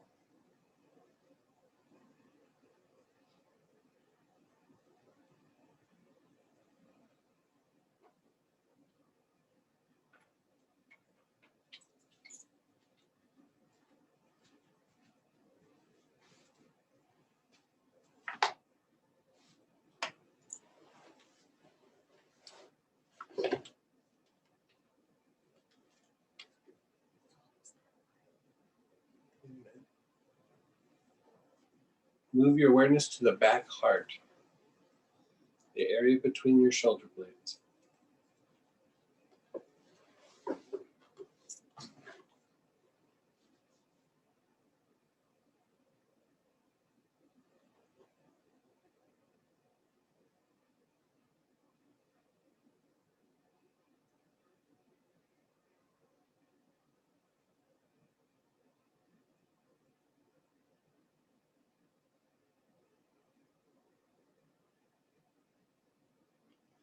And then the top of your head.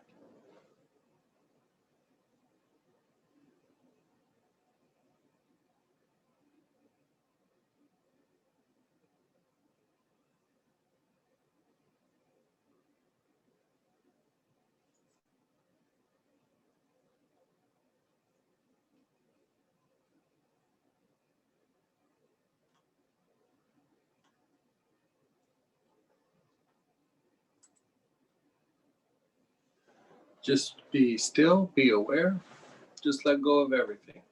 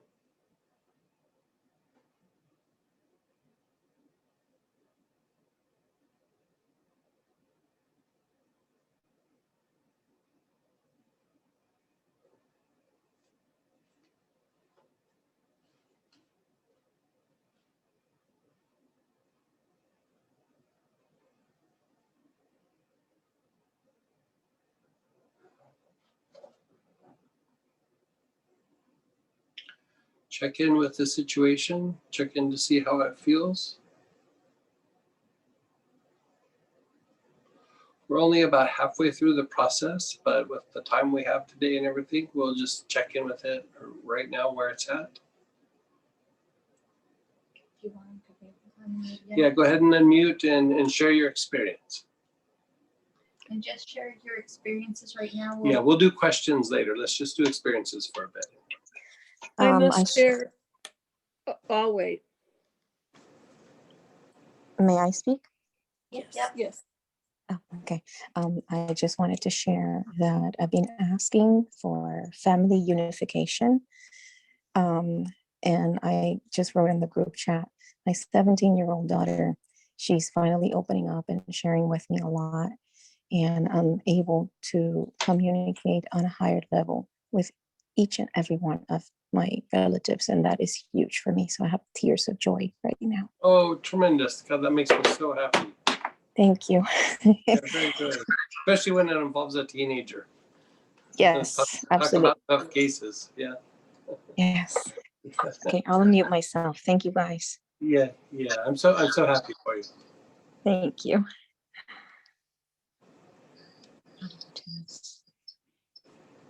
Go ahead, Peggy.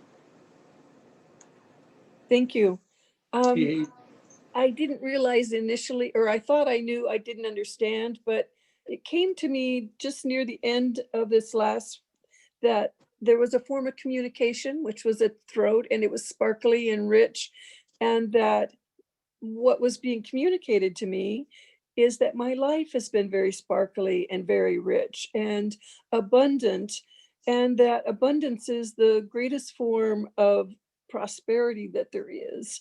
And that at the very end, I could see and feel the sparkly light moving through me. And by doing the second part, I had a much deeper understanding of what the first part was. Oh, So good.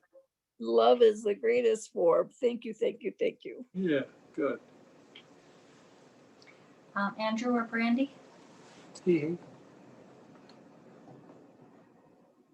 So it's interesting. I've been working this thing for a while. Actually, like this situation's been ironing out since like July. Mhm.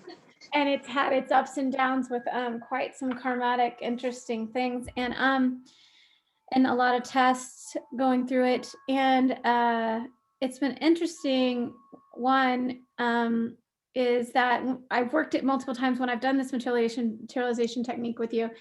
And this time, when I first put it in my heart, I felt some resistance. Before I had like some anger, other things, but I felt some resistance. And it was like, it was actually a resistance to like change.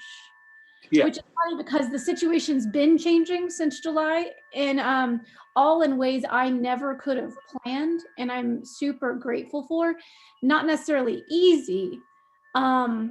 They've required a lot out of me, but they're working out for the best. Does that make sense?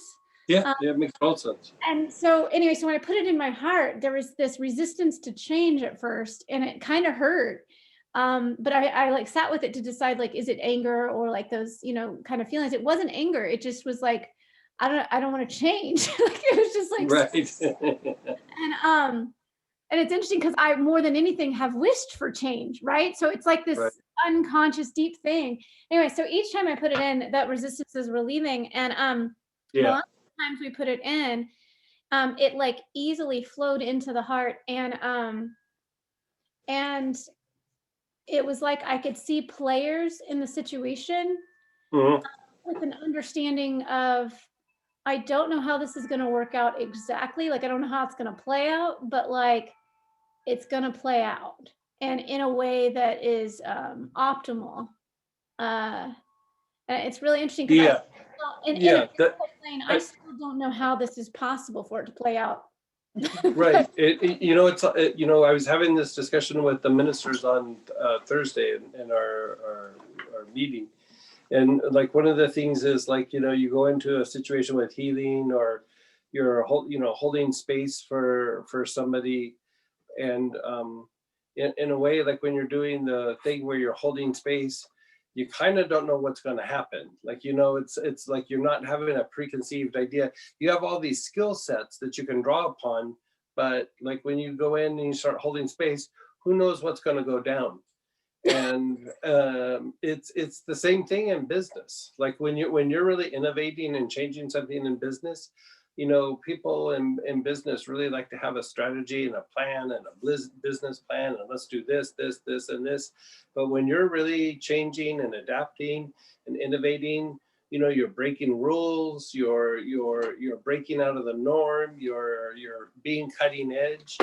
None of that is something that fits into a business plan that's not going to change 15, 20 times or 100 times, And with everything going on now in the environment,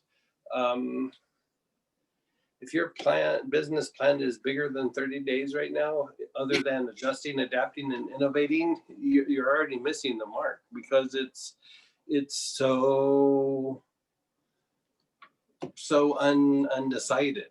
You know what I mean? And so it's almost like that same idea of like when you're doing your healing and stuff, you're going into this business situation, and you know that certain things have to happen as far as the goal, but how you get there, you're kind of not sure, but you just like have this attitude of like, it's going to happen.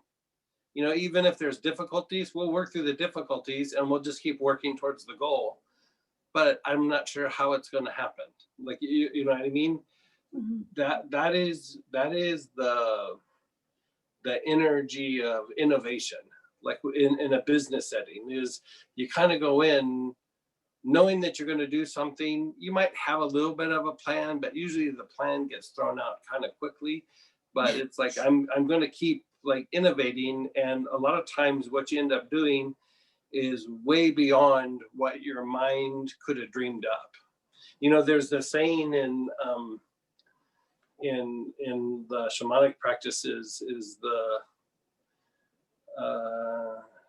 nature is way more interesting than the things our mind makes up. And it's that same thing, is like our mind makes up things that just kind of is part of our story, you know what I mean? But like when you really are sitting and being present with something, like some really amazing and fantastic things can happen, especially when there's a lot of pieces and there's some dynamic activity with maybe a couple individuals. Some really phenomenal things can happen. And you know, the mind usually dreams up like, oh, it'd be awesome if it was this, or it'd be awesome as that. But what can happen in nature is usually way more fantastic than what can happen based on what our mind thinks.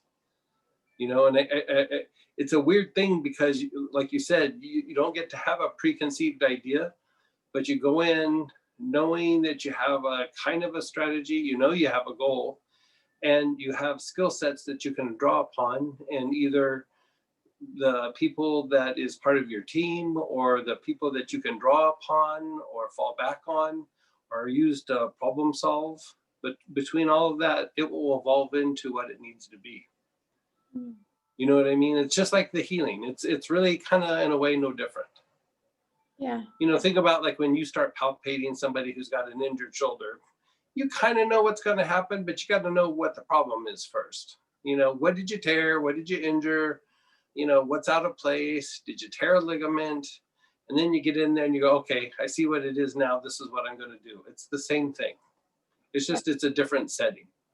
Yeah. You have the skill set. It's just it's just in a different ballpark.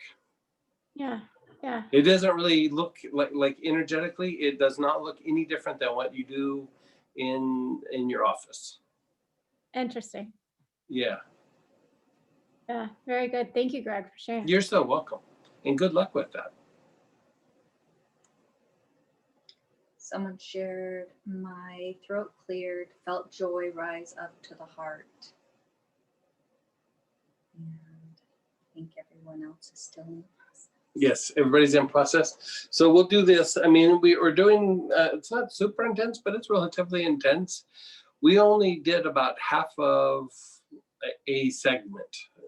The segment is still 2 more pieces, but you know, we really don't have the time for this, but I wanted you to have a taste of it a little bit. And so what we're going to do is we'll take about a 15-minute break. We'll come back at 5 till, and we'll do questions and answers for a little while. And depending on what time we have, we'll maybe end with something, or we'll just do Q&A for the rest of the evening. So we'll see what you got going on, and we'll go from there.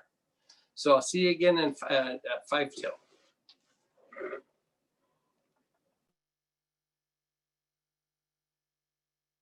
Come on back.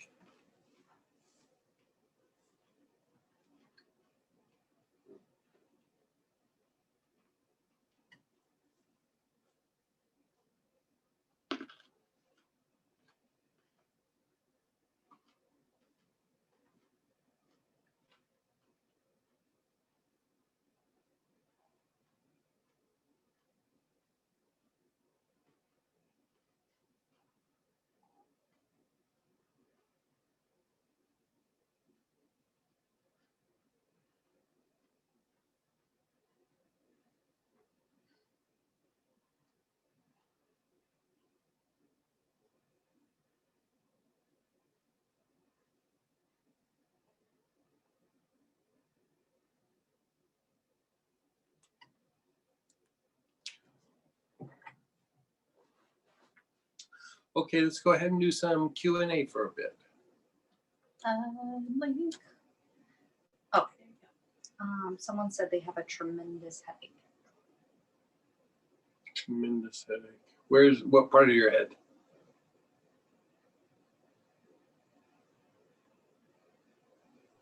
Hey, Greg, it's Troy.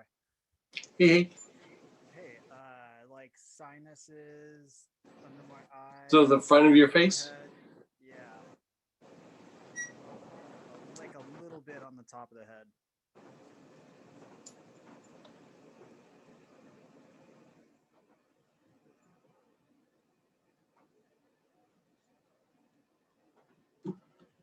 Yeah, some emotion and stuff's coming out. Let's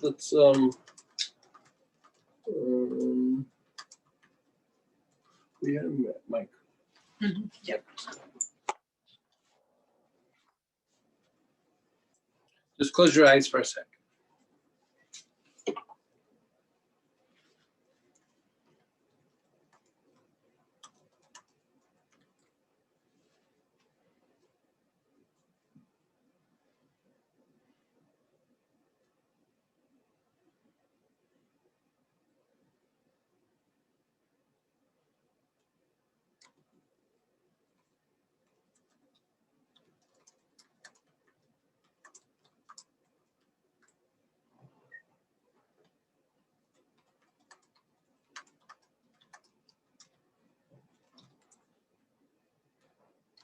How's it starting to feel, Troy?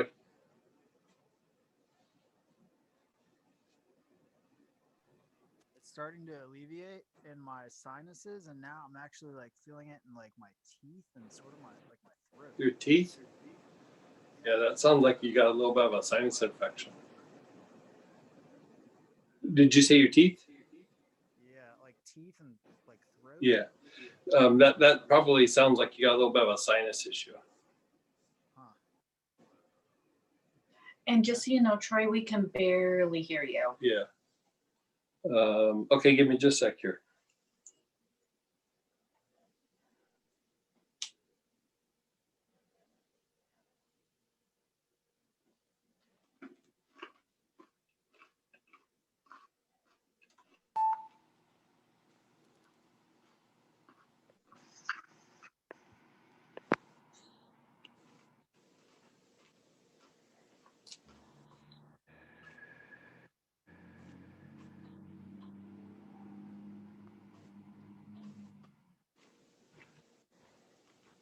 How's that starting to feel now, Troy? I can feel it subsiding. Yeah. I mean, it could just be a little bit of energy congestion, but usually when you start to feel like pain up in the sinus area and your teeth, there's usually some sort of sinus inflammation or even like low-grade infection. So just be sure to just stay on top of if something starts to come up, just keep the sinuses cleaned up. Okay. Yeah, like even just inhaling rosemary or basil should help that substantially. The sinus part, not so much the headache, but the sinuses themselves. Okay, thank you. Yeah, you're so welcome.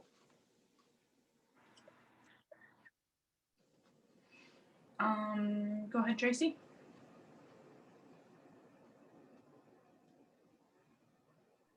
Hi. Hey. Hey, so I was trying to find a place where you talked about stress, and don't you talk about that at the beginning of the pain class?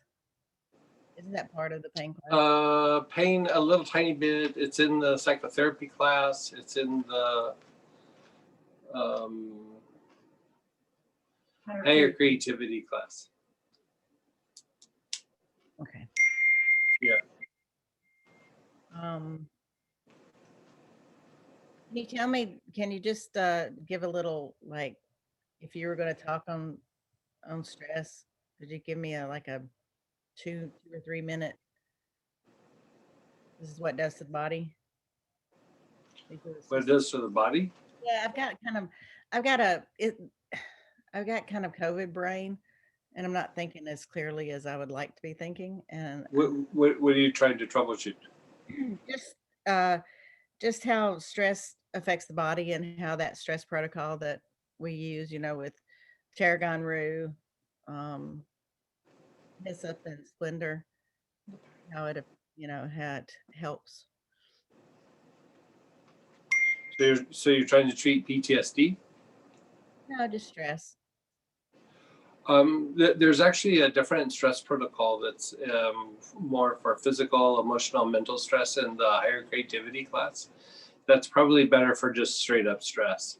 The PTSD is when it really becomes so substantial that it's starting to actually be traumatic. It's starting to reach like a threshold, and whenever you reach a threshold, it starts to change your way of thinking or your behavior.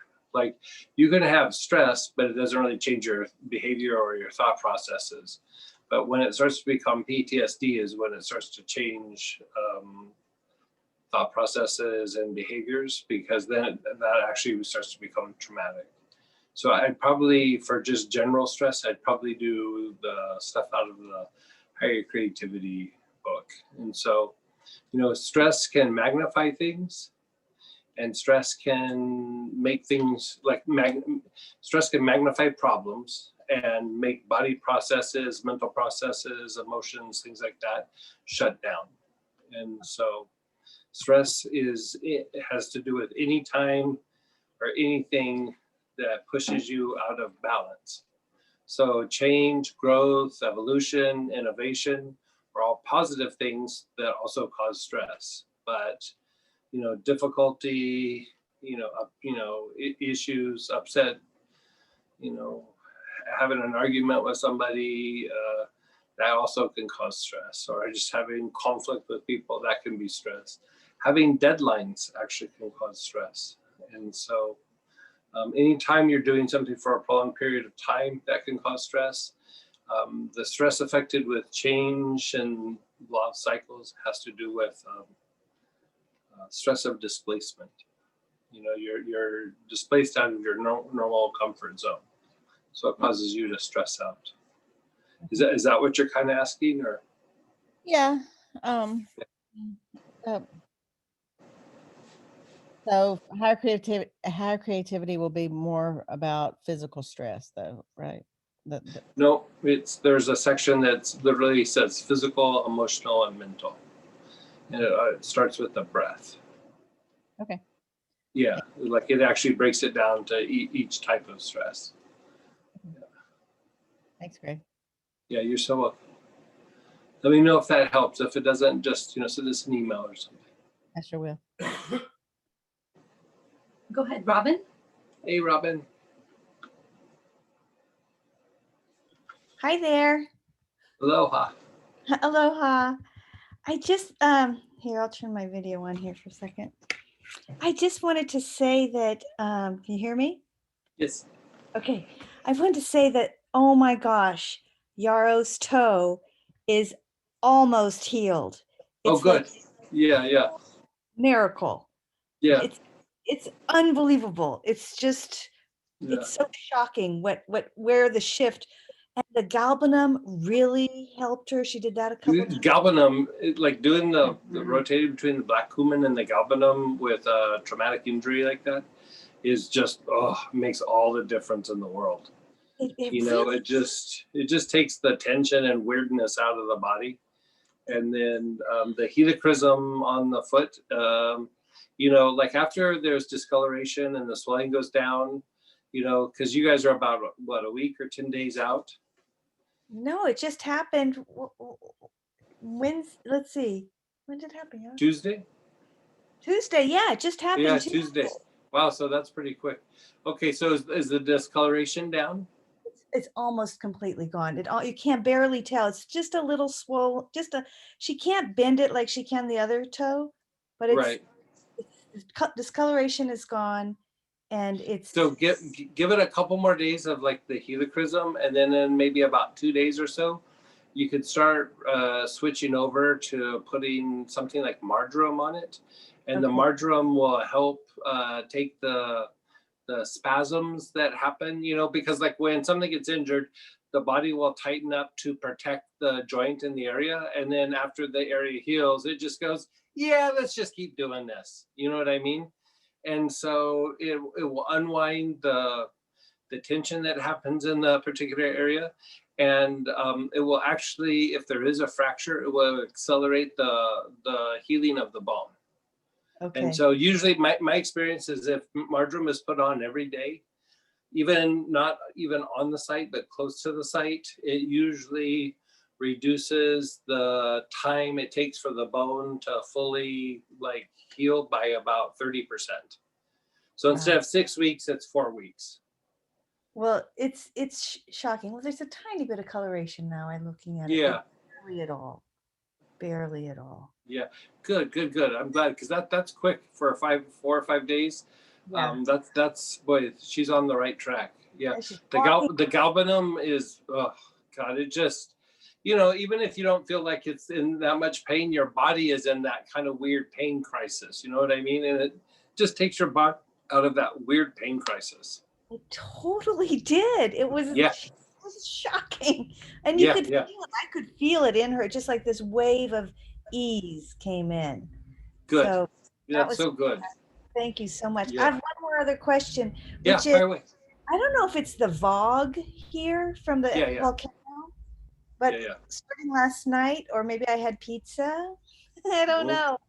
But I've just been sneezing like crazy, and all this intense congestion right in my. I would say it's probably the VOG.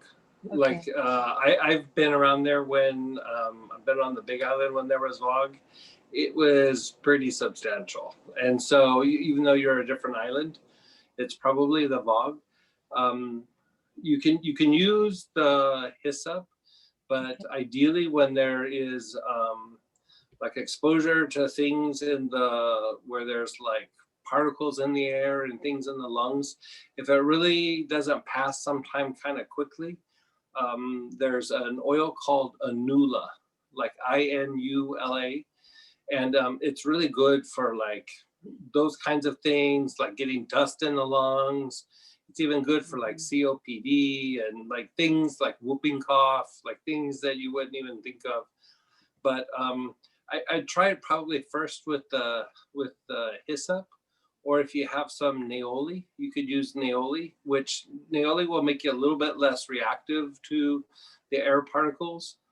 The other thing that you can do is you could do a couple of drops of frankincense and water daily for a few weeks, and it will make you less reactive to the things in the air. But if you're also feeling that you're having a bit of an allergic reaction, you know, the quercetin is always a thing that you can back up and do that. And if you don't have access to quercetin, something like nettle or that Coleus forscoli, the one that we've talked about in the last couple of weeks, you could take any of those and it should calm that down, because that VOG is, it's different than smog that we would see like in Southern California, and in Central California, you get a kind of poor air quality, but it's kind of similar to the VOG, because it's the stirring up of the dust and then mixed with like pesticides and stuff. And so that dust is very similar to the VOG. You know, it's got a lot of chemical components to it that can really be irritating. And I wondered about that for you guys. I thought it might take a little while, but it's got to be getting over there at some point. Yeah. You know, that volcano's been active for a long period of time. For those of you that don't know what VOG is, it's basically like smog, but from a volcano. So they call it VOG. And so, yeah, it can be as bad as the poorest air quality in you know, which is usually the LA area, Southern California. Central Valley and Southern California are the two worst spots usually in the US. And so if none of that works, then I'd fall back to the Inula, but I'd try the other things first. I mean, the other things are easy and quick. The Inula we have on hand. It's a little bit expensive, not crazy, but it's the best mucolytic. You know, it breaks down mucus the best, but it's good for when dust and things get into the lung tissue. Yeah. So I'll order that today. So the it's Neoli, not Neroli, right? Yeah, well, Neoli helps you to be less reactive. So if you have like allergy support, that has a lot of Neoli in it. And so if you did the class like a couple of weeks ago, you have the allergy support, you've got that, you're good. You could use that. And then if the things that you have at hand aren't working, then I would do the Inula. Okay. Yeah. And it's INULA. And if you forget, just email us or something, and we'll let you know. I got it written down here. Yeah. Thank you so much. You're so welcome. I'm glad she's getting better so quick. Oh my God, it was a miracle. Thank you. Good. Shockingly incredible. Yeah. I mean, that's one thing where, boy, oils really shine in that particular area. You know, there's several areas where they rock it, and that's one of them. And I've done many things to my feet, and now I feel like I have this secret sauce for it. Yeah. Like when I travel, I have this like little travel kit that's just like single oils, just in case, because they're things that I don't necessarily use all the time, but you know, it's got galbanum in it, it's got black cumin in it, it's got helichrysum in it, and it's just, you know, you never know when you're going to bash your foot or toe or catch your finger in the door or something. You know, it's just, there's always something.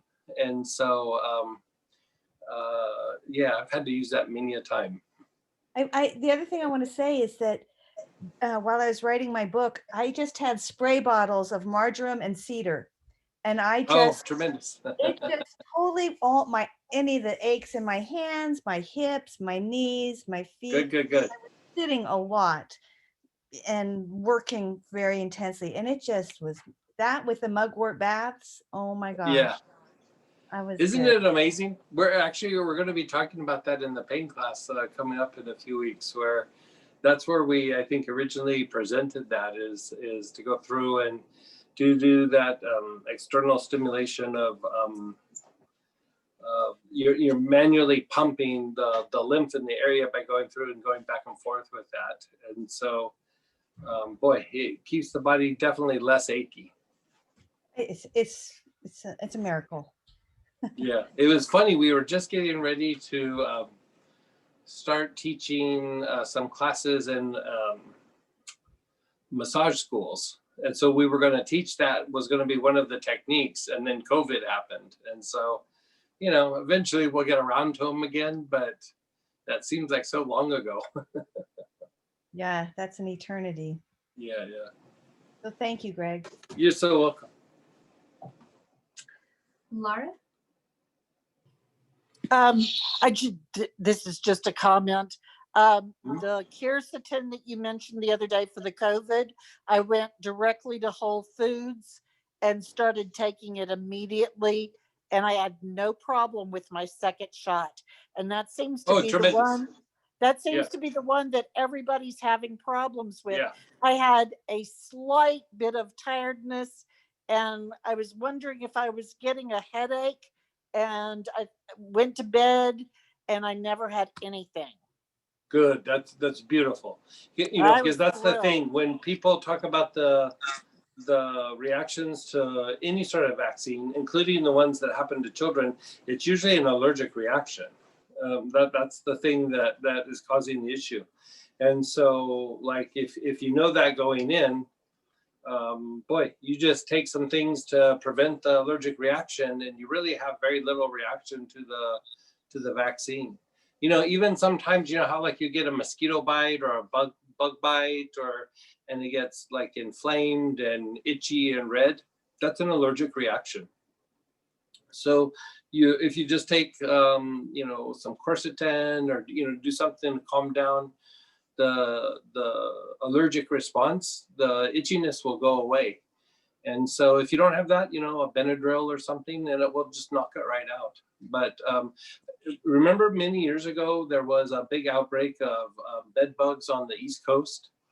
Sure. And people were having all these reactions to the bed bugs. And, I just would put them on quercetin, and within 24 hours, all the symptoms and bites and everything will go away. So if you've got seasonal allergies or allergies to bugs, could you take a quercetin once a day for a period of time? You could take quercetin for years at a time. Okay. Like serious asthmatics, I usually will put them on quercetin, and within about 30 to 60 days, they can usually, with the doctor's approval, they can go off their inhaler. But I still keep them on the quercetin for about another 6 to 9 months. Like, I usually do like a year. I just have them go on like you did. Like you went into Whole Foods and you got the quercetin. The Whole Foods brand is nice because it's not super expensive. It's it's their own brand and it's easy to get. And so I usually have them take like 3 capsules a day. If they're in crisis, I have them do that twice a day. And after they go out of crisis, I just have them go down to once a day, and I have them do that for about a year. And then after that, just like when you feel you need a tune-up. I mean, a lot of times people will go years without needing a tune-up, but even if it's a seasonal thing after that, you can just do it from time to time. But things like asthma, you can get people off the inhalers, usually, not every time, but usually. With some good consistent treatment with it, have to be multifaceted, but you can get them off of things because those inhalers, one of the things that people don't talk about is those inhalers lowers your magnesium serum levels. And so what happens a lot of times is people start to get a lot of cramping, or they'll start to get bad headaches when they use the inhalers. And so, you know, consistent treatment like that for a period of time, a lot of times the allergies will go away. You know, because the quercetin has like an antihistamine effect. It's not necessarily an antihistamine like a Benadryl is an antihistamine, but it changes your body so that you're not as allergic to it, and the histamine levels will go down. And so you could be allergic to something for a while, and you do the treatment, and all of a sudden you're not allergic to it anymore.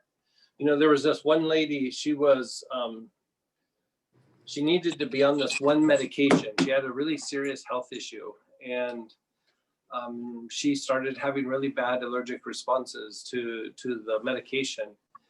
And, you know, I gave her the option. I was like, we can try tackling the health issue, or I can treat you for, you know, reducing the allergic reaction to the medication. And I mean, she chose the medication, and it wasn't even 30 days. And we were able to lower her histamine levels enough to where she was taking the medication with no problems, none.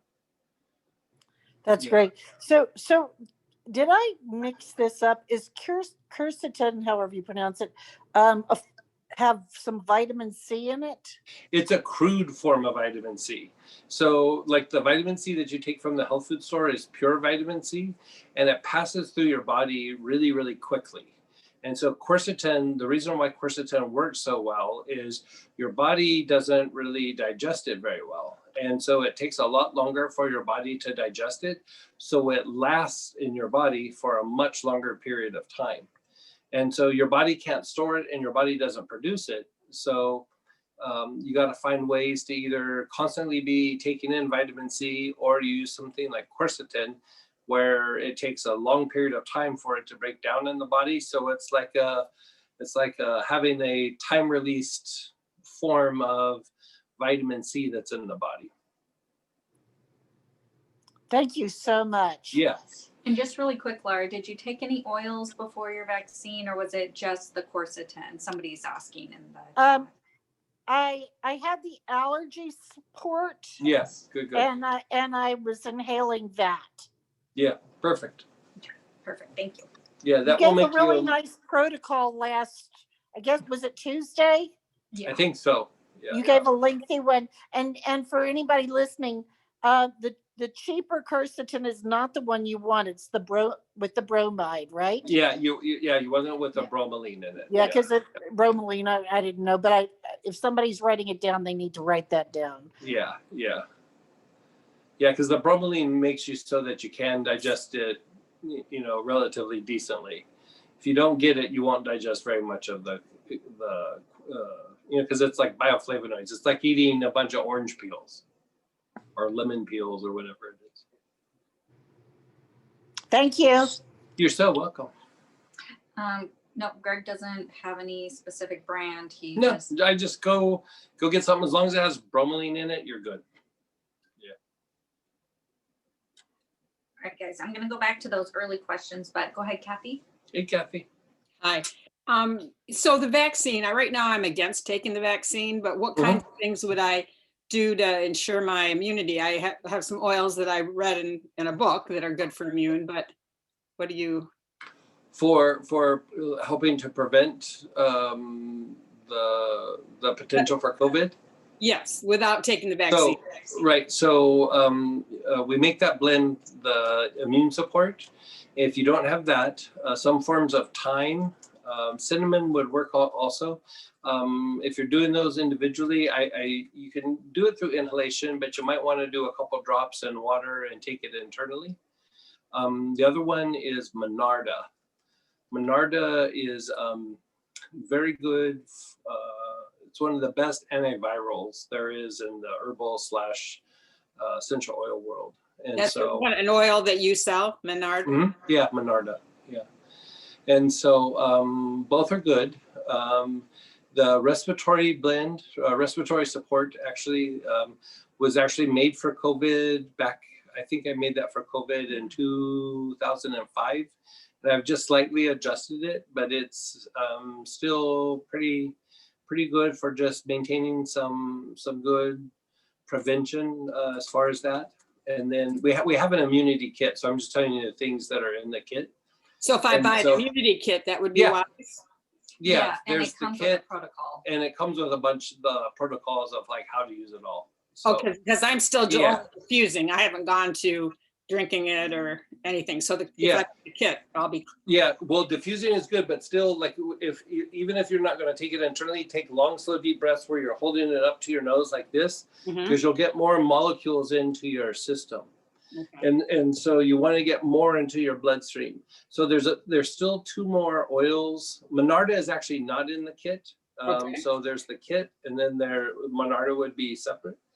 And so the other thing that's in the kit is a thing called lavender complex. And what that does is it helps to strengthen the endocrine system, because one of the things that gets overlooked a lot of times with immunity type issues is that you're more susceptible to viral infections when the endocrine system is functioning poorly or is depleted.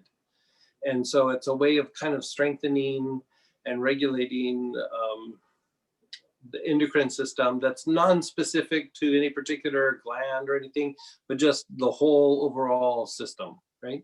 And that's in the kit too. It's in the kit. Yes, it's in the kit.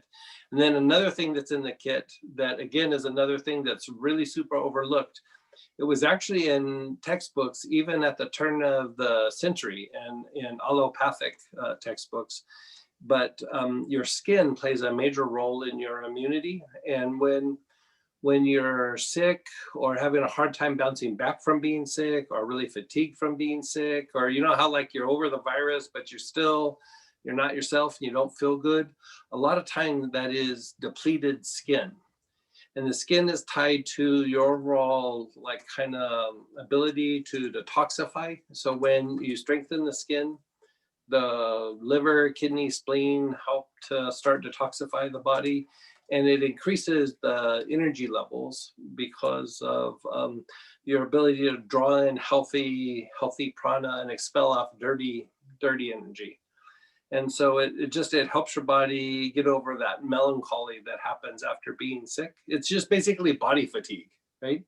And so there we use parsley seed, and you make an oil. You said it's oil. Yeah, it's an essential oil of parsley seed, so it's really super potent. You couldn't really eat enough parsley to make it work. Plus, you need to get it on your skin. And so here we just have you take like 12 to 15 drops and put it in a bath, preferably with salt. But if you don't have salt, just take a bath in the parsley.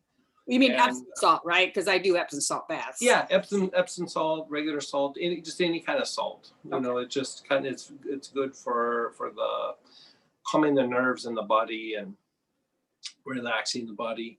And so by going through and doing the 12 to 15 drops, it's strengthening to the skin and gently stimulates purification. So it doesn't throw the body in any sort of healing crisis, and it allows the body to get strong and detoxified, but very, very gently. You know, it's not, you know, there's some things you can do where you throw the body a little bit in crisis when you do a detox. This is so super gentle. So if I order the immune support, the kit and the Monarda, then I'll have everything along with directions and protocols. Yep. Okay. I have one other question. I noticed that certain oils, like today of all of them, the Helichrysum strikes me as like more interesting, more something. And on the spa weekend, it was Cistus. Does that? Both fascinating oils, yeah. Yeah, that's the thing. I see why you can go there. You have very fancy taste. Yeah, you have good. Like Samantha said, you have very good taste. Yeah, Helichrysum is really interesting. So it's anti-inflammatory. It's really good for the skin. There's nothing better for topically for reducing scars and things in the body, even if they're 30 years old or 3 weeks old. the helichrysum will go through and unwind the scarring. You know, you'll still have the line a little bit, but the underlying tissue really changes, and you can take the thickness and discoloration most times out of that. I mean, I'd say 95% of the time, helichrysum just rocks it as far as people who have a little bit of like olive tone skin or like Asian skin. Sometimes there might be a little bit of darkening of the scar when you apply helichrysum, but I've only seen that happen like maybe 2 or 3 times. Like I have olive skin a little bit, and so sometimes it makes my skin just colored just for a little while, and then it changes. But it's very good for detoxing the skin. They use helichrysum a lot in cosmetics, but it's a really super good anti-inflammatory. It's good for pain, inflammation. It's good for breaking up bruises. It breaks up the clots that happen after an injury. And so I've actually used it to treat pretty severe clotting disorders. They were having to take it internally, but it was working. So one of the things with COVID, when somebody has COVID and they end up in the hospital, is there is some clotting issues sometimes. And so if it was to get to that point, one of the things that I have people do is to use helichrysum to help regulate those clotting issues. But that's after you would be, after you had COVID. It's not really for prevention. So, if you're in the place of prevention, I wouldn't worry about it at this point. But emotionally and mentally, it helps you get past traumas. Like anytime there's been a traumatic event, be it physical or psychological, something from childhood, if you're doing inner child work, anything like that, helichrysum will help you really move past that. It really helps you just move past it and start taking action. And so cystis is interesting. It's an astringent, so they use it actually in cosmetics as well. But, there's other things that are astringent that you can use instead. But one of the things about cystis is, it's used in a lot of the anointing oils out of the Bible and out of the Jewish tradition.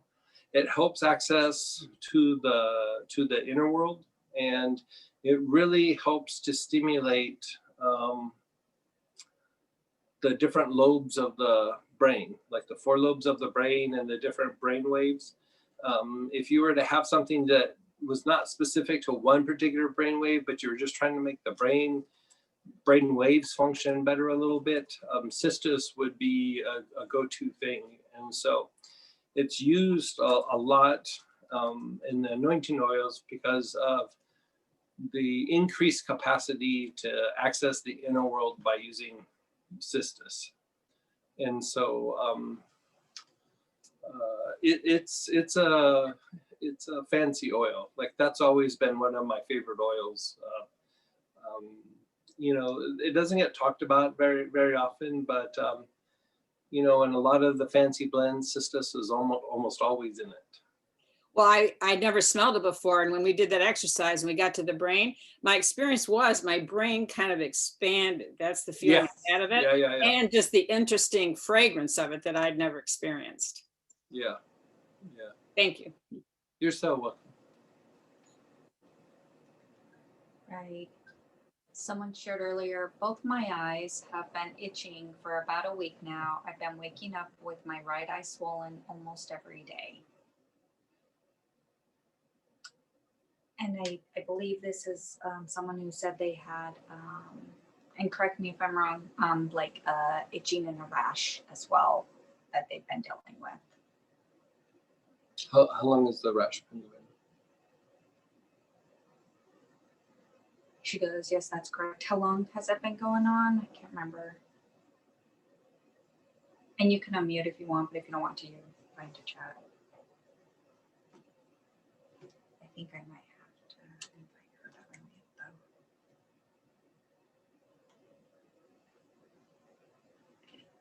I just sent you the message if you want to.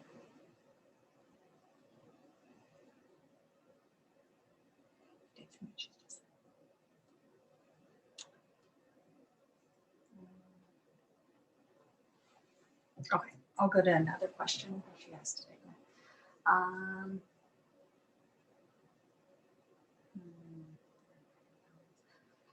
I wake up around 3 a.m. with headaches every night and have to take aspirin. Oh, we actually already used. Okay, perfect.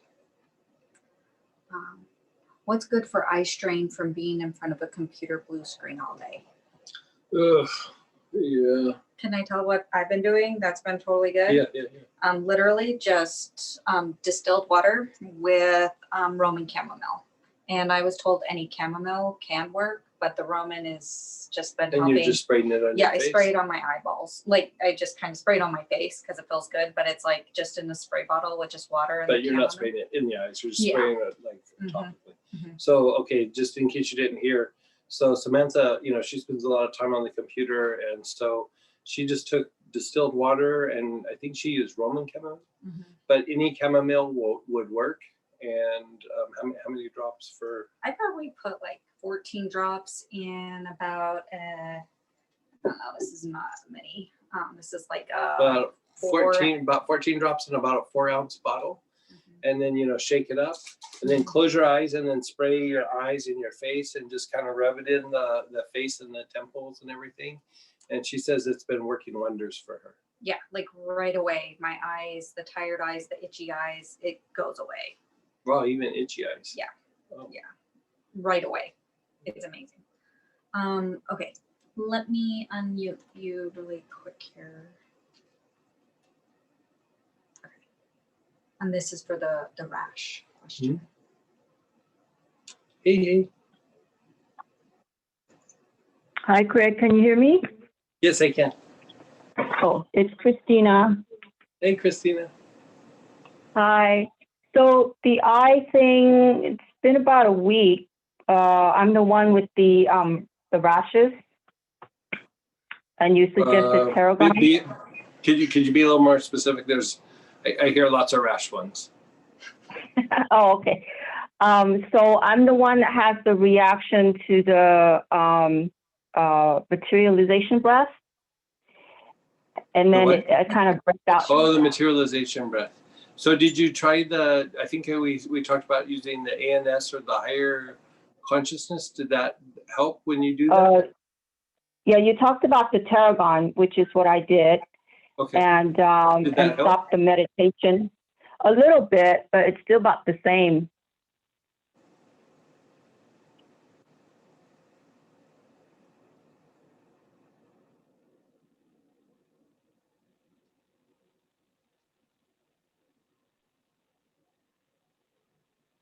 And if I remember right, that's been going on since like October or November or something, right? Something like that, yeah. Yeah. And remind me, it's red and raised or not red? It's red and inflamed and itchy, especially around the crease of my elbow. And there's one particular finger that is really bad with the rash. It's gotten really bad. And it's just that one finger. It's kind of weird. But I have rashes that pop up all over my my hands, my fingers and hands. And then my elbows are itchy and inflamed.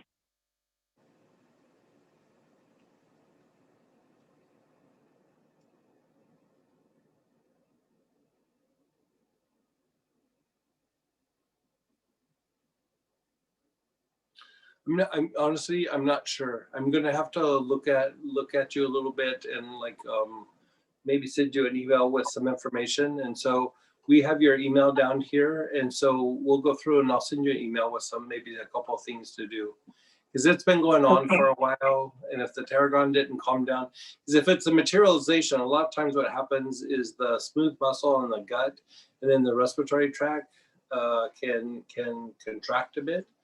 And so, you know, the tarragon should have calmed that down. And if there hasn't been at least a slowing down or a beginning of a diminishing there, then something's up. So let's look at it and just try to nip it in the bud and keep it from blooming there a little bit too much. So Okay.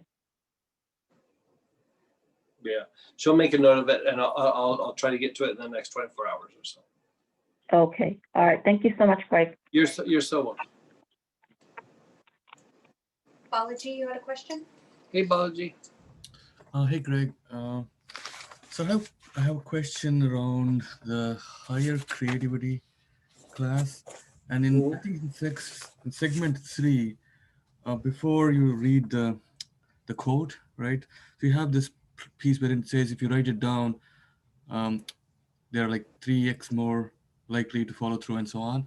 So I've also heard that in other, I guess, this pranic healing, what's that, some feng shui class or something, wherein they specify you to write your stuff on a particular color paper and a pen and like Yeah, this actually wasn't so much about the colored pen or the paper. It was just about writing the goals down. This was actually based on a scientific study that if you write it down 3 times, or no, if you write it down even once, you're 3 times more likely to do it. Oh, okay. Great. Okay. Yeah, it wasn't so much about the energetic component. I was just citing a scientific study that was done. You know, one thing versus having it in your head versus writing it down. You know, there's techniques to writing things down and doing it repetitively, and like you said, colored paper and you know, in the old days they used to even carve things into metal or into stone. But this was just simply the act of taking it from your brain and your head and putting it down on paper. Just that act makes you 3 times more likely to follow through with it. Okay, great. Okay, thank you, Greg. How long do you take Palmarosa for? 30 days, indefinitely? I would probably take it indefinitely for a little while. Like I'd probably definitely do 60 to 90 days.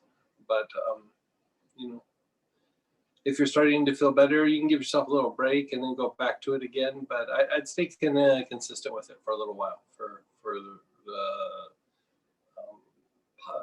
friendly bacteria growth. Are you going to cover chronic fatigue and adrenal exhaustion in the pain class on the 20th?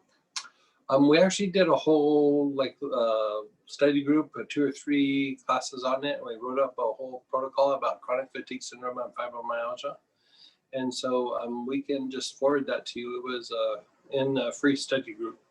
And so we had to put to some protocols and I think it was either 2 or 3 study groups in a row. So 2 to 3 hour study group.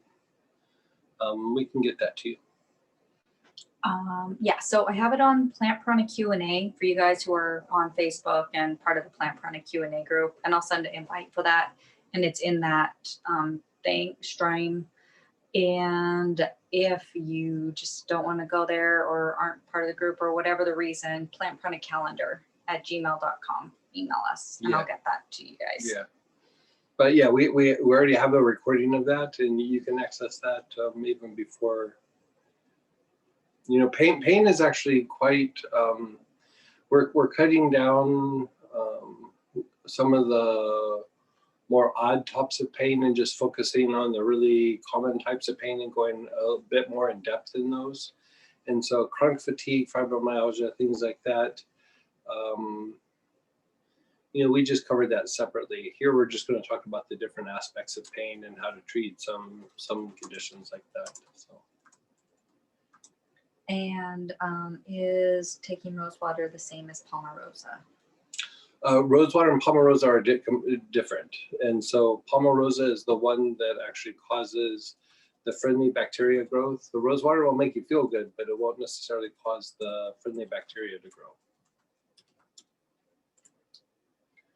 Could you talk about combining essential oils and doing an energetic modality such as pranic healing? Does it make sense to combine them or do them separately?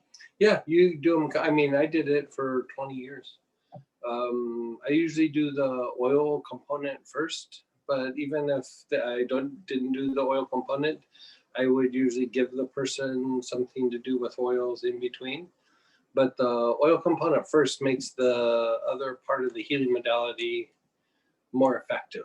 You know, I've always felt that the oils really pave the way for a much deeper healing, or even if you're doing manipulation like chiropractic, body work, or massage, acupuncture, it opens it up and allows for something deeper to happen with the oils being first.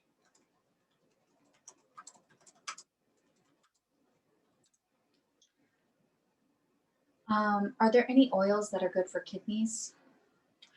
Oils that are good for kidneys are things like lovage, juniper, spruce, parsley, celery, and one that is kind of, my two favorite oils for kidneys are lovage and Greenland moss.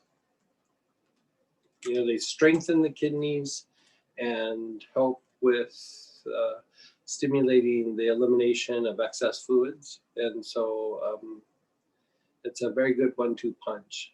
Juniper works for stimulating urination, but isn't necessarily strengthening to the kidneys.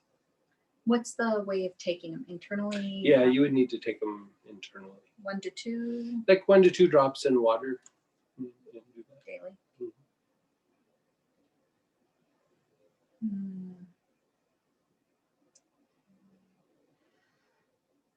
Greg once said, Master Choa said to regularly clean the kidneys. Oh, I think I just answered that. In archetypes class in the artist protocol, is there an alternative to pennyroyal? Oh, boy, that's something. Well, I'll have to go look at notes. That is not off the top of my head. Sorry. Love that you're doing the archetypes though. That's good work. But I'll have to go through and do that. So we'll write it down and shoot you an email. Any recommendations for weakening vocal cords in someone with progressive Parkinson's? Boy, the progressive Parkinson's, that's a super multifaceted thing to be addressing.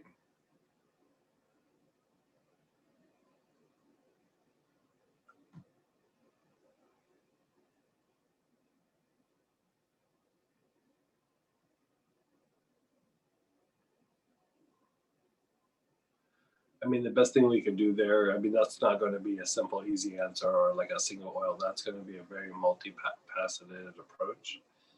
And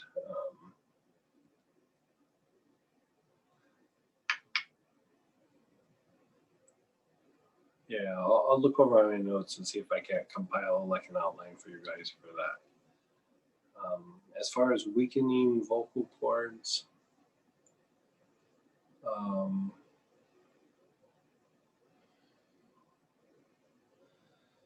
is it the vocal cords from strain from using them all the time, or is it from acid reflux?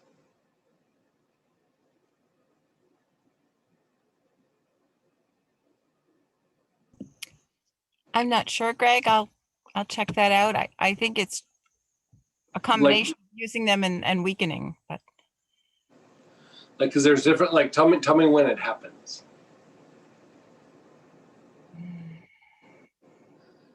Happens kind of random, or does it happen when you've been like talking a lot, or does it happen when you talk about emotional things that are sensitive or personal things? I think it happens the longer he speaks. He teaches, and so sometimes he's talking for, an hour or two at a time. Okay.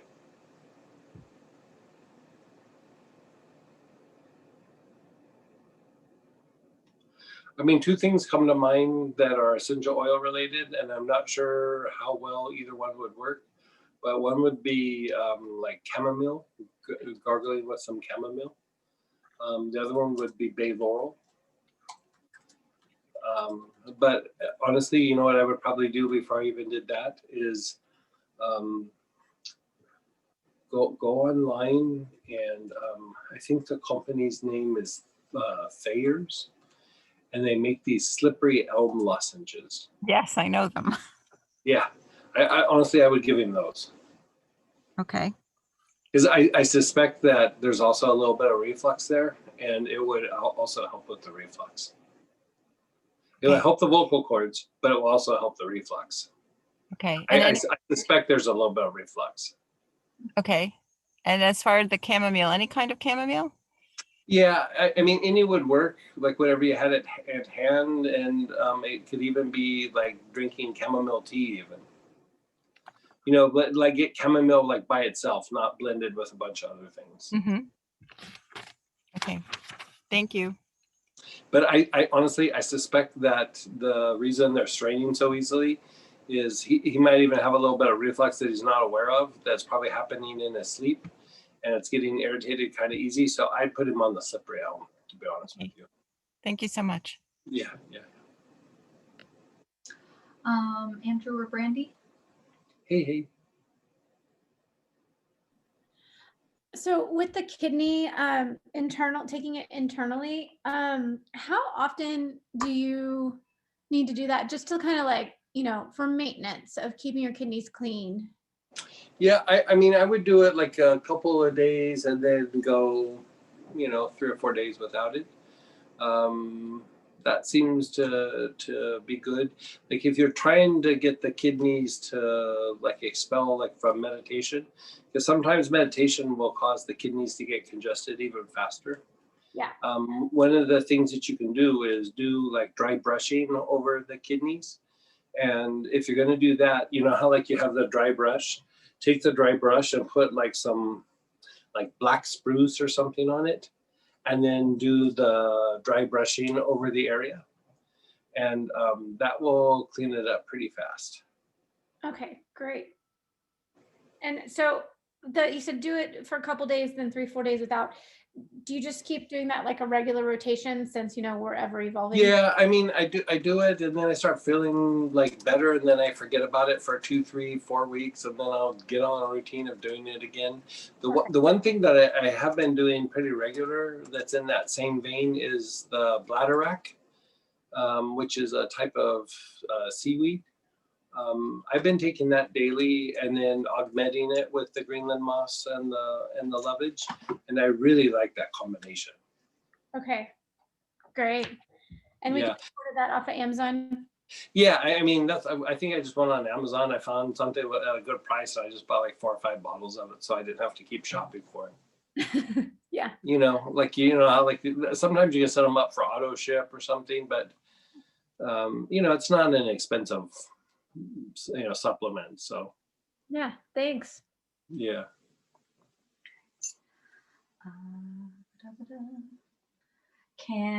What can be done for foot fungus, for toenail fungus? Oh, toenail fungus. Like, so athlete's foot, like, I know that's not what you're asking about, but athlete's foot, tea tree works really amazing for that.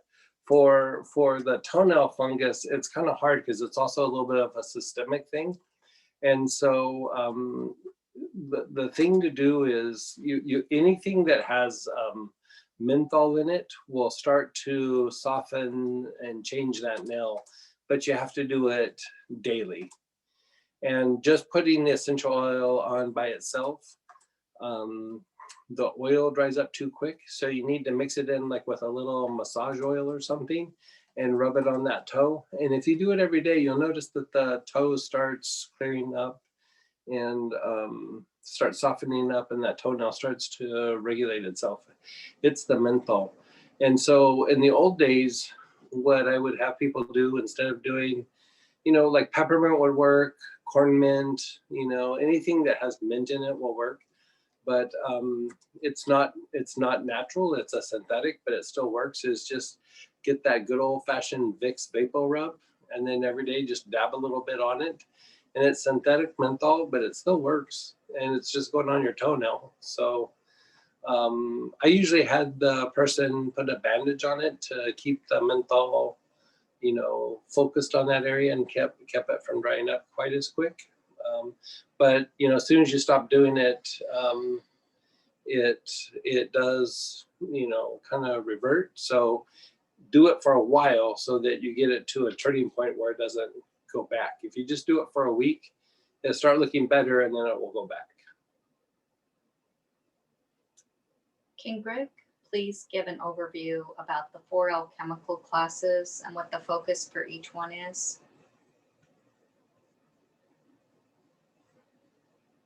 Okay. Yeah. That's a long topic.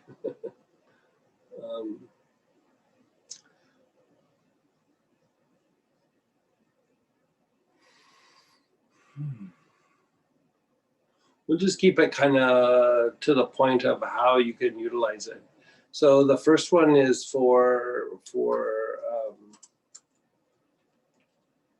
psychic protection, where it basically helps strengthen the energy of the body, so that when negativity or aggression is directed at you, you basically start to, transmute it or transform it, right?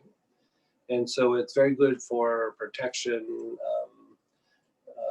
not like protection like you're trying to keep your body from getting sick or something like that. It's just like it's natural for aggression or, hostilities or just, conflict to be directed at you.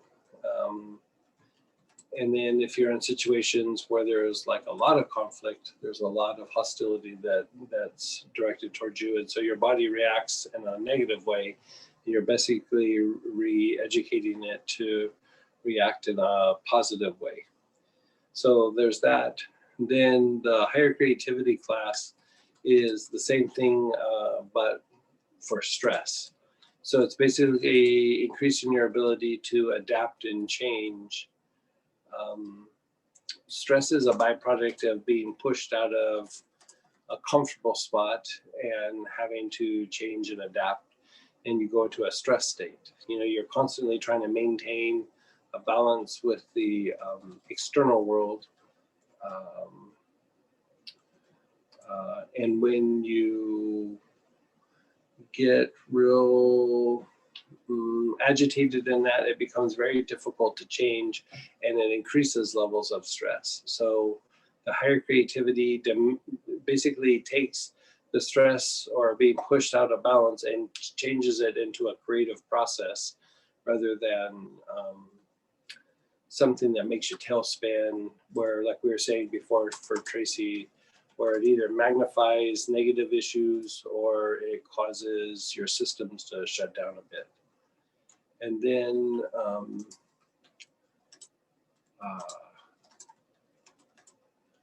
the wisdom of the heart has to do with unwinding elementals and conditioning, and refining your mental processes, your ability to constantly let go of conditioning and break into new ways of thinking, which is actually higher ways of thinking, higher mental functions. And so it's refining the mental body. And so with that one, there tends to be big aha moments or big breakthroughs and something that's been causing suffering for long periods of time. It's a very good class. It's a very intense class, but it's meant to undo the conditioning that's happened over your lifetime based on your experiences. And experiences don't always have to be negative to cause conditioning. They can also be positive. Positive and negative experiences both cause conditioning. And then the inner transformation is the ability to let go of things. So basically you're changing trauma into the ability to let go, grieve, move past it, and change your perception. You're constantly changing perceptions. And so again, very intense class. And that one we actually did for free, if I remember right, didn't we? And so if you're wanting a taste of, that one's again a very intense one, but that one is one that we did for free as a gift to the students. So you're more than welcome to check that one out. And then the pain, sleep, memory, psychotherapy, and the states of oneness class are all foundational work to build on for the alchemical classes.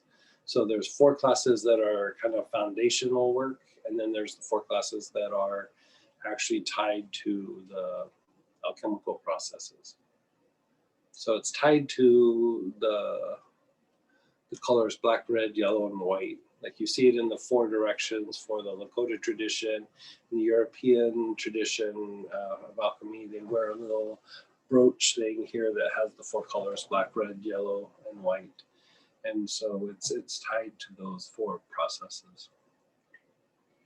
It is almost 6. Time for a few more questions, or We'll take a couple more questions, and then maybe we'll end with just a little meditation. I hope you guys had a good, it's nice to have a day where you can just have free form, answer questions, and do what you'd like. So I hope this was good for you. We were not going to teach a class at all this weekend, you know, because it's Super Bowl weekend. So sometimes we just give everybody a break. We were supposed to be actually at the Gem and Mineral Show, and they moved it back a couple of months. So we thought, well, let's do a study group today. So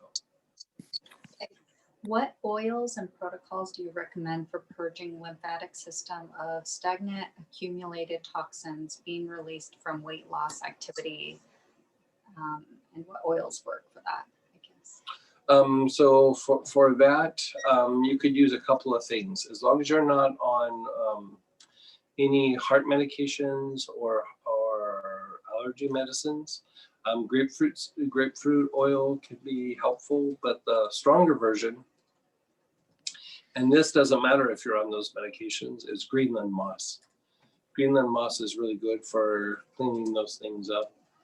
And then just things that are good for moving the lymphatic system itself. Helichrys, thyme, the lymphatic blend, chakra root cleanser, you know, all of those are for moving the lymphatic system. Bay laurel is amazing for cleaning out the lymph nodes if that's the issue.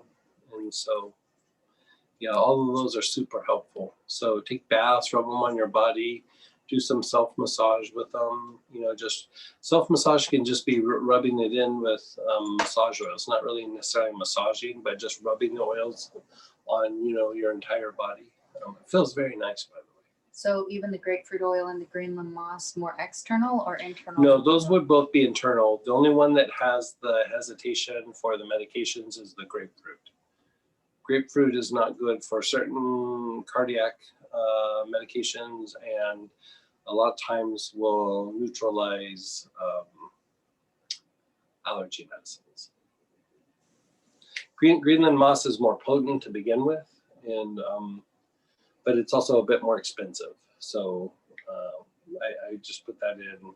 And still 1 to 2 drops internally? Yeah, it's like two. I would take 2 to 3 drops once a day. All right, I see 2 people unmuted. Go ahead, Barbara first, and then Cindy. Hey, Barbara. Thanks. Quick question. Is there any contraindication to using quercetin in somebody with an autoimmune skin disorder? Shouldn't. I've never seen that happen. Okay. Quercetin's pretty straightforward. I mean, things that stimulate the immune system a lot can be counterindicated there, but quercetin is not one of them. Okay. And she doesn't like to take baths. Can she do parsley and an ointment, a massage oil? Yeah, you can put it in a massage oil, or sometimes what I have people do is we put it in like alcohol and just have her spray it on her body like a liniment. So her skin is really dry and very itchy. Oh, then do massage oil. Like have her put it in like jojoba or something, or coconut oil or something. Okay, she's been using Gold Bond Extra Strength Anti-Itch. Can it go in that, or she should do it separately in a carrier oil? Yeah, you can probably give that a try. Okay, thank you so much. Yeah, you're so welcome. You know, we started, we just got them a couple of days ago, but we have, we're doing some trial runs with just some things that, like when people place orders, we have these lotion bars that have parsley in them. And so, I would love to send her one. Yeah, like we're not selling them right now. We're just putting them in when people order things. And so, I don't know, I guess email us or something about it. And and get something to her. But the thing that's nice about it's a bar, so it's it's easy to handle. Sounds great. Thank you. Yeah, we're doing some soaps and some lotion bars and a bunch of just experimental things right now. Go ahead, Cindy. Hi. My best friend has been, is about to be diagnosed with breast cancer, and we've talked about things to do when people are out of chemo. But is there anything that can really be effective before that? They haven't done the biopsy yet, but it's most likely. Okay. Is there a history of it in her family or something? No, but the poor thing, she's on a special diet because she found out she only has one kidney, and then she had to put a pacemaker in, and she's blood clot, and then this, and she's young. She's only 50, and she's got 3 kids at home. And Yeah.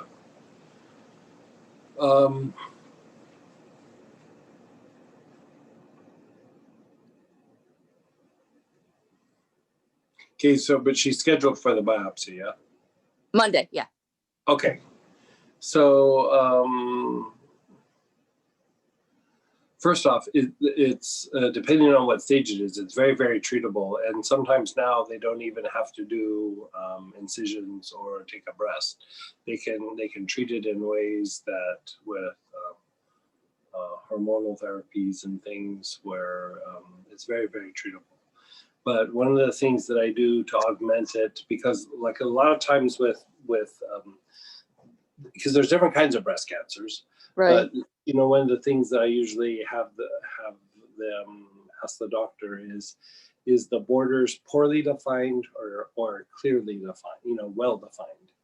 And when it's poorly defined, it means that the tumor is inflammatory in nature, which means that it has like little roots that go out, and the tumor will fluctuate in size. Like it'll be big and then it'll get small, and then it'll get big and then it'll get small. And so using pine oils in the area can be very good. Various forms of pine. Okay. And one of the things that I have them do is I have them put on the tumor site is several drops of yarrow, and then take a wet paper towel and get it really, really wet, and then put it on top of the yarrow. So you're not really making a compress. You're putting the yarrow directly on the skin. Mm-hmm. And yarrow and water kind of separate. They don't really, like you can say, they don't like each other, kind of. They don't mix well with each other. So you put the yarrow on top, and then you put a really moist paper towel on top, and it drives the yarrow deeper into the body. Oh. And you can drive it right into the tumor site. And yarrow will reduce the inflammatory component of the breast cancer and help to reduce it. It's not a replacement for treatment, but it can slow the whole process down quite a bit. And I usually do that, and I put them on, there's a mushroom called chaga. Yeah. Yeah, I put them on really big dosages of chaga. Okay. Yeah. I've had about, over the years, I've had probably 9 cases where I was able to cure a form of cancer, mm-hmm. But I've had, 75 where I didn't. So I never say that this is going to be the thing that works. It has worked sometimes, but I always approach any sort of tumor growth like a bar fight. It's just, until that thing is gone and out, it's a bar fight. Throw everything you got at it. Yeah, throw everything you got at it. You can use like things like Sweet Annie to keep the tumor from engaging in the excessive growth at a time, you know, because part of what happens when you go after like a tumor or a virus is it engages the survival mechanism of that organism, because you are dealing with an organism, you know, you're dealing with something that has its own kind of intelligence, so to speak. And so you kind of want it to think that it's Sunday when you're going after it, not that it's a bar fight. You know, you want to go at it as a bar fight. You want it to think it's Sunday and it should kick its feet up and read the paper. And so Sweet Annie has helped with that. Okay. Yeah, I know the one spot they can see is encapsulated, but there's other spots too. So I'm not sure about those. So that's helpful. The good thing, but here's the good thing too, is if it was just mentioned or seen like on a scan or even that it's palpated, still a majority of the time it's, I mean, cancer is always a potential, but a lot of times it can be impacted lymph nodes, it can be calcium deposits, it can be a lot of other things.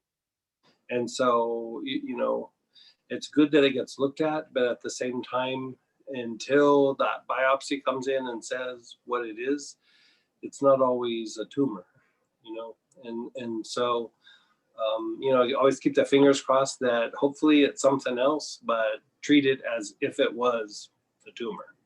Right. Yeah. She's friends with the radiologist, and so she has got a little more insight into what they think, even though that is absolutely true. Yeah. I was kind of thinking if there's a way to go about it as strengthening everything else if you have to do a radical type of treatment. But we'll cross that bridge when we come to it. How's that? And keep me posted on that, because I mean, I have, I mean, I think I've treated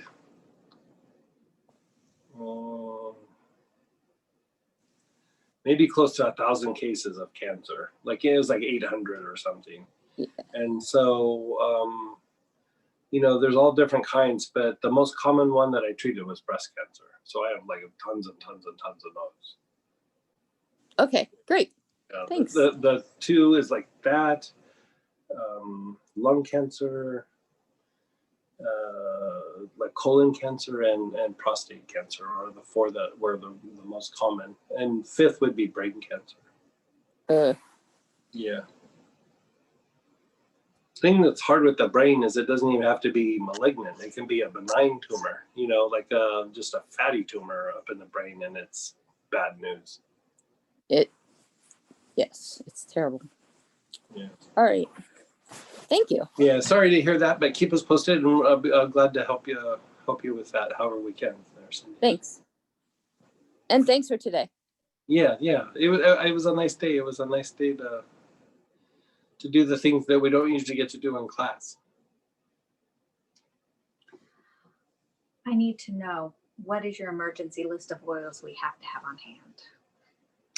Emergency list. Well, you're talking to a guy who has like a suitcase full of emergency oils. So I don't know that it's good to ask me, but let me look it up here real quick. You know what, Greg, the emergency kit you just had kind of put together, do you want me to put that up on Plant Print Q&A? Like I have like a little travel kit that I had one of our helpers pull for me, and I'll have Samantha just send that out to you guys. It's about what, like 20 oils maybe? Mm-hmm.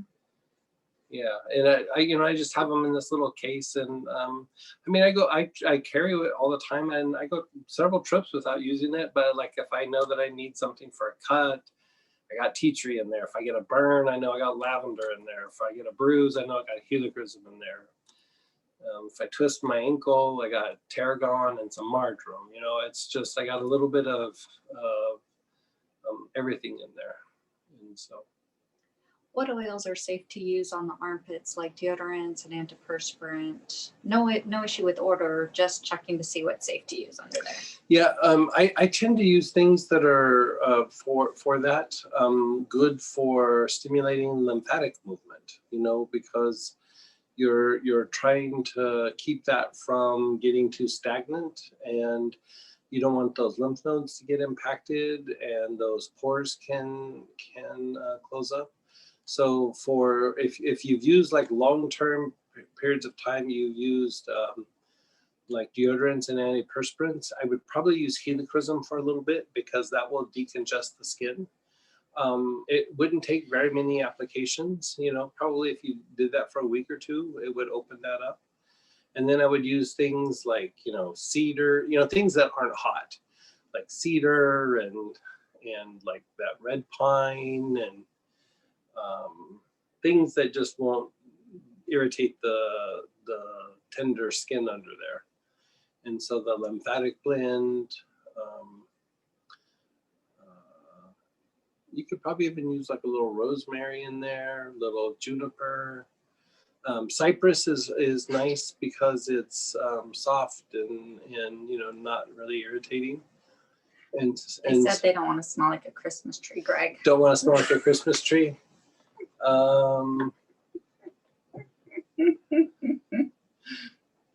You could try lemon. Lemon is still a lymphatic stimulant, and it's nice and citrusy. And you know, the issue with putting lemon on the skin, you know, put it in like you know, that salt antiperspirant stuff, the salt water. You know, you put some in and then still spray that under your arms, or you know, put it on with a little. I don't know. We're kicking around the idea of making like a little paste for under the arm, and lemon on the skin and then exposed to the sun would cause the skin to have some discoloration, but it's on your armpit, so it's not really an issue. So you could actually get away with probably putting a little bit of lemon underneath there. It would still be lymphatic stimulant, and you would smell citrusy instead of Christmassy. Wouldn't suppressing the, okay, totally switching gears here. Wouldn't suppressing the reaction to the COVID vaccine with the antihistamine make the protection of that the body generates less effective? Actually, you're not suppressing the effectiveness of the vaccine. You're just you're minimizing the inflammatory response that happens to the body when you have that. So the immune system that fights off viruses and has the memory is a little bit different than the part that reacts to inflammation. And so the part that you're treating with the quercetin for the allergic response is more tied to the inflammation part of the immune system.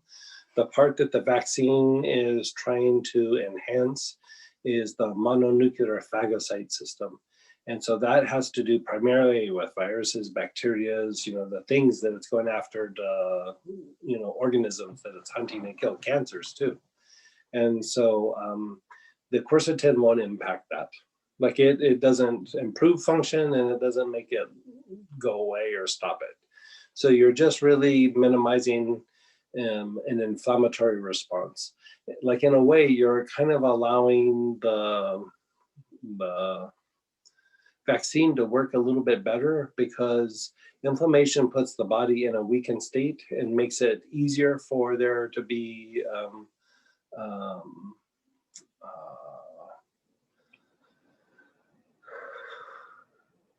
impact from like the environment. You know, your nervous system doesn't work as good. Things just don't work as good. And so you're reducing the inflammatory response while letting the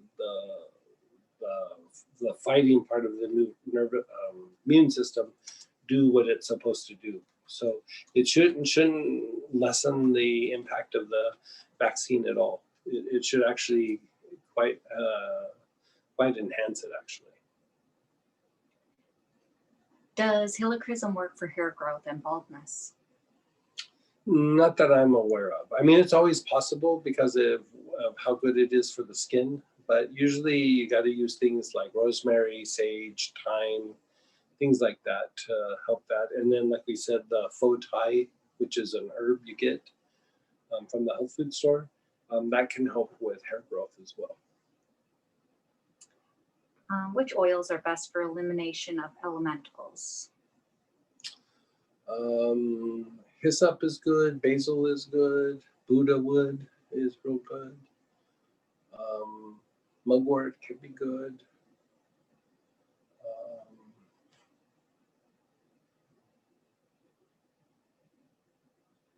A lot of things that are used in anointing oils are good. Did I say hyssop? Hyssop is good. That's good.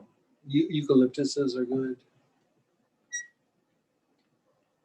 Where did you learn all the different protocols? Clinical application. That's I mean, that's a good question. Through the years, somebody was saying something to me the other day, and they were saying something. They were giving me a compliment, and they said, "Oh, you're so smart." And I was like, "I'm not smart. I have had a lot of experience, and those experiences were based on some successes, but a lot of failures. I mean, a lot of times failures tell you what works and what doesn't work. And, I just have done it for so long and so much. And I put always myself in situations where I was either, like I was saying to Brandy, like working with athletes, working in businesses and corporate setting, working with really sick people, working in situations where, we were getting blood work done or getting MRIs, things with physicians where things can be measured. And then psychologists. I worked with a lot of psychologists over the years. And so groups of psychologists. And so over the years, it was a lot of trial and error, but after you kind of get it mechanically, it starts to be able to be applied in different modalities. And so it started becoming easier and easier to shift it from one modality to another. Because I actually used to get paid to help people develop things in their modalities. And I didn't usually know the modality. They would have to explain the modality to me. And so the thing that I always used from the very beginning was essential oils, osteopathic principles, and energy medicine, and so that combination was good. I've had teachers who have given me information, and some of it came from information about clients and patients and things would also come during, dream time. But even that, I would always clinically try to validate the information, either through treating the person and then watching for clinical changes, or, read up and see if there was any way of validating the information. And so, it's one of those weird things that as I've gotten older, I study more now than I did when I was young. And so it's just always looking something up, looking for pieces of information. I just have lots of hours of treatment time. I probably have, I think when I stopped doing therapy, I was at 95,000 clinical hours. And it was I had probably 15 to 18 different specialties through the years. So just lots of failures, lots of successes, and then learning from the failures is really what that came from. Had a lot of good people like giving me guidance too, by the way. A lot of good people. Can you dry brush with spruce? Yeah, dry brushing with spruce is amazing. Yeah, last question, guys. Sorry, last question. I'm trying to order. Oh no, that one I answered.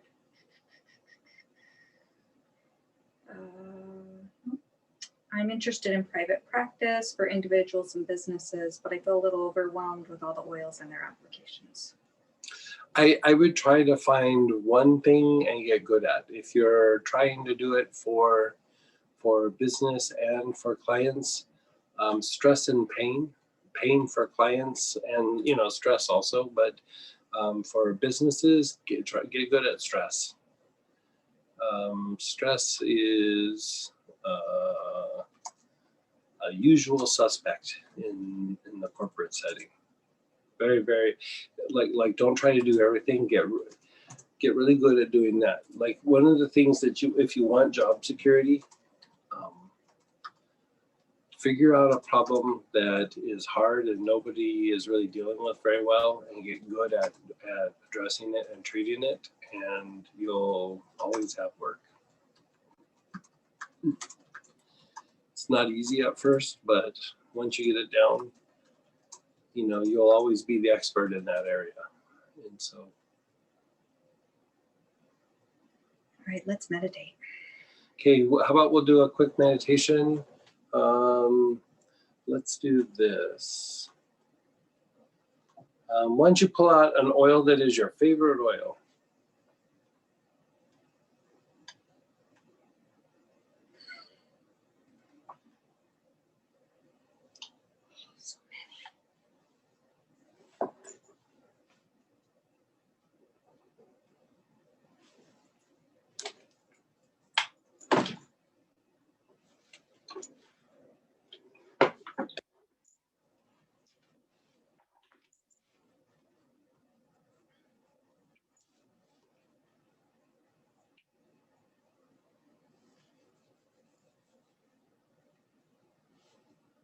Okay, so leave the bottle closed for a second and just be still and kind of center yourself.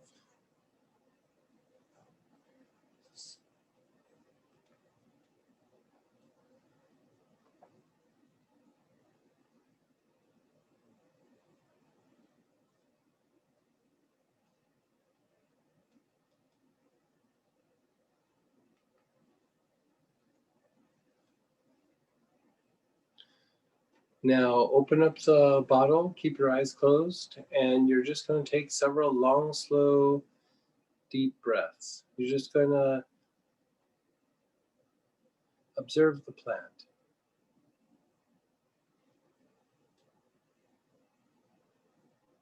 Notice how it makes you feel. Notice how it makes you think. Notice the smell and the scent. Notice how it makes your body feel.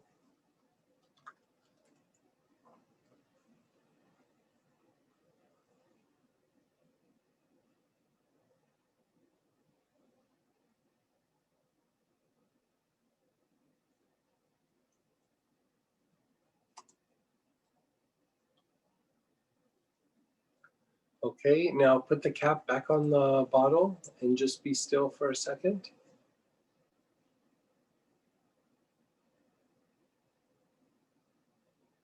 Again, pay attention to your mind, your emotions, and your body.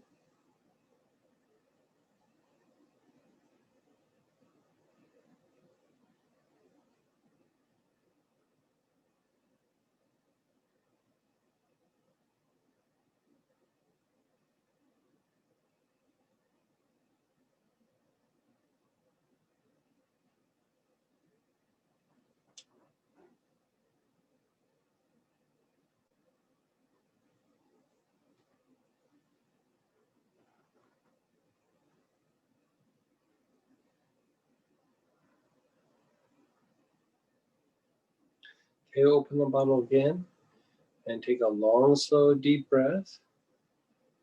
Hold your breath. Exhale through your mouth. Hold your breath. Again, take a long, slow, deep breath. Hold. Exhale through your mouth. Hold. Inhale through your nose. Hold. Exhale through your mouth. Hold. Close the bottle and just be still. Notice how it's making you feel physically, emotionally, mentally, and pay attention to how it smelled compared to the first time.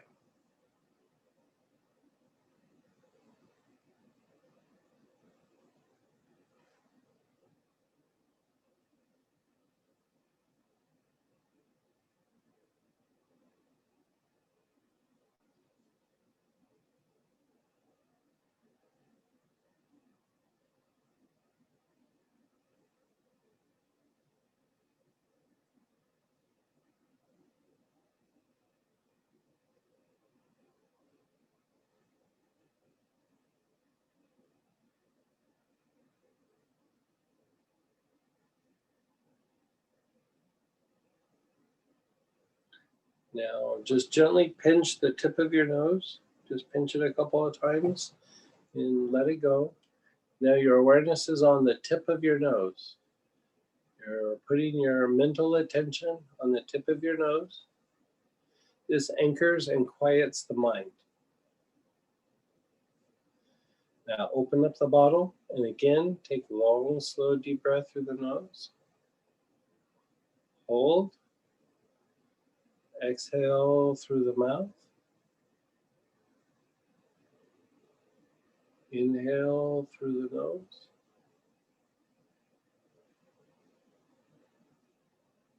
Exhale through the mouth.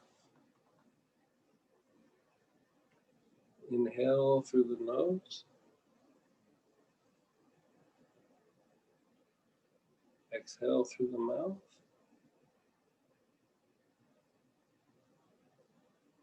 Inhale through the nose.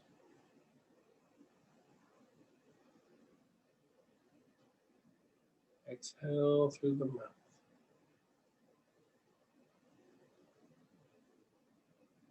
Just be still. You can put the cap back on the bottle.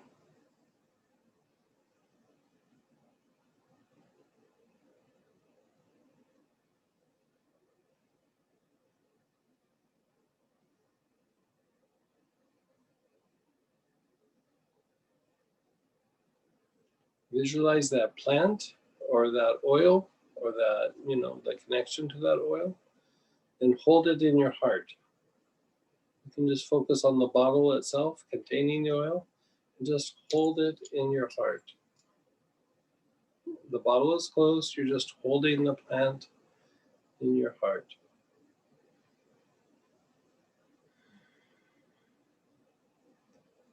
You're radiating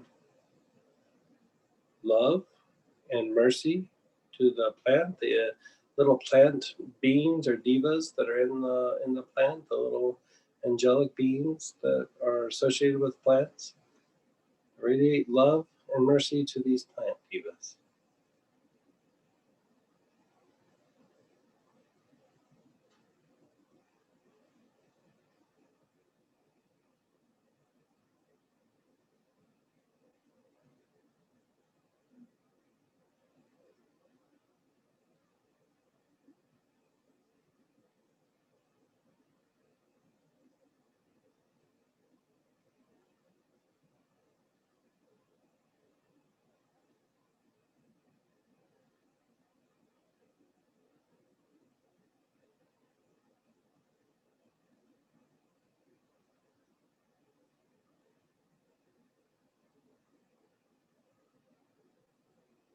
Take the cap off again. Take long, slow, deep breaths. Notice the scent. Notice your body, your emotions, your mind.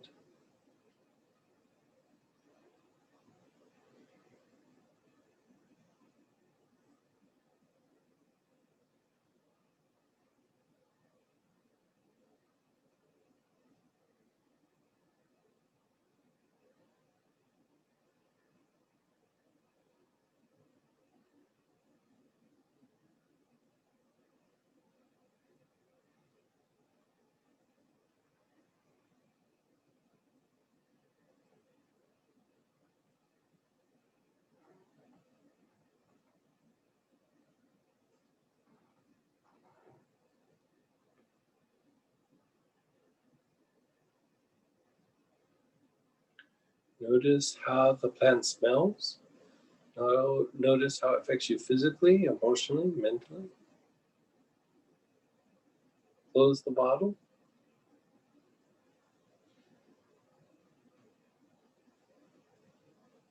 Hold your other hand over the top of the bottle. Your awareness is on your heart and on the top of your head. Silently over the plant, you're going to say, Lord, make me an instrument of thy peace.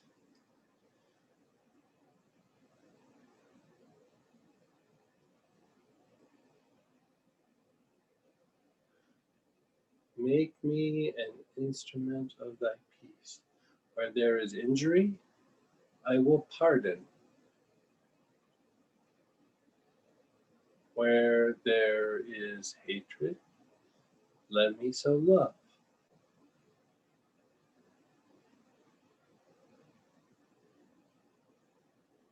Where there is darkness,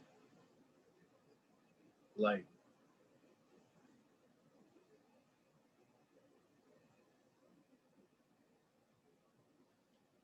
Where there's despair, hope. Where there is doubt, faith.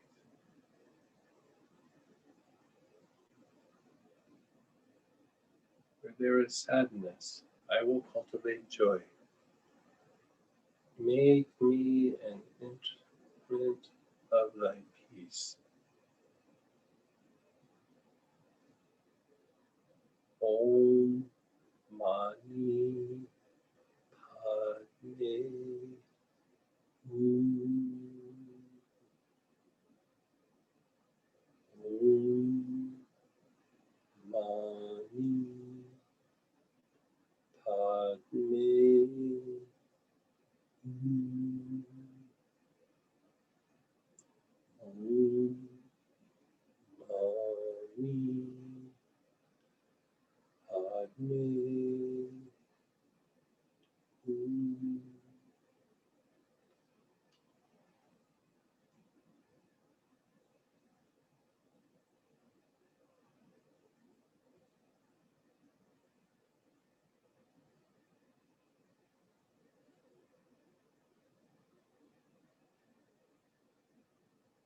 Open up the bottle. Take long, slow, deep breath through your nose. Exhale through your mouth. Notice the scent.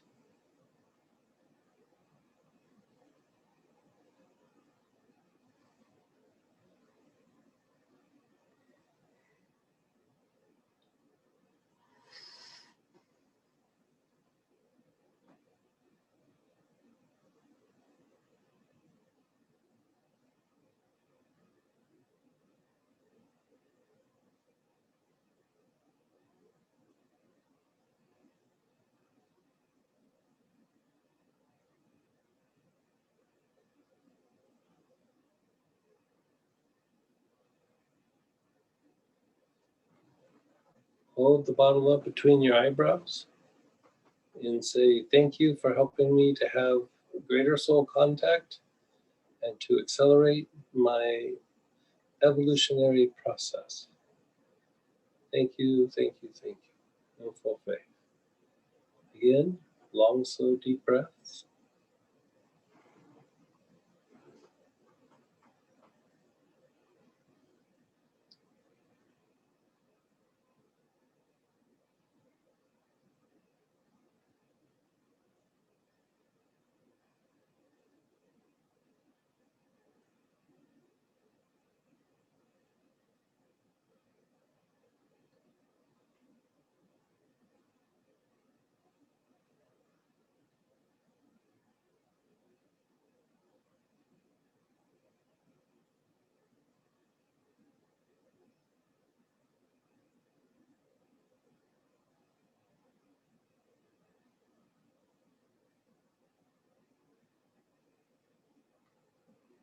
Just be still for a second.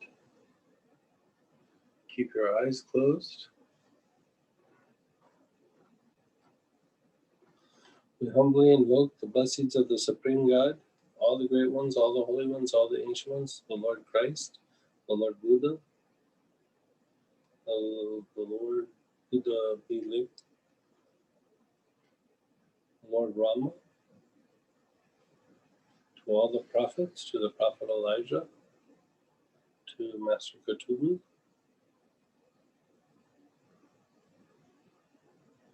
to the angel Sophia,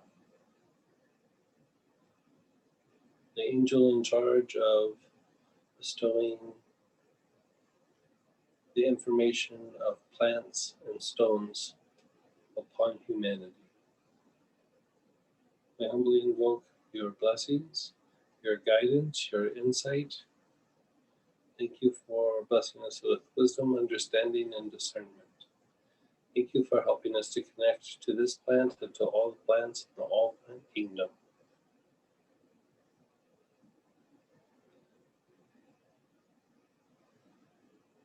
Let these plant divas, let them be blessed. Let them be blessed with divine love, divine mercy. Let them be filled with compassion, purifying light, healing, soothing energy. Let them know love.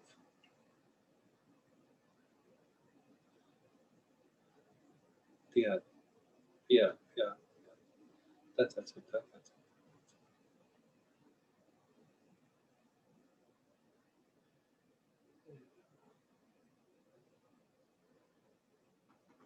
Again, open up the bottle. Start taking long, slow, deep breaths. Inhale through your nose, exhale through your mouth.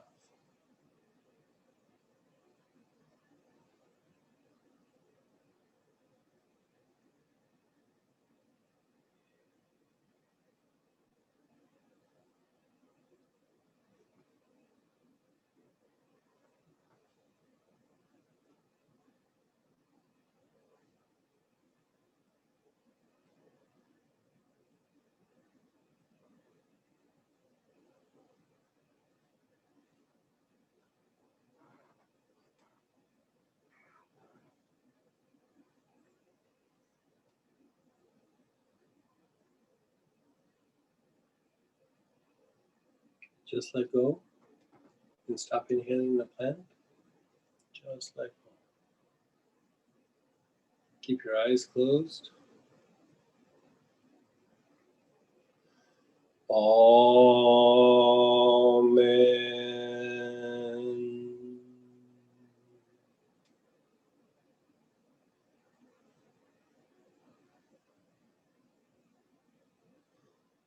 Amen.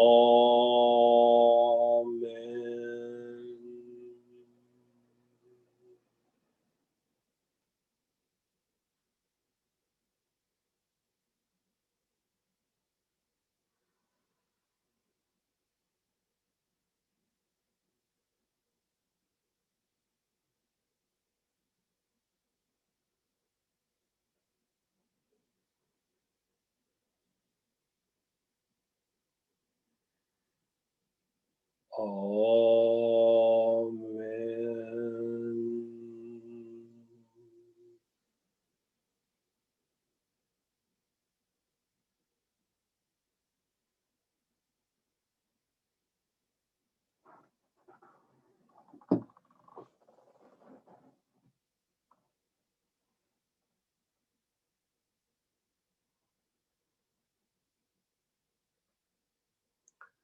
How do you feel about that plant and that oil compared to when you started? Notice the scent changed, how it affected you changed. You have a deeper connection to the plant itself.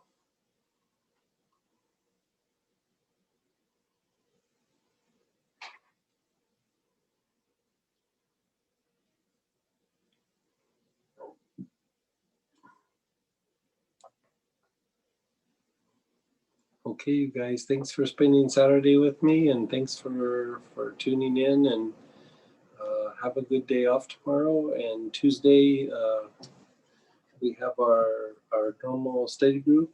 And next weekend, we're doing Astara classes. It won't be essential oil, but we have the free Archangel Michael class with Astara on Sunday if you want to join.